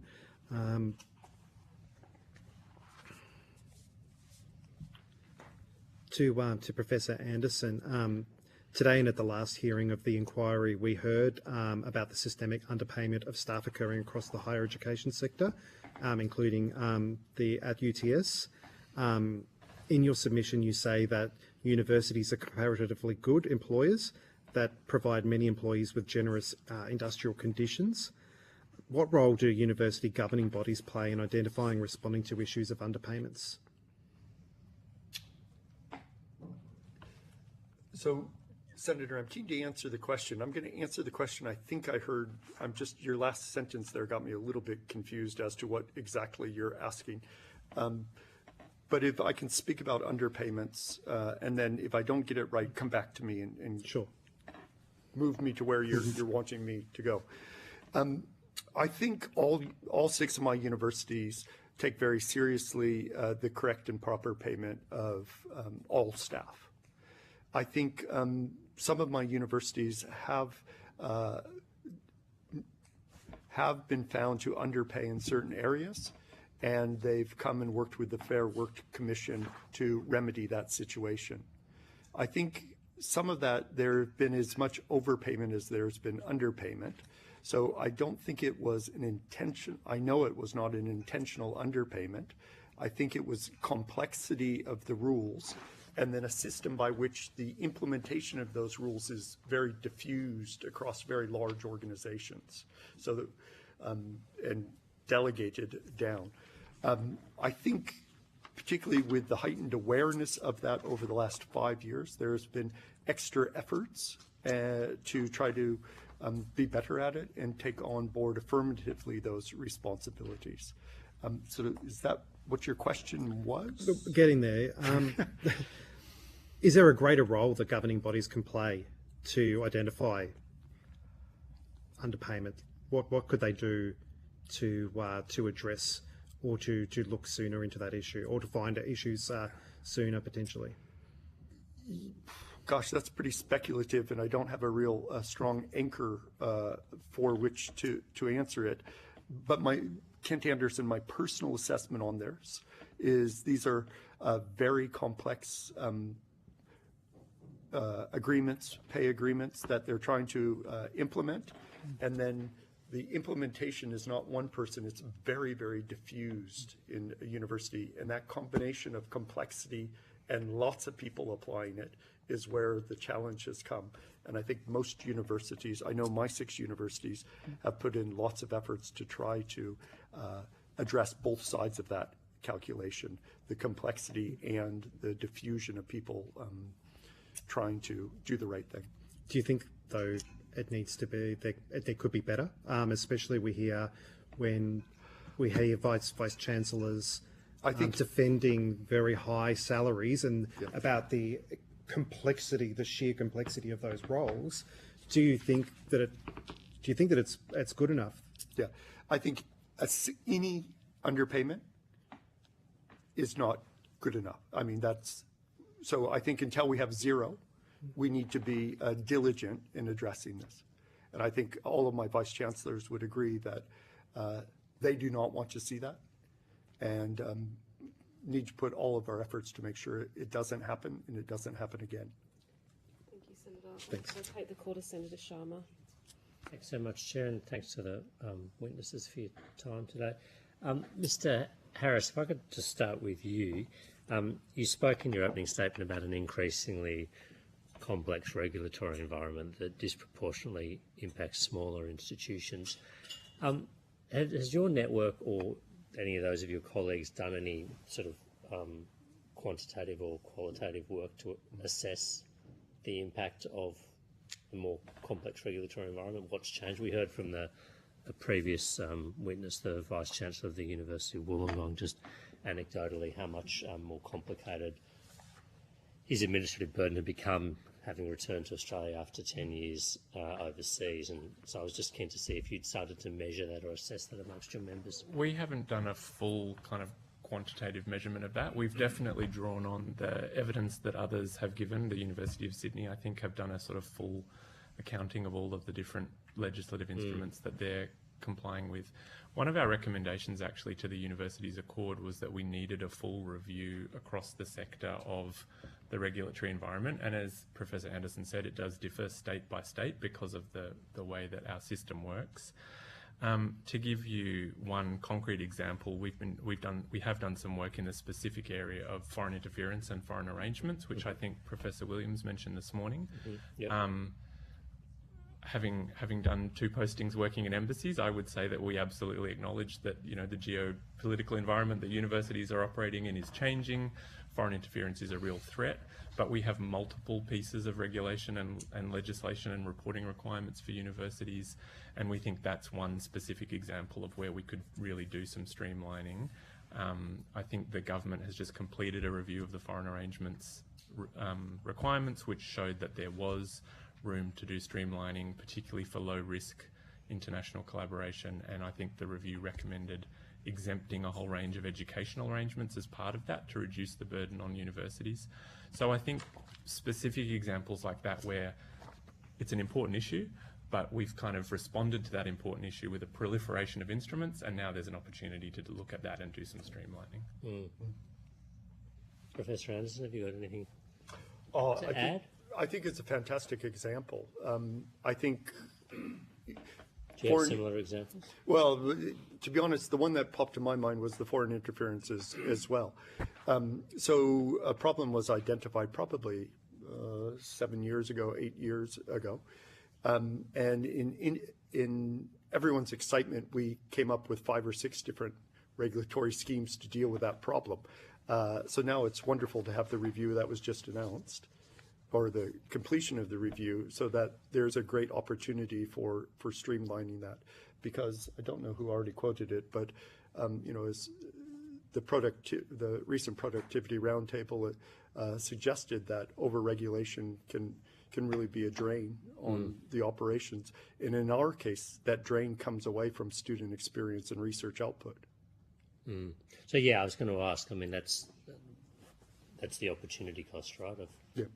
So student experience and research output. Well, we really spend money on student experience and research output. That's where we want to spend money. So if we're spending it on other things, then it's diverted from that. Senator Sharma, can I give you one more example, which is a domestic example?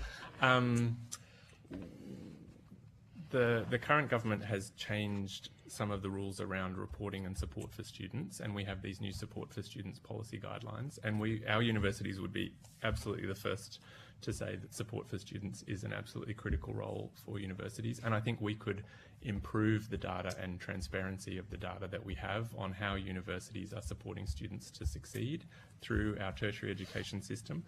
But the new support for students policy guidelines that were introduced have some overlap and duplication and potential contradiction with other things that universities also have to comply with. Professor Andrew Norton's done great work on this, and there is some overlap and duplication with the threshold standards and the requirements of the Higher Education Support Act. So again, we would not be saying that we shouldn't be focusing on support for students. In fact, what we said all the way through the Universities Accord is that we would like to see more focus on student outcomes and equity, and we would like to work with government on better data and better transparency around that. But I think in order to do that, we want to make sure that we've got some streamlining in other areas so that we're not just spending more and more and more on reporting. That's a good point.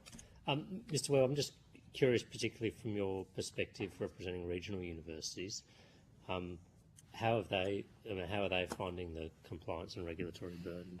What are you hearing from your members about that? It's pretty significant. And, you know, it's where you end up funding incremental activity that then comes with the burden of incremental reporting that goes alongside with it. Now, we're not saying that we shouldn't be accountable and we shouldn't be reporting back on how we spend taxpayer funds. What we're saying is, can we please identify opportunities where, you know, you report once, use often, from both the Department of Education, but also from TEXA, and the example that Paul gave in regards to the support for students policy is one that is definitely there. I would also go one step further, and to give you another example, the Commonwealth track payments, which have just come into place. This is a great scheme. It's one we advocated for. But as universities that do the heavy lifting, 50% of our enrolments are either in health or education. That's a great thing, but we're not funded then for all the reporting and compliance that goes alongside it. And unfortunately, Australia's regional universities are facing some pretty tight fiscal circumstances at present. And so the question is, where does that money come from? I would love to say that, regional universities are sitting with, massive teams of people there crunching data and compliance reports. That's just not the case. And so for every additional bit of regulation, we need to then hire staff to meet those requirements. But when you're already running a structural deficit, that presents some significant challenges. Could I just ask because you've all mentioned now streamlining regulation or identifying opportunities to report once used often, Mr. Webb. What avenues have you got to suggest streamlined regulation or the elimination of overlap and duplication and contradiction at the moment, and where are those conversations happening other than here at this inquiry? Where are you able to put those views to government regulatory authorities? I'm going to go first. I think the work of this committee is an important avenue for having this discussion. I think we've also been engaging a lot with the new Tertiary Education Commission on this. I think we see the ATEC as playing an absolutely critical role, as Professor O'Kane said earlier today, looking at the system as a whole, providing that system stewardship and identifying kind of issues that are cross-cutting for all universities. As I said, we recommended through the Accord that one of the first actions for the new ATEC should be to look at the streamlining of regulation across the sector. I think the Treasurer has talked about sort of targeted deep dives in priority sectors, and we would certainly say we think the tertiary education system could be one of those priority sectors for a deep dive. And then I think the consultation that's currently happening on the powers of TEXA as the regulator, I think our perspective on that is that it's timely to have a look at TEXA's role and TEXA's powers, because we are creating these new bodies in the higher education and the governance of the higher education system. But for us, a really critical question will be, how do the powers of TEXA line up with the powers and the role of the new Tertiary Education Commission? This is ATEC. ATEC. And I think for us, if we're thinking about changes to the TEXA Act, we would want to look at that side by side with the proposed legislation for the ATEC as well, to understand how that's going to work together. Yeah. One last question. Yeah, one more. Just because you touched on the Economic Reform Roundtable, and Mr. Harrison, two of the recommendations that were announced by the Treasurer in a press release on Friday, I think, were to progress the Tell Us Once principle, which is what you touched on before, Mr. Webb, and conduct deep dives for priority sectors to streamline regulation. How much engagement has the university or tertiary sector had with that process today? Were you represented at the roundtable as bodies, or no, as institutions? No? Okay. Have you had any engagement with Treasury on this? I mean, have they said, yeah, we're interested in doing a deep dive in your sector about? We worked very closely with Universities Australia to make a submission to that process, which did address these issues. Yep. Yeah.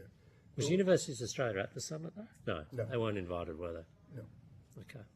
So there hasn't been a conversation, as far as you're aware, at that 3-day productivity roundtable about the regulatory burden on universities? Not to my knowledge, No.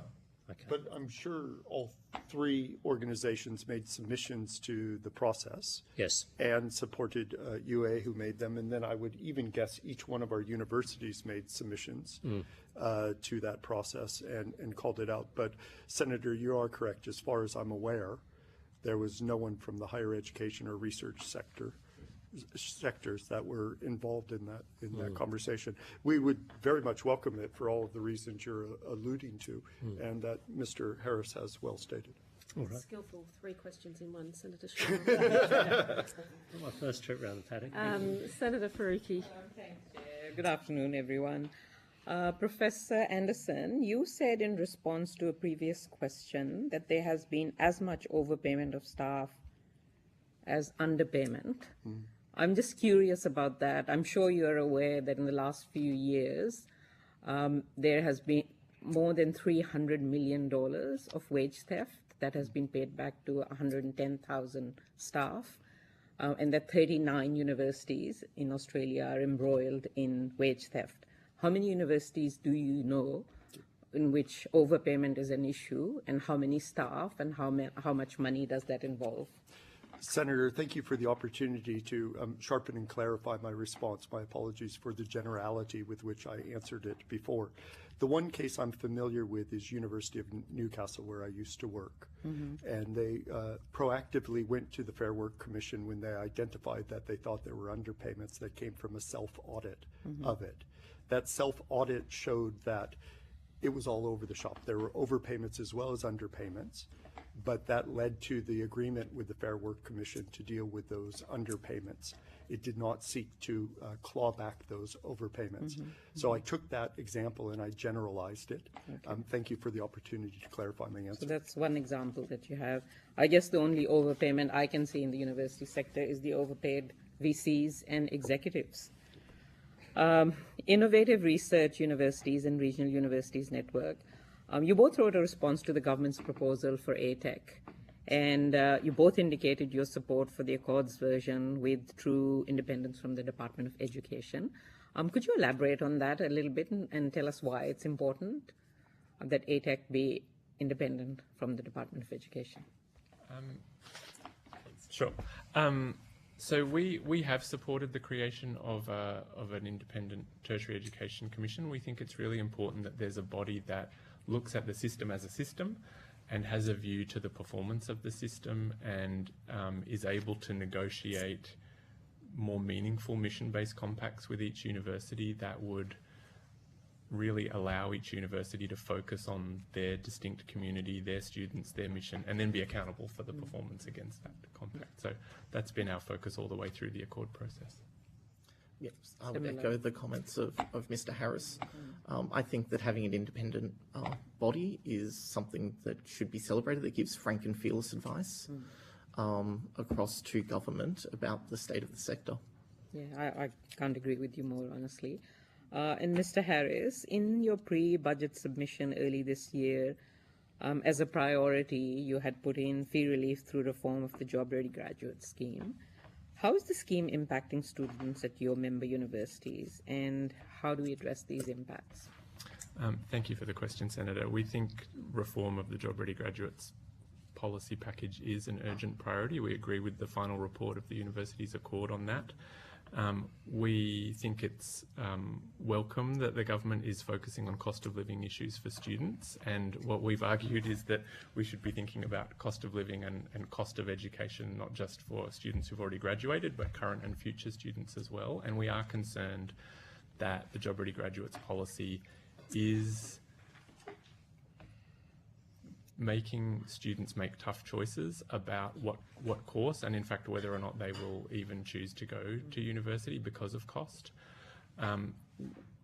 As you know very well, that unpicking the data on this is very hard, and we're still kind of working with 2023 data, but we've just done some updated analysis using the most recent data we can get from the government. And I think, you know, overall we're seeing student numbers in some of the highest cost fields either declining kind of in parallel with general declines in enrolments or holding ground.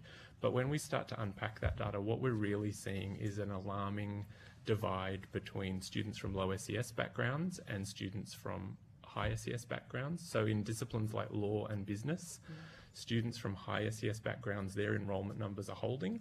And so overall it looks like actually enrolments are okay. But when you start to look into the data in more detail, we're seeing a really alarming drop-off for students from low SES backgrounds in those fields.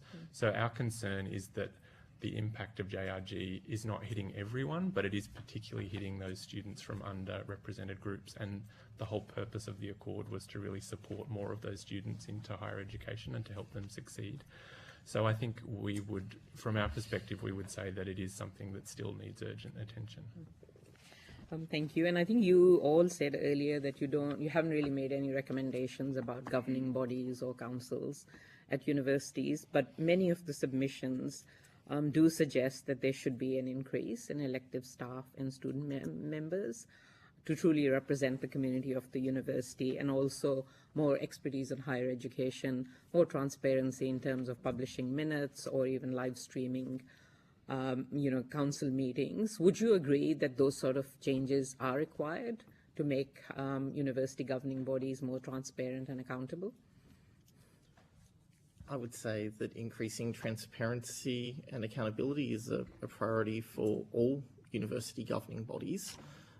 That a lot of what you've just referred to is outlined in individual university state acts, and I don't have a view beyond that as to how universities are governed. That is a specific matter for councils and the governing bodies that establish their state acts, which in this case is state parliaments. I would agree with Mr. Webb. I guess the only thing I would add from the perspective of the member universities of the IIU network is that we do see universities within the constraints of the state legislation adjusting the composition of their governing councils to better align with their own strategies as they develop, and also the expectations of the community. So in our universities, we've got more Indigenous members on councils, we've got more student representatives on councils, and we've also got more people with a background in the education sector, both teachers and in higher education leadership roles. And we've got more members on councils now that have expertise in community and regional economic and social development. And that's been specifically, those have been decisions that have been specifically made so that the councils are kind of able to help deliver on the strategy of the university. My answer would be closer to Mr. Webb's than Mr. Harris's, which is I think that's an issue for state legislatures that have responsibility for the acts under which the universities have. And when we look in a historical swath of the last 50 years, many state legislatures have decided to change those compositions at various points in that time. So could they change it again? Absolutely. Is it something that we as the ATN have looked at or voiced our opinion? We have not. Of the 6 universities, about a quarter, just over a quarter of our council members are elected members. Yes, just a quarter. Most people are recommending more than half. I guess I've said this before, but there's a lot more corporate and consulting kind of expertise on, generally, I'm not saying for your particular universities, which has had an impact on governance. But I just want to come back to you, Mr. Webb, because earlier you said we shouldn't go for governance, shouldn't be a one-size-fits-all. So I just want to know from you if there's any particular things that you would say to us about the differences in what you said was city-centric universities and regional universities, which we should keep in mind. Yeah, thank you, Senator. I think it's important to understand the context in which universities operate. I think, I represent members that have, I said, 38 campuses across the country. One of my members has 9 campuses across New South Wales, for instance. And Dubbo is a very different place to Bathurst. And I think those nuances need to be understood about how those universities operate, especially when you have very small multi-campus operations. I would also say that the student profile of regional universities is considerably distinct from those large metropolitan research-intensive universities. So we make up 12% of all domestic students, but 21% of all OSCS students study at our universities. It's 1 in 4 Indigenous students study at our universities. And so when we think about the way that regional universities operate and integrate into their communities, both in terms of education, but also applied research, but also the very important civic role that universities play, I think that needs to be factored in when we think about how governing arrangements or governance arrangements look like for universities, in the same way that I'm sure my colleagues here on the table would all agree that their members are distinctly different from my members as they are from each other. But others could take a leaf from your universities and play a more civic role. I think that would be an absolutely wonderful thing for regional universities to be a influence for all universities to look to and aspire to. If I could just add, Senator, I think this really goes to the question about the role of the ATEC and the role of the mission-based compacts, which universities have to enter into with the government, and then the role of the powers of TEXA and the threshold standards. I think what we're hearing at the moment is that compacts will play more of a role in looking at university governance, and we're hearing that the threshold standards will also kind of evolve and play more of a role. And I think we have to make sure that we're not kind of duplicating in the middle there. And I think our starting position thinking about the TEXA consultation paper would be that having a set of threshold standards is critical, like a baseline that all universities have to be accountable for their delivery against, but then using the compacts to let universities focus more on their community and their civic role. And so having ATEC play that role to encourage differentiation while we maintain trust in that kind of bedrock of accountability for the baseline standards. I think we'll just have to work through the detail of that with TEXA and the ATEC, but we would certainly be looking for a regulatory and kind of performance and accountability regime that lets universities like regional universities or our universities or city universities kind of focus on their distinct mission and differentiate themselves so that we're not competing with each other so much, but we're focusing on our distinct mission. We'll have to leave Thank you. that there. I'd like to thank all of you for your participation in our hearing today. I note that questions on notice are due back to us by the 15th of September 2025, please. But you're now dismissed and the committee will suspend for 15 minutes. Thank you.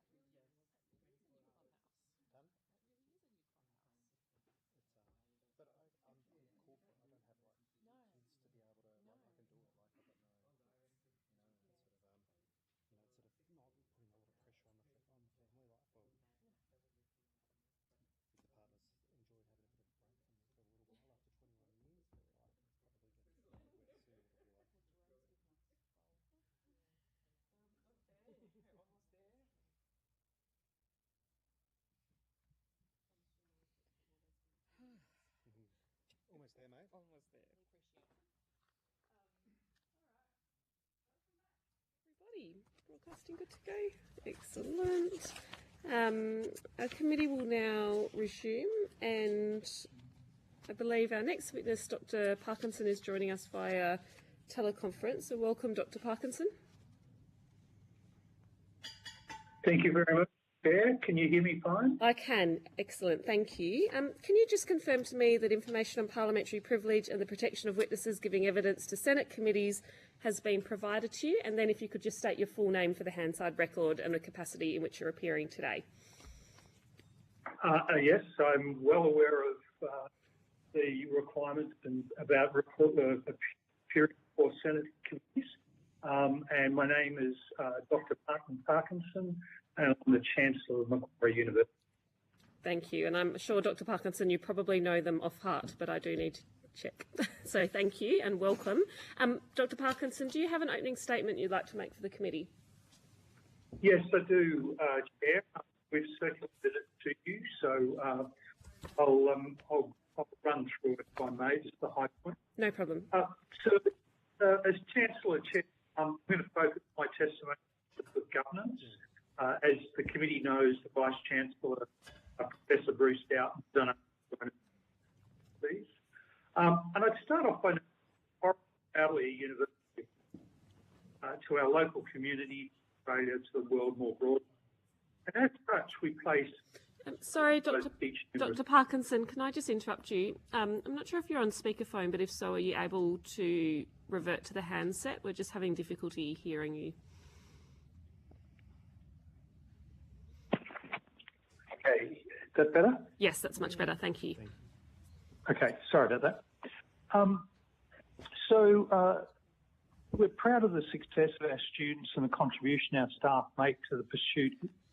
Actually, sorry, Chair, I'm getting echo back. I can only hear myself. We're working on that. It should be improved now. Yes, that's better. Thank you. So, as I was saying, we're proud of the success of our students and the contribution our staff make to the pursuit of basic and applied knowledge. And in support of these efforts, considerable weight has to fall on university councils. And I'm pleased to say that I have the honour of leading a skilled and diverse council. We've identified a clear and explicit set of skills that we believe council collectively needs to have to be able to discharge its obligations. And all members are appointed based on the skills, experience and knowledge required for the role that's laid out in that skills matrix.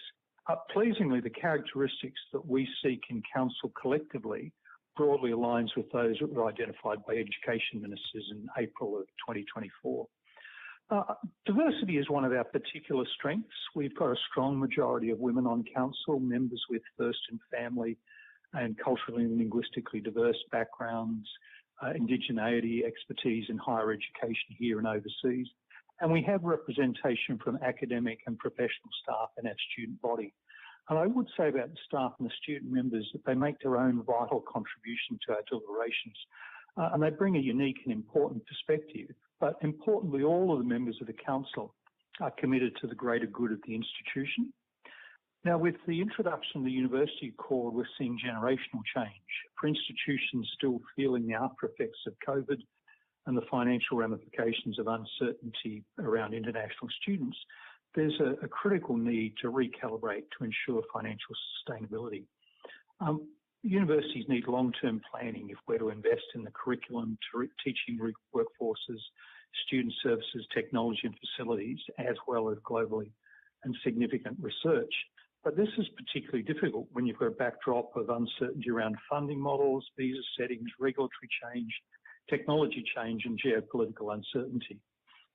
While councils play a crucial role in managing the inherent risks in all of this uncertainty, they also need to ensure policies and frameworks are in place and effectively implemented to respond to other significant matters, some of which are specific to the higher education sector and others of which reflect broader developments in the Australian community. And by that I mean the need to support freedom of speech and academic freedom while responding to gender-based violence, anti-Semitism, foreign interference, cybersecurity challenges and so on, all the while remaining focused on student equity, support and welfare. Now, our current institutional changes are modest in scale, in part due to the efforts by our leadership team and our professional and academic staff to progressively right-size and reshape the institution over the last 5 years. But those changes are still significant in terms of our responsibility to remain financially sustainable, and particularly to those of our staff who are directly impacted. Now, the changes are confined to select areas in the Faculty of Arts and the Faculty of Science and Engineering, because we've made changes in other faculties previously and to our professional staff structure. The changes that are on the table at the moment are around new course offerings in areas where demand is increasing and resting courses with declining or low enrolments. And we're trying to do this while ensuring a clear focus on delivering a high quality education and student experience, but balanced against responsiveness to the needs of employers. Now, we're committed to meaningful consultation around these changes, which were unveiled in June. We've provided staff a summary of the key themes of the feedback that occurred during the subsequent consultation process and how the university has responded to that.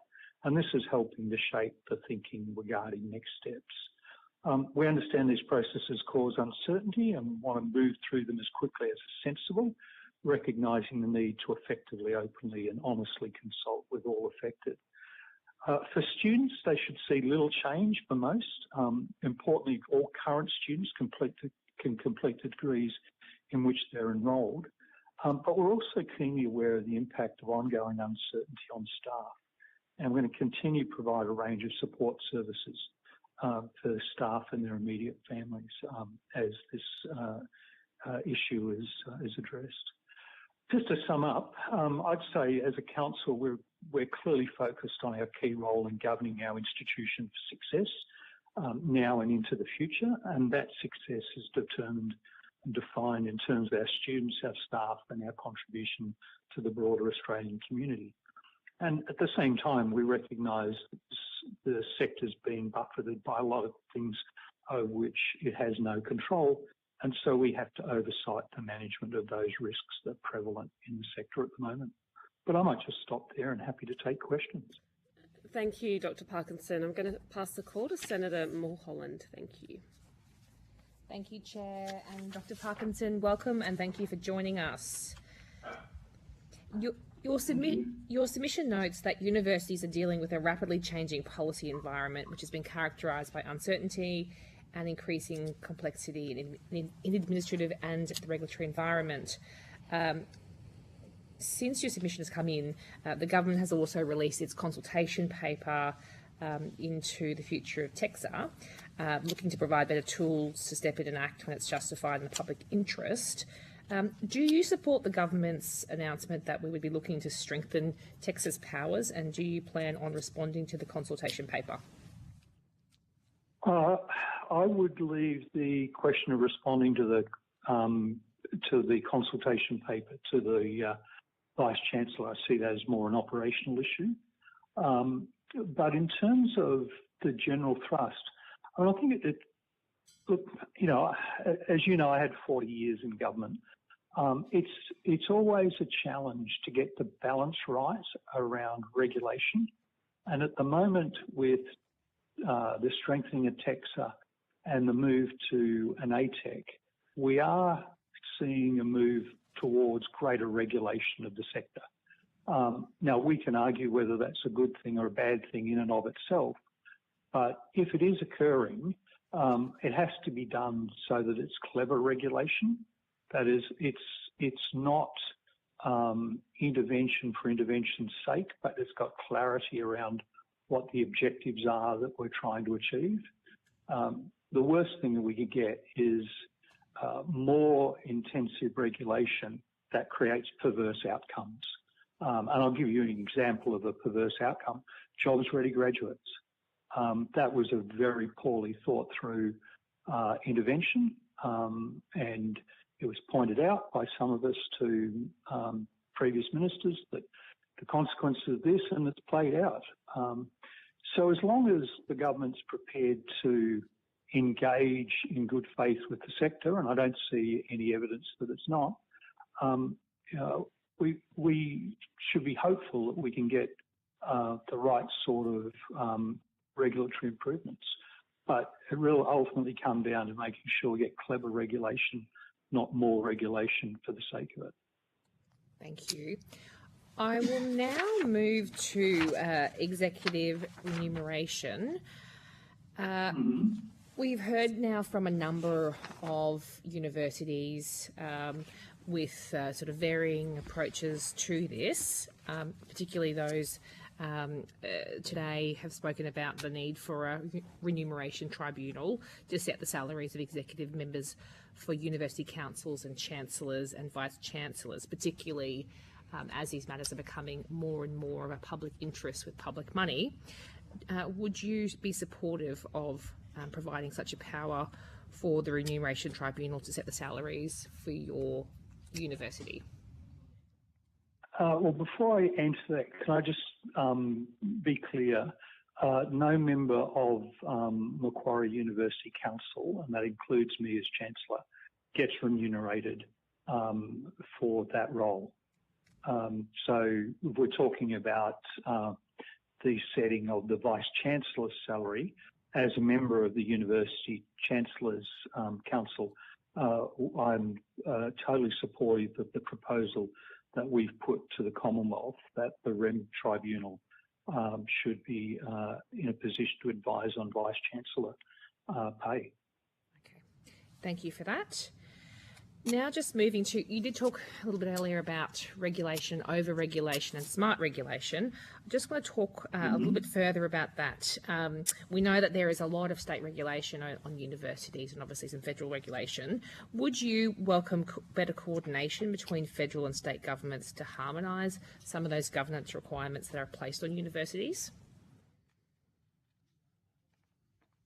It's a good question. I think it would depend on, I mean, in an ideal situation, we would be in a world where one level of government was totally responsible for post-secondary education, and that may or may not be the same level of government that's responsible for secondary and primary. But you'd have only one regulatory environment in which to operate. So to the extent that you're getting duplication by having both levels of government involved, then that's obviously a burden on the operation of the institutions. So harmonisation would be a good thing, and better still, perhaps even one day being regulated just on being funded solely out of one sector or one level of government. Thank you. Is there anything that jumps out to you that might be an example of duplication between Commonwealth and state and territory regulation? Anything that might come to mind? And it's okay if it doesn't. That's again a question I'd defer to the Vice Chancellor, because he and his staff are the ones that live this daily. They're the ones that are actually having the interaction with the various regulatory apparatus. Sure. Thank you. I might now move. Happy to take that on notice if you'd wish. Sure, that would be great. Thank you. I'll just now move to the academic blueprint that was released, I think, in June. There has been some media reporting around that blueprint going out to consultation. One academic told the Saturday paper that the university was using words like lean and agile, and they felt that equated to job cuts. What we now know is that there is a bit of more detail around that blueprint that's been released around some potential positions going across a range of faculties. Could you just talk us through some more detail about that blueprint? What is proposed in relation to job cuts? If you can give us some detail about that, that would be great. Yeah, well, very happy to. So on the 3rd of June, the Vice Chancellor released the consultation document. And there's then been, as I mentioned in the opening statement, there's been a consultation process. We got a range of feedback from staff and others. And in response to that, the university is given feedback to staff about what it heard and is now thinking through what all this means. But let me be clear, right? This is formal change proposals in two of the faculties. It's the Faculty of Arts and the Faculty of Science and Engineering. We have previously, as I mentioned in the opening statement, over the last 5 years, addressed the professional staff structure and done similar exercises in the Faculty of Medicine, Health and Human Sciences and in the Business School. Now, so there are no professional or casual academic staff impacted by the current proposals. So what's proposed here is a streamlining of the curriculum and potentially, if the original proposals were implemented, approximately 50 to 60 full-time equivalent academic roles. Now, to put that in context, the arts faculty has 301 full-time equivalents, or 324 actual staff, and you'd be talking maybe in the region of about 40 roles across 4 schools. And science and engineering, you've got 397 continuing and fixed-term staff, so about 365 FTE, and there's a net reduction of 26 proposed across 4 schools, with a proposal that over time you'd add back an additional 10 in areas of need. So the net reduction would be 16. Now, this is all, as I said, in the process of consultation. If it was all done as initially proposed, it would strengthen our underlying budget position by about 15 million a year in net terms. But as I said, this is in the midst of a consultation process, including with the union and through Fair Work, and so I wouldn't want to go any further than this, because you can't say that at this stage that any particular number of positions would be made redundant, and we're not. Just to be clear on this, we're not considering a call for voluntary redundancies. The university may consider down the track targeted applications for voluntary redundancy, but at the moment we're processing what we've had back from staff, what we've had from the union, and we're considering what our pathway forward is. So I think the Guardian obtained a copy of that draft proposal with sort of fairly similar numbers to what you've gone through. It's not secret. It was released to the staff. It's a public document. Would the committee be able to get a copy of that on notice for our reference as well? I can't see why not. So let me take that one on notice. But given that it was provided to the staff and the union has it and it's in the Fair Work process, I would regard it as a public document. Thank you. Just on the timeline, so obviously that's the draft proposal. What's the current timeline on when you think that draft proposal, following further consultation, will become the final decision around those positions? That's not really in our hands, because in the process of conciliation, we're going backwards and forwards with staff and with the union, and the union's seeking additional information, which we're in the process of providing to them. So I can't give you a definitive timeline, but as I said before, we're very conscious that the longer this drags on, the greater the uncertainty it creates for the staff.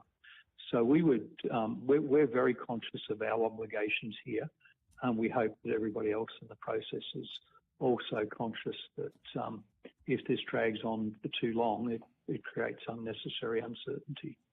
I'm going to pass the call to Senator Sharma now. Hi, Dr. Parkinson. Dave Sharma here. Senator?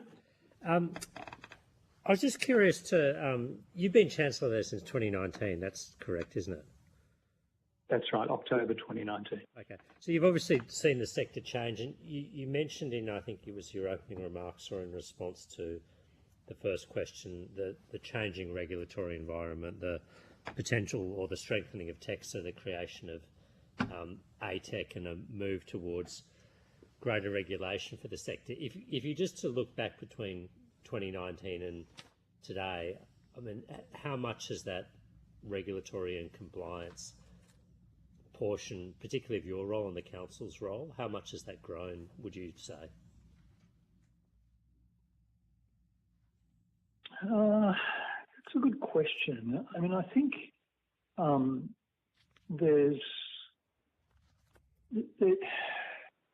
it's a bit hard to be clear. I'm sorry, I'm not trying to obfuscate. It's just that a lot of what's proposed is to be introduced rather than having been introduced. Now, there's some stuff around the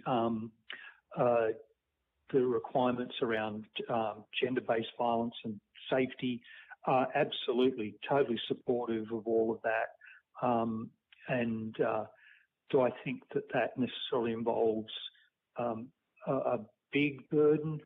It probably results in an increase in some of the reporting arrangements. On the other hand, the expectation amongst some that the universities will be responsible, for example, in dealing with sexual violence or inappropriate behaviour that occurs off campus, that is a very onerous burden if you begin to place that on the universities rather than accepting that's an issue around community standards. So I think most of the concern is around what might be coming down the track with a strengthened TEXA and the introduction of ATEC. So I think that's why I was saying in response to the earlier question, I think we've got to go into this recognising what the objectives are and making sure that we have smart regulation, not more regulation for the sake of it. One of the earlier witnesses, Dr. Parkinson, just referenced their hope that some of the outcomes from the Economic Reform / Productivity Summit would find their way to the sector, so particularly the tell us once principle, if you like, so avoiding having... Sorry, I'm sorry, I missed what principle? I think they call it the tell us once principle, which is, oh, yes, only obliged to once used many times. Yeah, exactly. Yes. Report once, used often. And then more broadly, a sort of regulatory streamlining. And they mentioned that I think Universities Australia had identified these areas as potential areas of focus. Was that, cause you were at the Economic Reform Roundtable, if I'm correct, aren't I? For the session on labour, mobility, skills and migration. Oh, okay. So was there a discussion of the university sector there, if you're able to share it? I'm just curious to know if the university sector was considered as part of this, regulatory streamlining agenda. There wasn't a focus on the university sector per se from a regulatory perspective, but there was a focus on higher education or post-secondary education and about how does one ensure that this is effectively targeted and it's a sector that's working together, vet and higher ed are working together to deliver what the community needs. And obviously in that, so the more you're trying to get those sectors to work together, the more you'd rather have streamlined reporting arrangements and principles-based regulation rather than black letter, thou shalt do it this way. Yeah, that's a good segue into what I was hoping to ask next, because again, some earlier witnesses talked about or flagged some concerns if TEXA's role moved from principles or high-level outcomes-based regulation to, I guess, more, as you put it, black letter regulation. Is that a concern in the sector that part of the drive might see TEXA, I guess, identify specific metrics that it wants to measure as an indication of performance rather than focusing on principles and outcomes? Well, I don't think a principles-based approach necessarily rules out a certain set of criteria that you want to measure. But I do think, a principles-based approach, as we've adopted it, over time in corporate law and the like, is a far more effective way to go, which is, work out what the objective is and then leave it up to each of the institutions to be able to justify why what it is they're doing actually delivers on that objective. Otherwise, you homogenise the universities, and that's the exact opposite of what is avowedly, is meant to be happening here, where Minister Clare has talked rightfully about the importance of a more diverse sector, and one that is more flexible and adaptable and agile and responding to what's coming down the track at the Australian economy, Australian workers. Yeah. Do you think TEXA needs stronger powers to do its job, stronger enforcement powers beyond what it currently has? Are they adequate in your opinion? Again, I would defer to the Vice Chancellor on that, because I'm not involved day to day with TEXA. So I would be reluctant to say to draw a distinction between the powers they have and the way in which they use them. I think that's more an operational question. Okay. But would it, obviously, I presume TEXA's discussed from time to time at university council meetings. Would it be fair to say that... Sorry, go on. Yes, absolutely it is, yeah. And I guess this is a very layperson term, but I presume university councils take TEXA seriously. If TEXA's looking into an issue at your university, university council's seized of the issue. Yeah, very much so. And I'll give you a good and recent example. We went through our reaccreditation process, and I have to say, my experience of that was that the questions TEXA asked us were actually very sensible questions, and the burden of reporting that they were seeking from us, I think, was probably at the lighter end of what they've sought perhaps from other institutions. And that may just reflect the different experience and degrees of confidence they've got. I couldn't tell you because I don't have experience from the perspective of the other institutions. But I think TEXA handled themselves very well through that process. Okay. Thanks, Dr. Parkinson. That's all from me, Chair. Senator Faruqi. Thank you, Chair. Good afternoon, Dr. Parkinson. I have a few questions on this one page that I'd like to table, Chair. And if we could send it to Dr. Parkinson through email, that would be amazing. If you can distribute it, and we'll make a decision on tabling later. Yep, so I'll just distribute it for now. I have quite a few copies there. Yep. But while that's being distributed, Dr. Parkinson, I might start with a couple of other questions. A music student at Macquarie Uni, Sophia Mallard, had been working very hard to enroll in a double degree, taking in a Bachelor of Media and Communications, majoring in radio. They were doing podcasting, audio media, and despite paying thousands of dollars for the prerequisite units and working over the summer holidays, she was told by lecturers that the radio course was highly unlikely to run next year. She has accused Macquarie University of treating her like an ATM and says the university won't communicate or tell anyone what is happening with our courses. Do you have a response to this? Like, why are students being kept in the dark? Students are being kept in the dark in the same way everybody else is, because this is a consultation process that has to work through.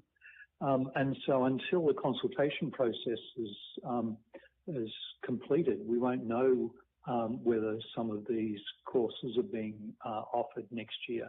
or whether they're being rested, or or when they might be offered again.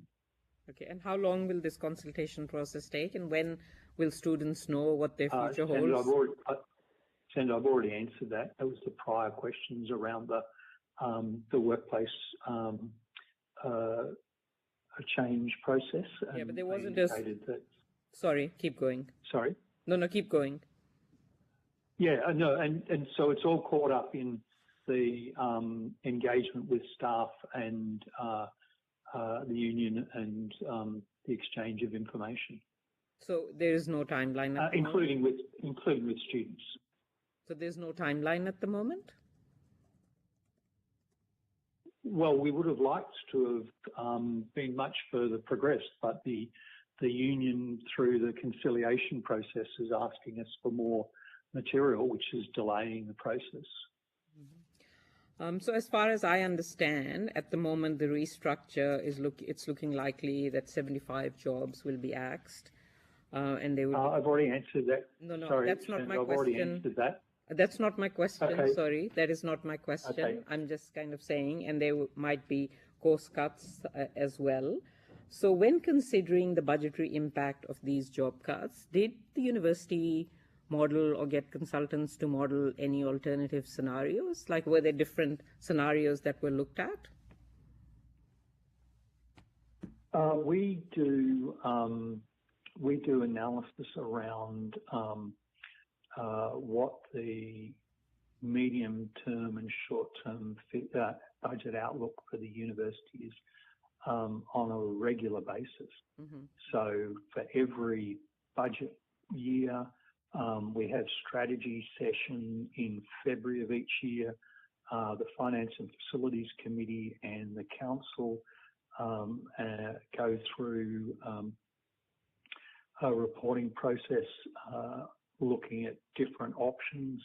And so these are not things that are just picked out of the air, and we don't tend to use consultants. We have this capacity to do it in-house. Mm-hmm. Yeah, thank you, Dr. Parkinson. You may have received, I'm not sure if you've had a chance to look at the... Yes, I've got the document. Yeah, thank you. I'm just wondering if so these were the three options, it seems, that were considered for the 2026 budget. So 3 cases. Could you just quickly take us through them? Oh, Senator, this is an operational matter. This is something that is best addressed to the Vice-Chancellor.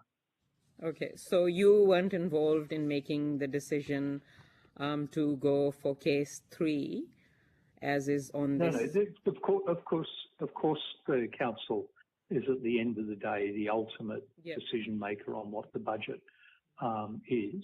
Sure. But if you're asking me to go through and explain the detail, then I think that's an unreasonable request when you give me the document now. Have you seen this document? Do it on the fly. Have you seen this document before, Dr. Parkinson? If you look at the top, it says Executive Group, items for discussion. I'm the Chancellor, that's the Council.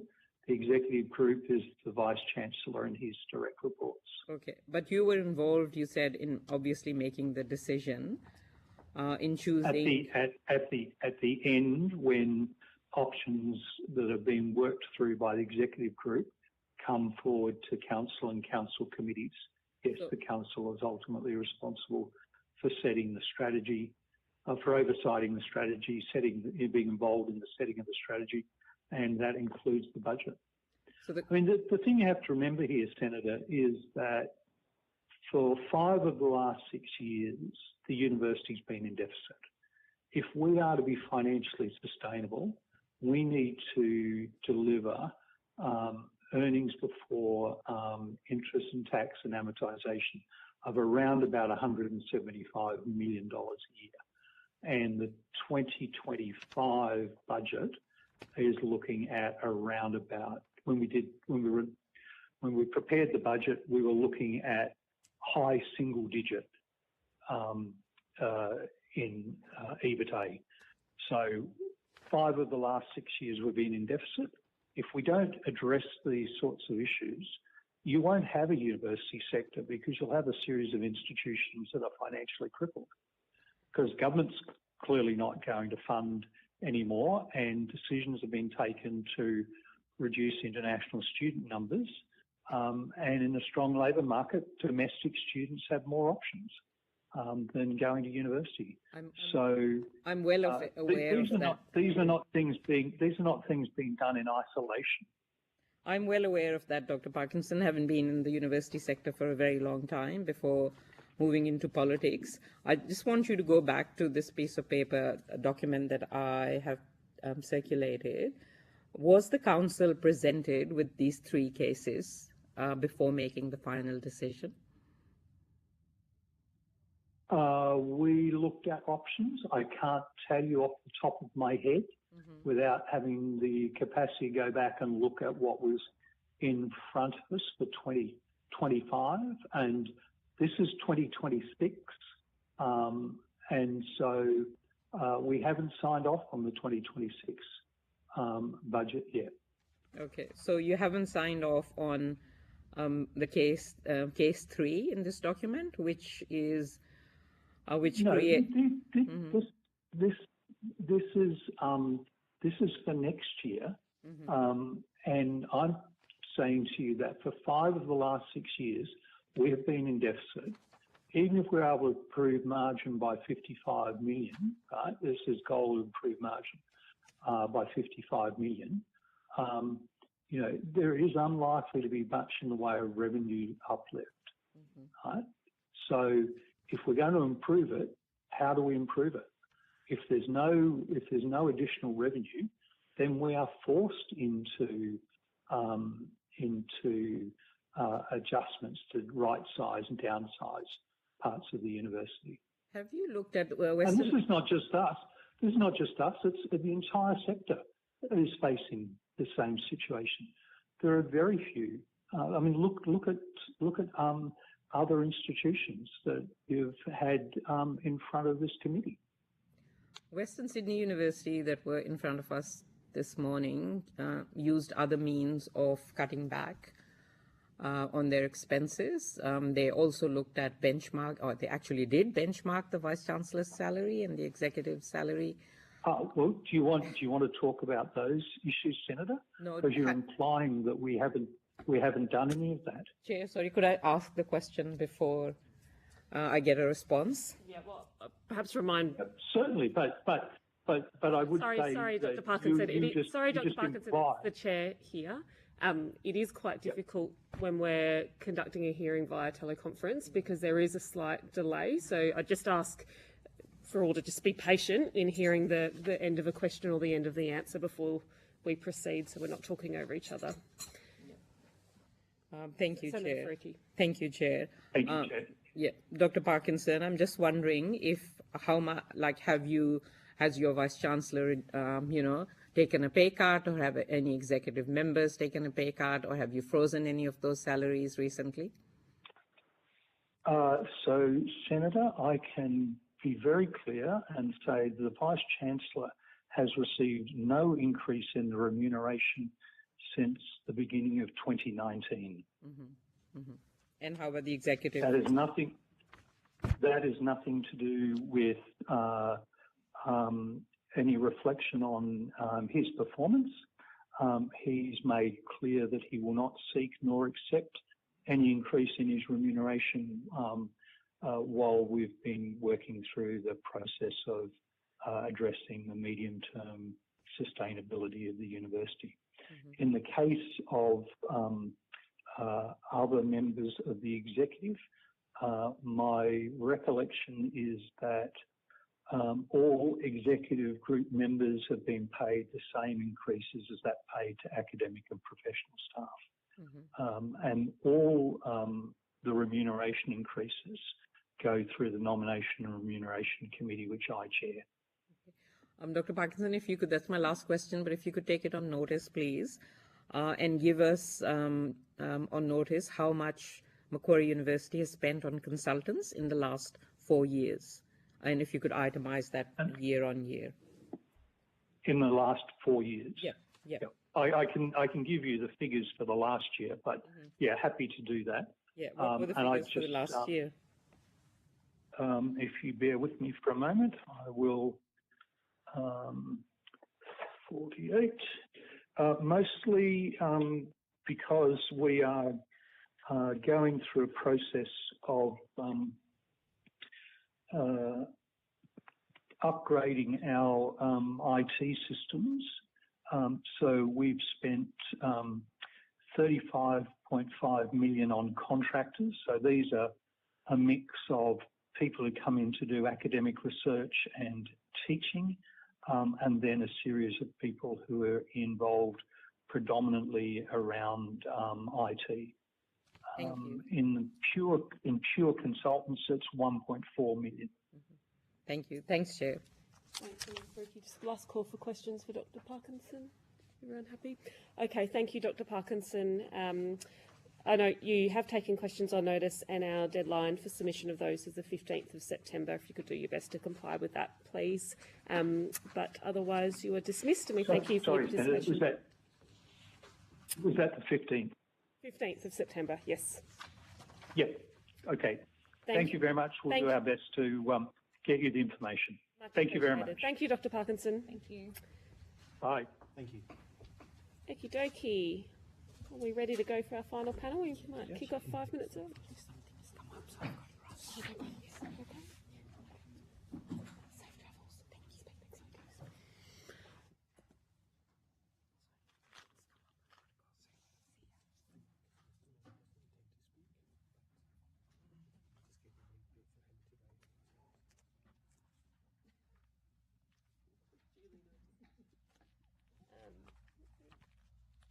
Good afternoon, and welcome to the lucky last panel of the day. It's always good to be the last ones, but I will officially welcome representative from the Australian Higher Education Industrial Association.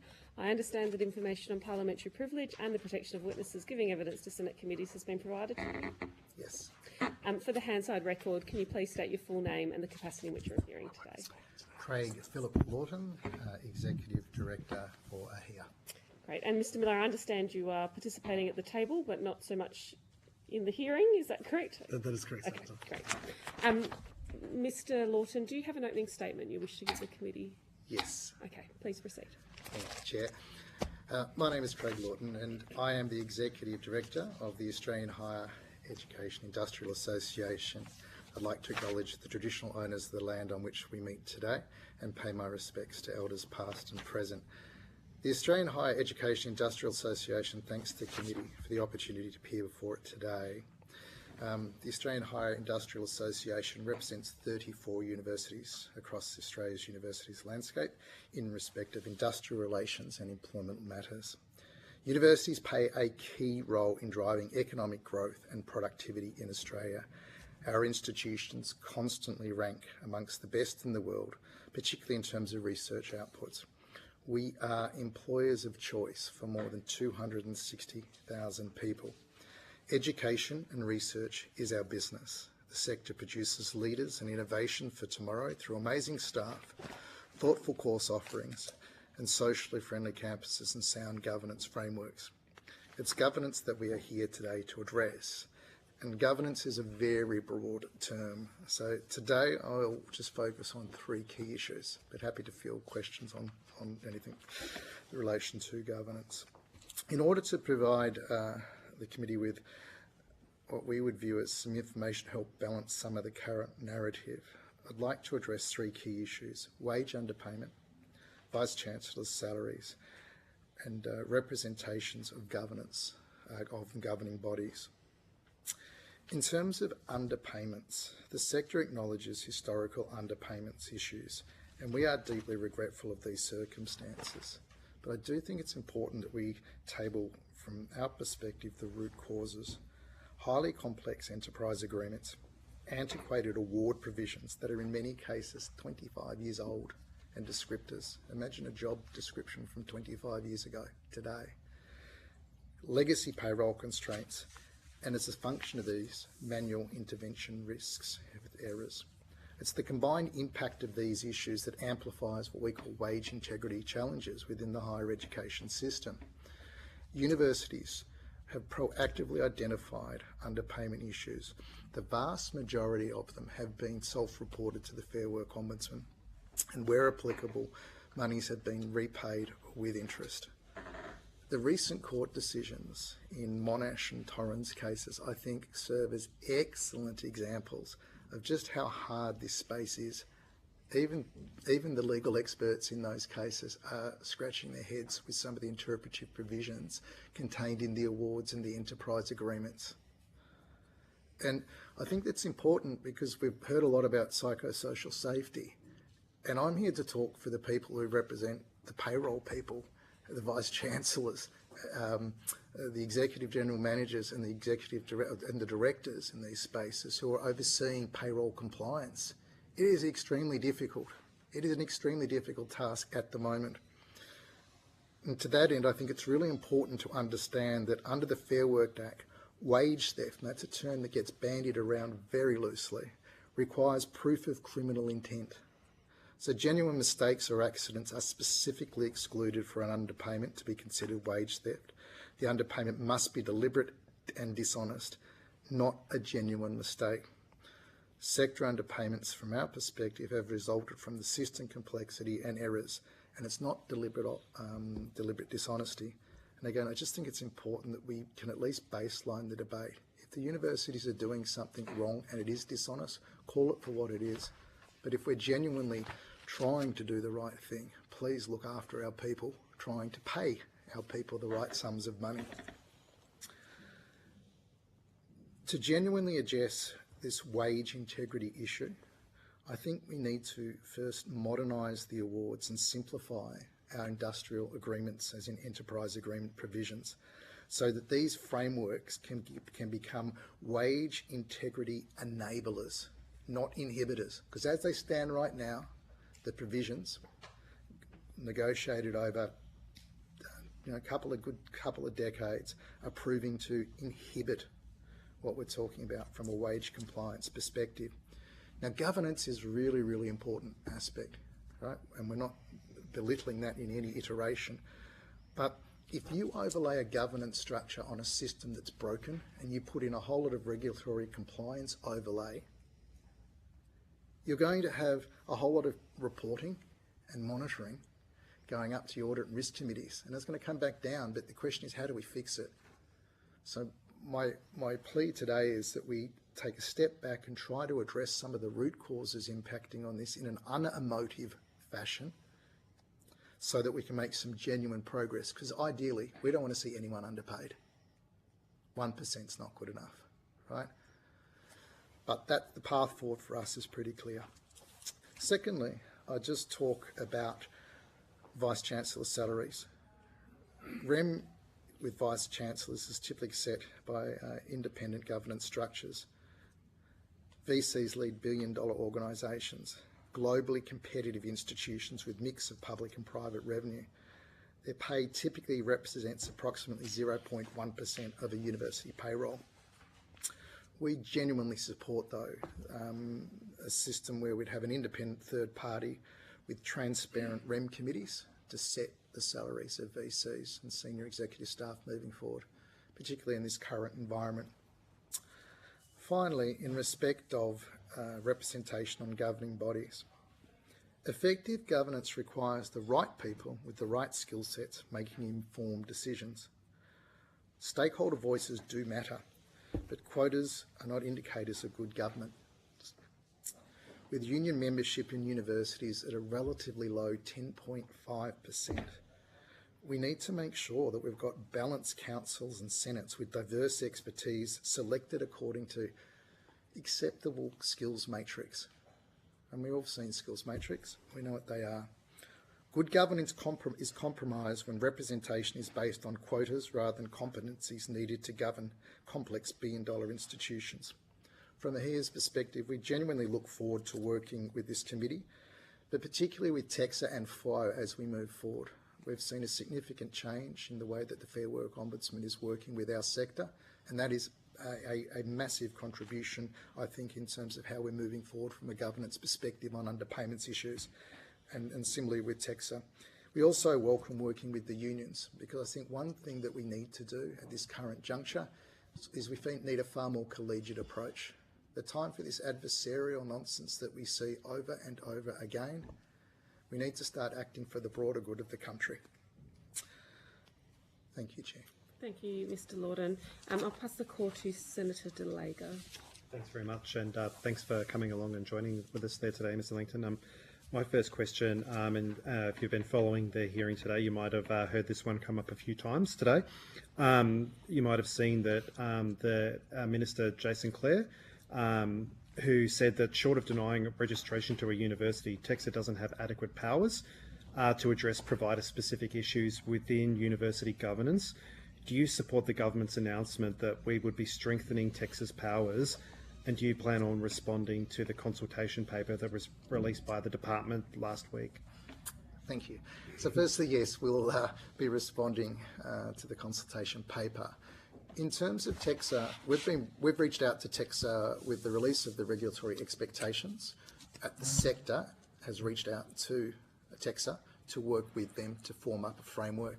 And it was interesting just listening to the discussion previous to this, where we're talking about principles and all sorts of other bits. What we're trying to do, working with TEXA's oversight here, is to create a little bit more detailed framework across the sector, and to get a little bit more homogeneity in terms of what governance means as it applies across.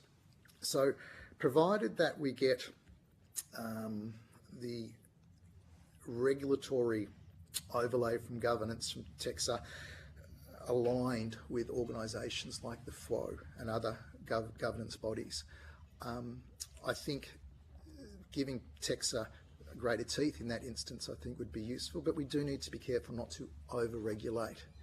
And what I am buoyed about TEXA's approach in terms of the regulatory expectations from the meetings that I've had with them, and the unions who are present in those meetings, which I also think is positive, is that there's a general desire to have these sector-led, which I also think is useful. Yep. So hopefully that answers your question. No, thank you. And also just going back on, we were in your opening remarks, you were talking about about the VC salaries, and that you've made your organisation and yourself quite happy for an independent remuneration tribunal to set the salaries, essentially. Yes, I think in the current governance framework, economic circumstances, etc., I think it's probably a common sense suggestion in terms of that, and we need more common sense suggestions in this sector. Yep, beautiful, thank you. Your claim in your submission that the salaries of the Vice-Chancellors are comparable with many senior public servants in the Commonwealth Government. Now, and again, they are set by the Remuneration Tribunal.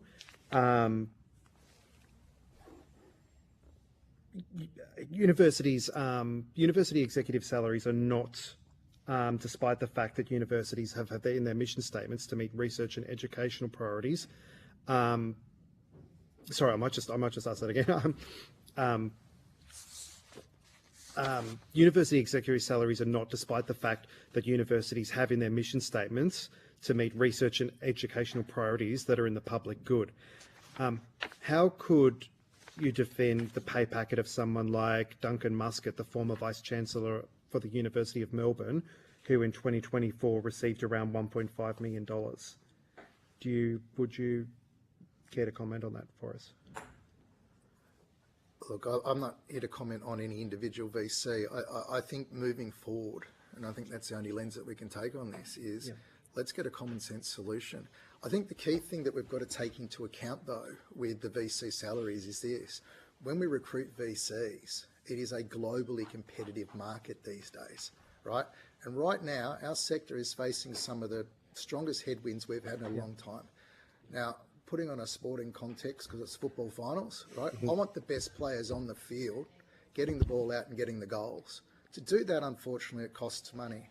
So if we compare salaries, for example, with and I'm not here to defend the VC salaries, but I'm just making this, I think it's important to table this. Like, in terms of the VC of Yale, they're on 2.2 million US. You've got Sacred Heart, 1.2 million US.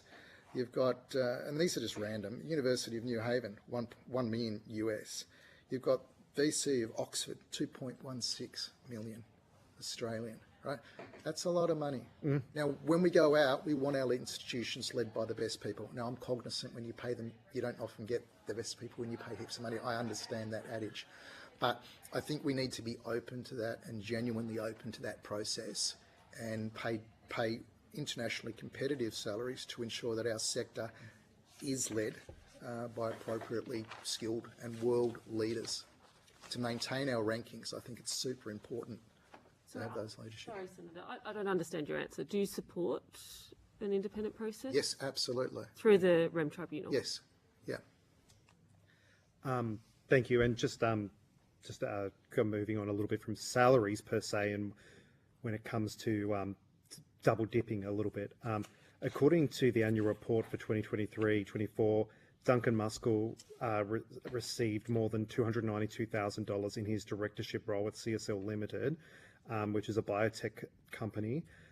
We've also all heard about the scandals about the ANU's VC Genevieve Bell and her secret job at Intel. And recently, in my home state, the University of Tasmania's VC Rufus Black, who is now receiving a second salary from Deloitte.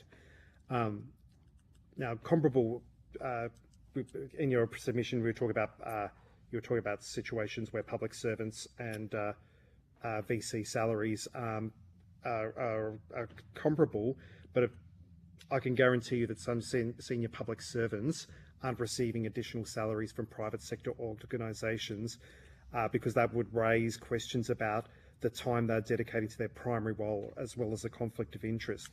Do you believe that Vice-Chancellors should be able to double dip in this way? And wouldn't it be better to meet community expectations of universities if their remuneration wasn't set by an independent tribunal? And I might add just a caveat with that question that I am aware of the reports that that Professor Black offered to offset his, and that was denied, but it's just another example of some double dipping.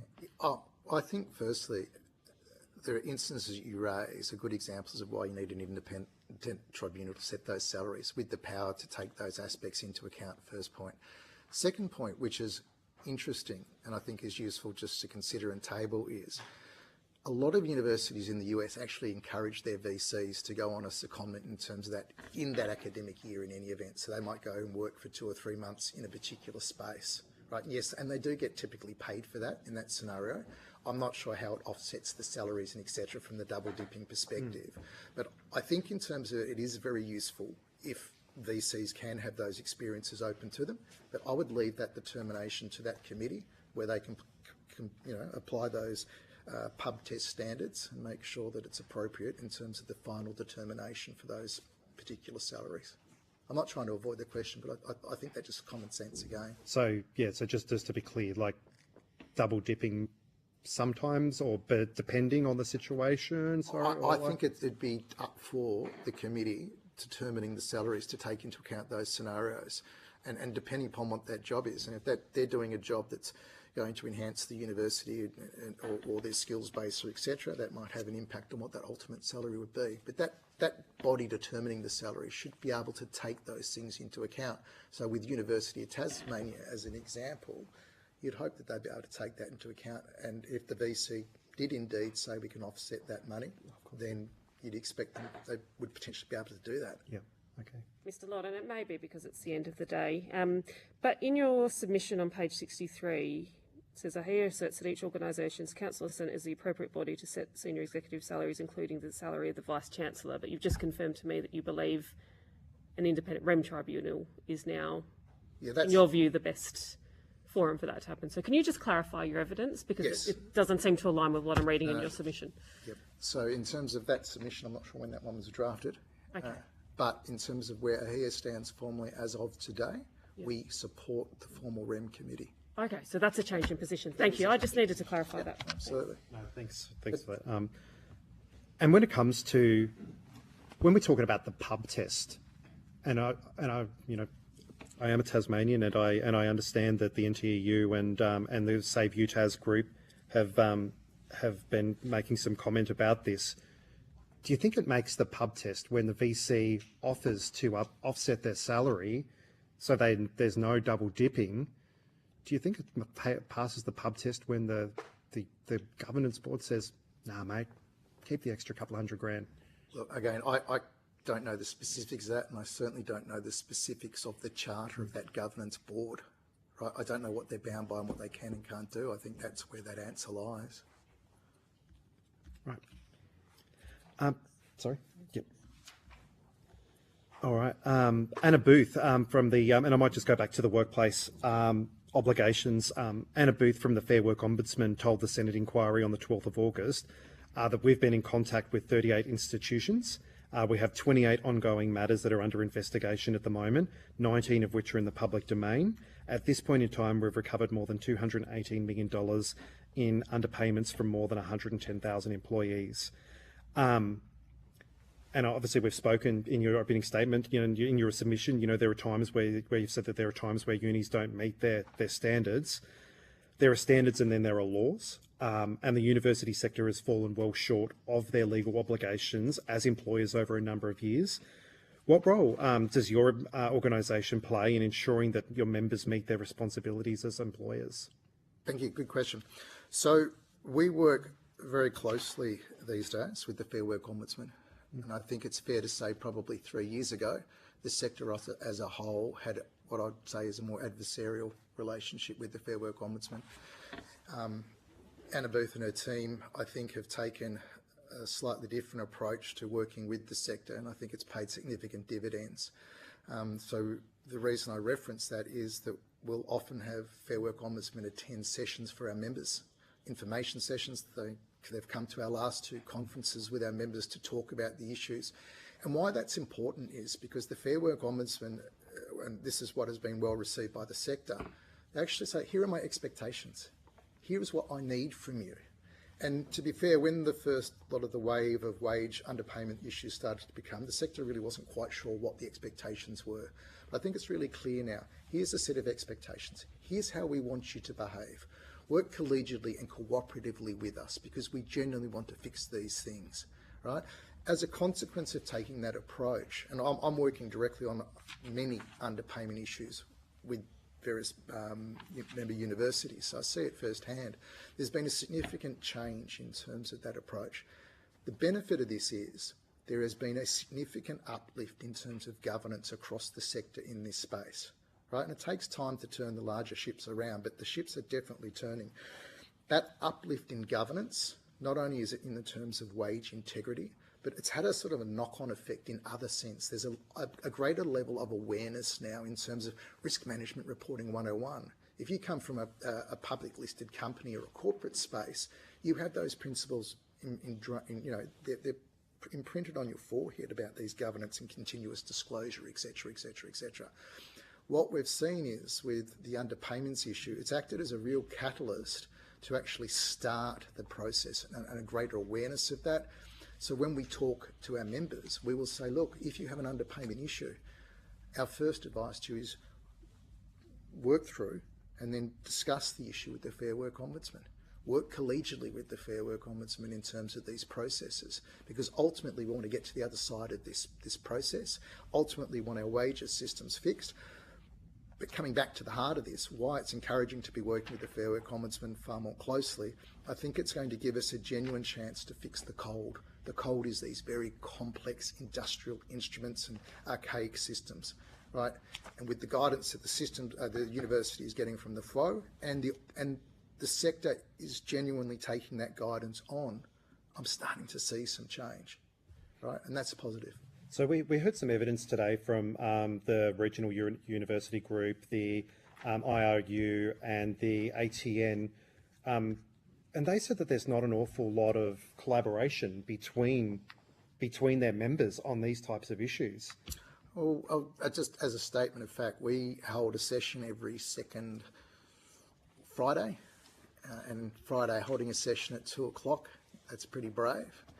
We typically get between 100 to 125 members, individual people, from across the sector, so all of the universities, and they all attend sessions from the Fair Work Ombudsman. They all attend sessions from professional firms, the consultant companies, in terms of how to undertake the discovery around underpayment issues and rectification plans, etc. We'll give them guidance on interpretation around those provisions. So with all respect to the previous people in that context, that's what we're doing. We're seeing significant traction in terms of that. And if you can get 125 people turning up to a session every second Friday, something's resonating in terms of that. When when it comes to that, and I understand 125 people on a Friday afternoon might be a bit of a feat, but 30, your group was 34 unis, with probably, so that's like what, 4? If you get two or three people, because typically that area in the university will have a director who'll be in the immediately control of that, and they might have a couple of people in their team. So that these teams aren't large in terms of that either. Yeah. How often have they been meeting on the Friday afternoons to talk about this? We meet literally every second Friday. Yeah. And the idea is to bring that community together. How long dating back would you say? 3 years at least since I've been there. We really ramped that up. We were doing it previously, but it was more about bargaining. But since the underpayments issue, we've had to take a far more holistic lens to governance. Why would you say the sector has been so vulnerable to underpayments, to wage underpayments? I'm very conscious to not use wage theft based on your... No, I appreciate but to me, wage theft is wage theft, but I understand. I appreciate that. Again, I said, from my perspective, I think it's not any one thing, but when you put together a really complex industrial relations framework, the awards, imagine your job description 25 years ago today. How does a payroll person interpret that? Are you in the right category or class to be paid? That's difficult, right?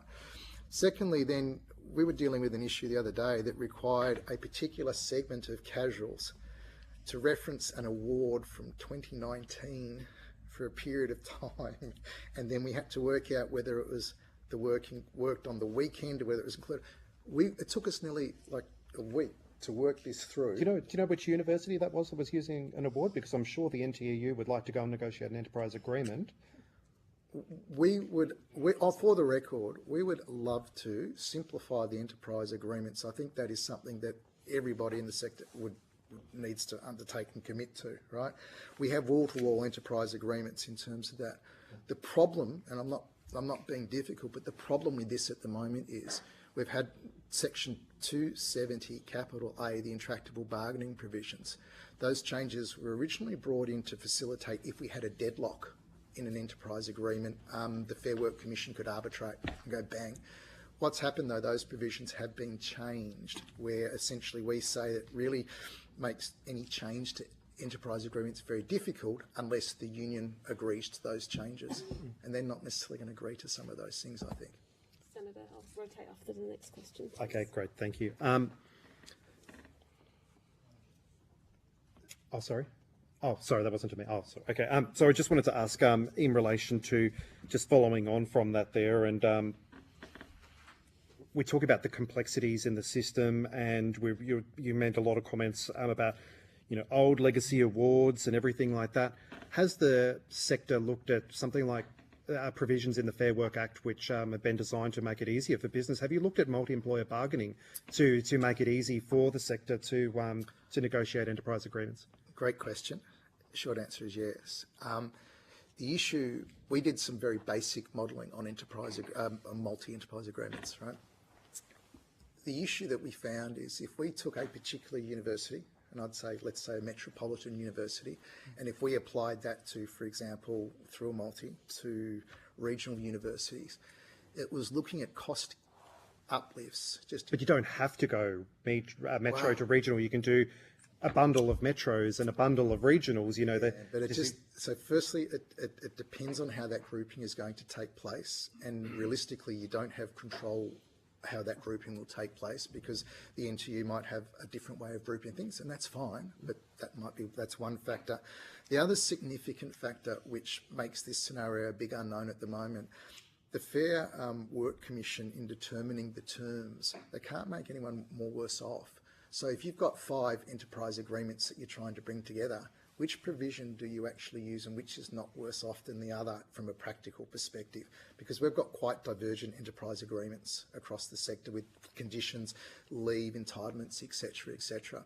So the risk again we'd run from a multi perspective is you'd arguably again to be like a high tide floating all boats, which would increase the cost structure. Because different universities have traded off different things in bargaining. That's all right, we'll give you more ceremonial leave if we can have this particular clause, etc. And it's so piecemeal for different universities. Yeah, I'm very familiar with bargaining, but it's sort of it seems to me like, and this is an observation, is that we're talking dollars and cents for workers as being, which can lead to massive overpayments and having all these burdens, like when it comes to workers. But then we have the big guys, the VCs, and that it's still okay to pay them those big bickies. I just don't. Yeah, I can't understand how. If you had 100 energy units a day to spend right now to get maximum impact, you would probably tackle having a look at the descriptors in the awards. Right, that way then you'd start to frame up some certainty around who's doing what so we can pay them the rates. The other thing you'd have a real... But the awards are just the minute of the minimum. They are, but they can't contain the descriptors. The other thing that you'd want to hone in on would actually be the casual provisions and the payment provisions in each of the EAs and how they worked, because they're all slightly different in terms, and that's why we're seeing these cases with Monash and Torrens, which quite frankly don't really help anyone in the sector, because it doesn't give us any guidance on how to continue to pay, particularly the most vulnerable casuals in the sector. It's very confusing. We could talk a lot more time, and Chair, sorry, I did ask more than my question, so thank you. All right, more and more are getting through the keeper the later we get in the day. Senator Sharma, you can take us home. Thanks, Chair. Thank you, Mr. Lorden. In your submission, I think it was in your submission, which I think your submission actually dates from the last Parliament, doesn't it? It's January. It's a long time 2025 when that's when the submission was made. Hence the. Everyone was invited to update it, though. No. But I think that explains in the submission. My apologies. You didn't urge a remuneration tribunal proposal, but obviously in your opening statement you did. But I think in your submission you talk about, or you hold up the Expert Council on University Governance as the appropriate body to properly and comprehensively review governance in the sector. Is that sort of your position as well? Yeah, I think somebody needs to take a step back unemotively and have a look at and run the ruler across the sector. I think in terms of the inroads we've made in the last 3 years and the catalyst being underpayments, that's really positive. But I think in taking that lens across the sector by experts would be helpful.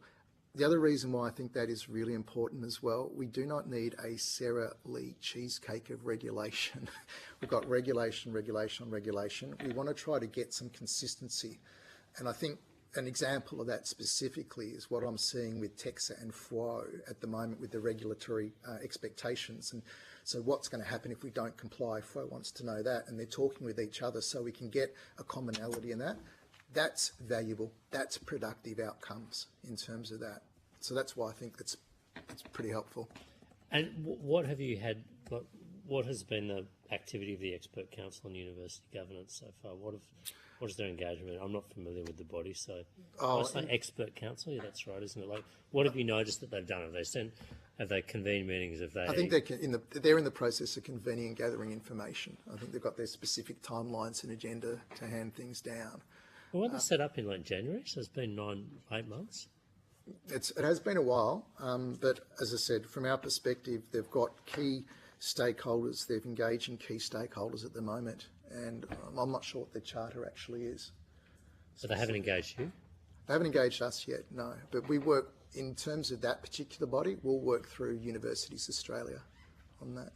Okay. Just like the NTU will go through the ACTU, because you don't need every man and his dog trying to report to something like that. So I'm just trying to understand. So, I mean, this thing's been set up, right, in January. It's agreed by the state education ministers with the federal one. Its mandate was to strengthen university governance in response to Priority Action 5 of the Accord. Where does that sit with this push to modernise and strengthen Texas powers? How are they consistent? Are they inconsistent? I think ultimately they'll be consistent in some way. And the reason I say that is because I think what we're seeing from Texas is what I'd call, at this stage, a metered response and a metered rollout. So in terms of when we heard on the previous submission that at this stage they're fairly high-level principles in terms of the regulatory expectations.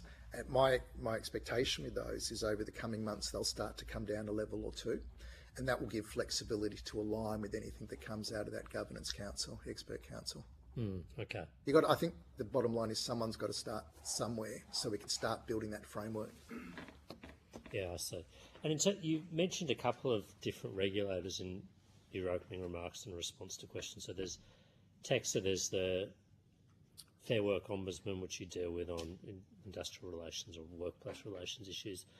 There's a National Student Ombudsman as well, is that right? Yes, that office has just been stood up, I think, in the last couple of months. Okay. And there's ATEC as well, Australian Tertiary Education Commission. Okay. Are there more? And there's the Expert Council, which we were discussing before. The Expert Council. There's obviously like state governments, federal governments. Well, that's the other thing. I think someone asked the question before about state-based legislation and the like, right? It would be useful in these reviews from a federal government perspective to get some thought leadership on where these overlays are happening. And a specific example on that is the recent, with the psychosocial safety issues that we've had. You've had some state-based legislation which is effectively involved in that process, and you've got bargaining, which is a federal issue in terms of that. It's a bit messy in terms of that. And I think what we need to do is have a coherent system which safeguards potentially against the misuse of tools. Because on one hand, you're going to have the Treasurer who's going to say, we need productivity, and you might have a state-based person of a different political persuasion or otherwise saying, no, this is a psychosocial safety issue, so we're going to block that change. So who trumps who? But the sector's trying to wade through that in terms of that process. So some guidance in respect of that and some consolidation around that would be incredibly helpful. Okay. And we've heard some suggestions during the course of this hearing and that students and staff need to be better represented on academic and governance boards. And then we've also heard from some universities saying they think it's already adequately represented. What's your organisation's position on this, and how would you respond to those calls? HEA's view is that I think in terms of the numbers on boards at the moment, university boards and councils, I think are pretty much in line with where they need to be from a governance perspective.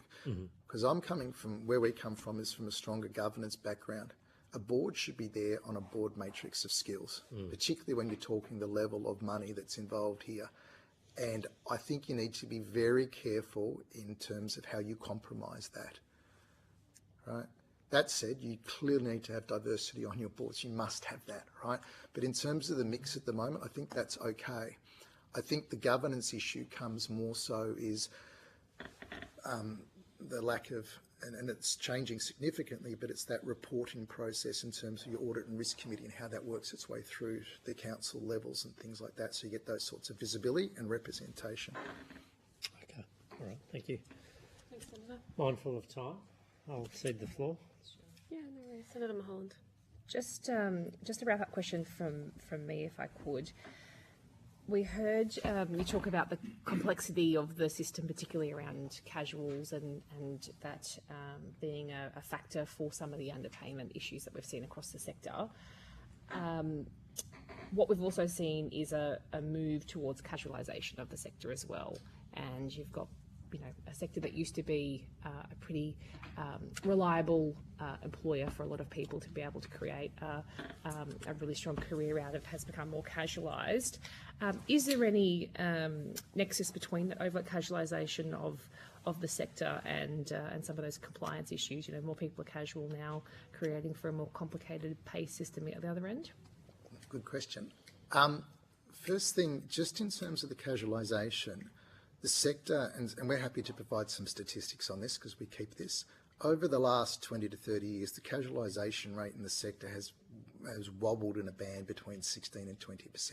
That's the first thing. So that's quite significant. So the use of the casuals has been driven primarily, obviously, from the flexibility perspective. So a casual can teach 90 to 100% of their time teaching hours. We've got workload models in the enterprise agreements that can say anywhere between 40% teaching, 40% research, 20% admin, leadership, social, etc. on that front. So when you convert a casual to a ongoing employment, you can no longer you can no longer offer that 90 to 100% teaching component. They get cut down to say 40 or 50% depending upon what's in their enterprise agreement. So that obviously has some impact. The other interesting observation that we've seen with the new legislation seemed to be, and we spoke with Jura about this, it seemed to be based on the fact that there was a belief that if there was a conversion process for casuals in the sector, they would take that conversion process because they were unhappy essentially being casuals. That was the basic premise. What we've seen, first point was we surveyed 11,000 casuals and about 92 or 93% of them said we were happy to stay casuals. And we did that across rural, metro, all sorts of universities, just as a cross-reference, first point. Second point, what we're seeing in terms of the conversion on casuals at the moment across the sector, and this is almost without exception, there is a trickle of conversion requests. It's surprising, right? So you might have literally a university, a large place, but on a quarterly basis, you might have 10, I'll say a handful of conversion requests. It seems really strange in terms of the way the legislation is drafted, but I'm just giving you the evidence of what's happening. And I think the union, NTUU, thought that there'd be like a bit of a stampede of people coming to be converted, but we're just simply not seeing that factually at the moment. We had Western Sydney University in here earlier today talking about their decasualisation program and the experience that they've got with people choosing to take part in that scheme. I think they had about 60 in the last intake, so perhaps that experience isn't necessarily across the board. But I do want to just touch on another bit of evidence we heard last month from one of your members, which was about conduct in computer labs and labs and teaching there. So we heard some evidence around ANU to do with particularly casual staff being rostered on for a 2-hour session with students in a lab and only being paid for 1.5 hours and being told the last 30 minutes was consultation time, despite the fact that it was a rostered time for students as their teaching period and the students were still in the space. So perhaps there are also incidents not just of complex awards, but structuring and rostering issues to do with staff and casual staff to do leading to some of these underpayment issues as well. I think we just need to acknowledge that it's not just a complicated system at the back end for poor payroll staff, but there are also genuine underpayment. You can call it wage theft because it is genuine underpayment of staff going on in the sector as well, and we need to acknowledge that. I think in terms of the underpayment, I'm not aware of that specific instance, but it's interesting when you raise that instance, my mind firstly just went to Torrens and Monash cases straight away and thinking, crikey, is there someone in the payroll, how are they actually dealing with this scenario? And if they were facing whatever happened in Torrens or Monash and they were trying to apply that scenario, there's every chance I would have made a mistake, and I know a fair bit about that space. I would have made a mistake in paying that person because I couldn't work it out. It's just too hard. Federal court can't work it out at the moment. It's on appeal. I would be genuinely, because as I said, I interact with these people on a very regular basis. There's no one sits there and goes, this is our business model to rip people off, to take this money out or to do this. I am absolutely, totally unaware of anybody in our sector saying they've been directed to do this or behave in a particular way like that. And it's just not. It's not about that. It's about that there are genuine cases of underpayment. It's not just complicated stuff in the back end. I think we need to acknowledge that here because I don't think there's a whole picture that's going on. You can't say that was not the case. Yes. Thank you. That's it. I'd like to thank you for your participation in our hearing today and more broadly in our committee process. quans are due back to us by the 15th of September 2025, but otherwise you are free to depart, as is everyone in the room. The hearing has concluded. So thank you to everyone who's appeared before us today. Thank you to Hansard and Broadcasting for your assistance, and of course our wonderful Secretariat for all the work you have done. The committee has agreed, already said that, we stand adjourned. Let's get out of here.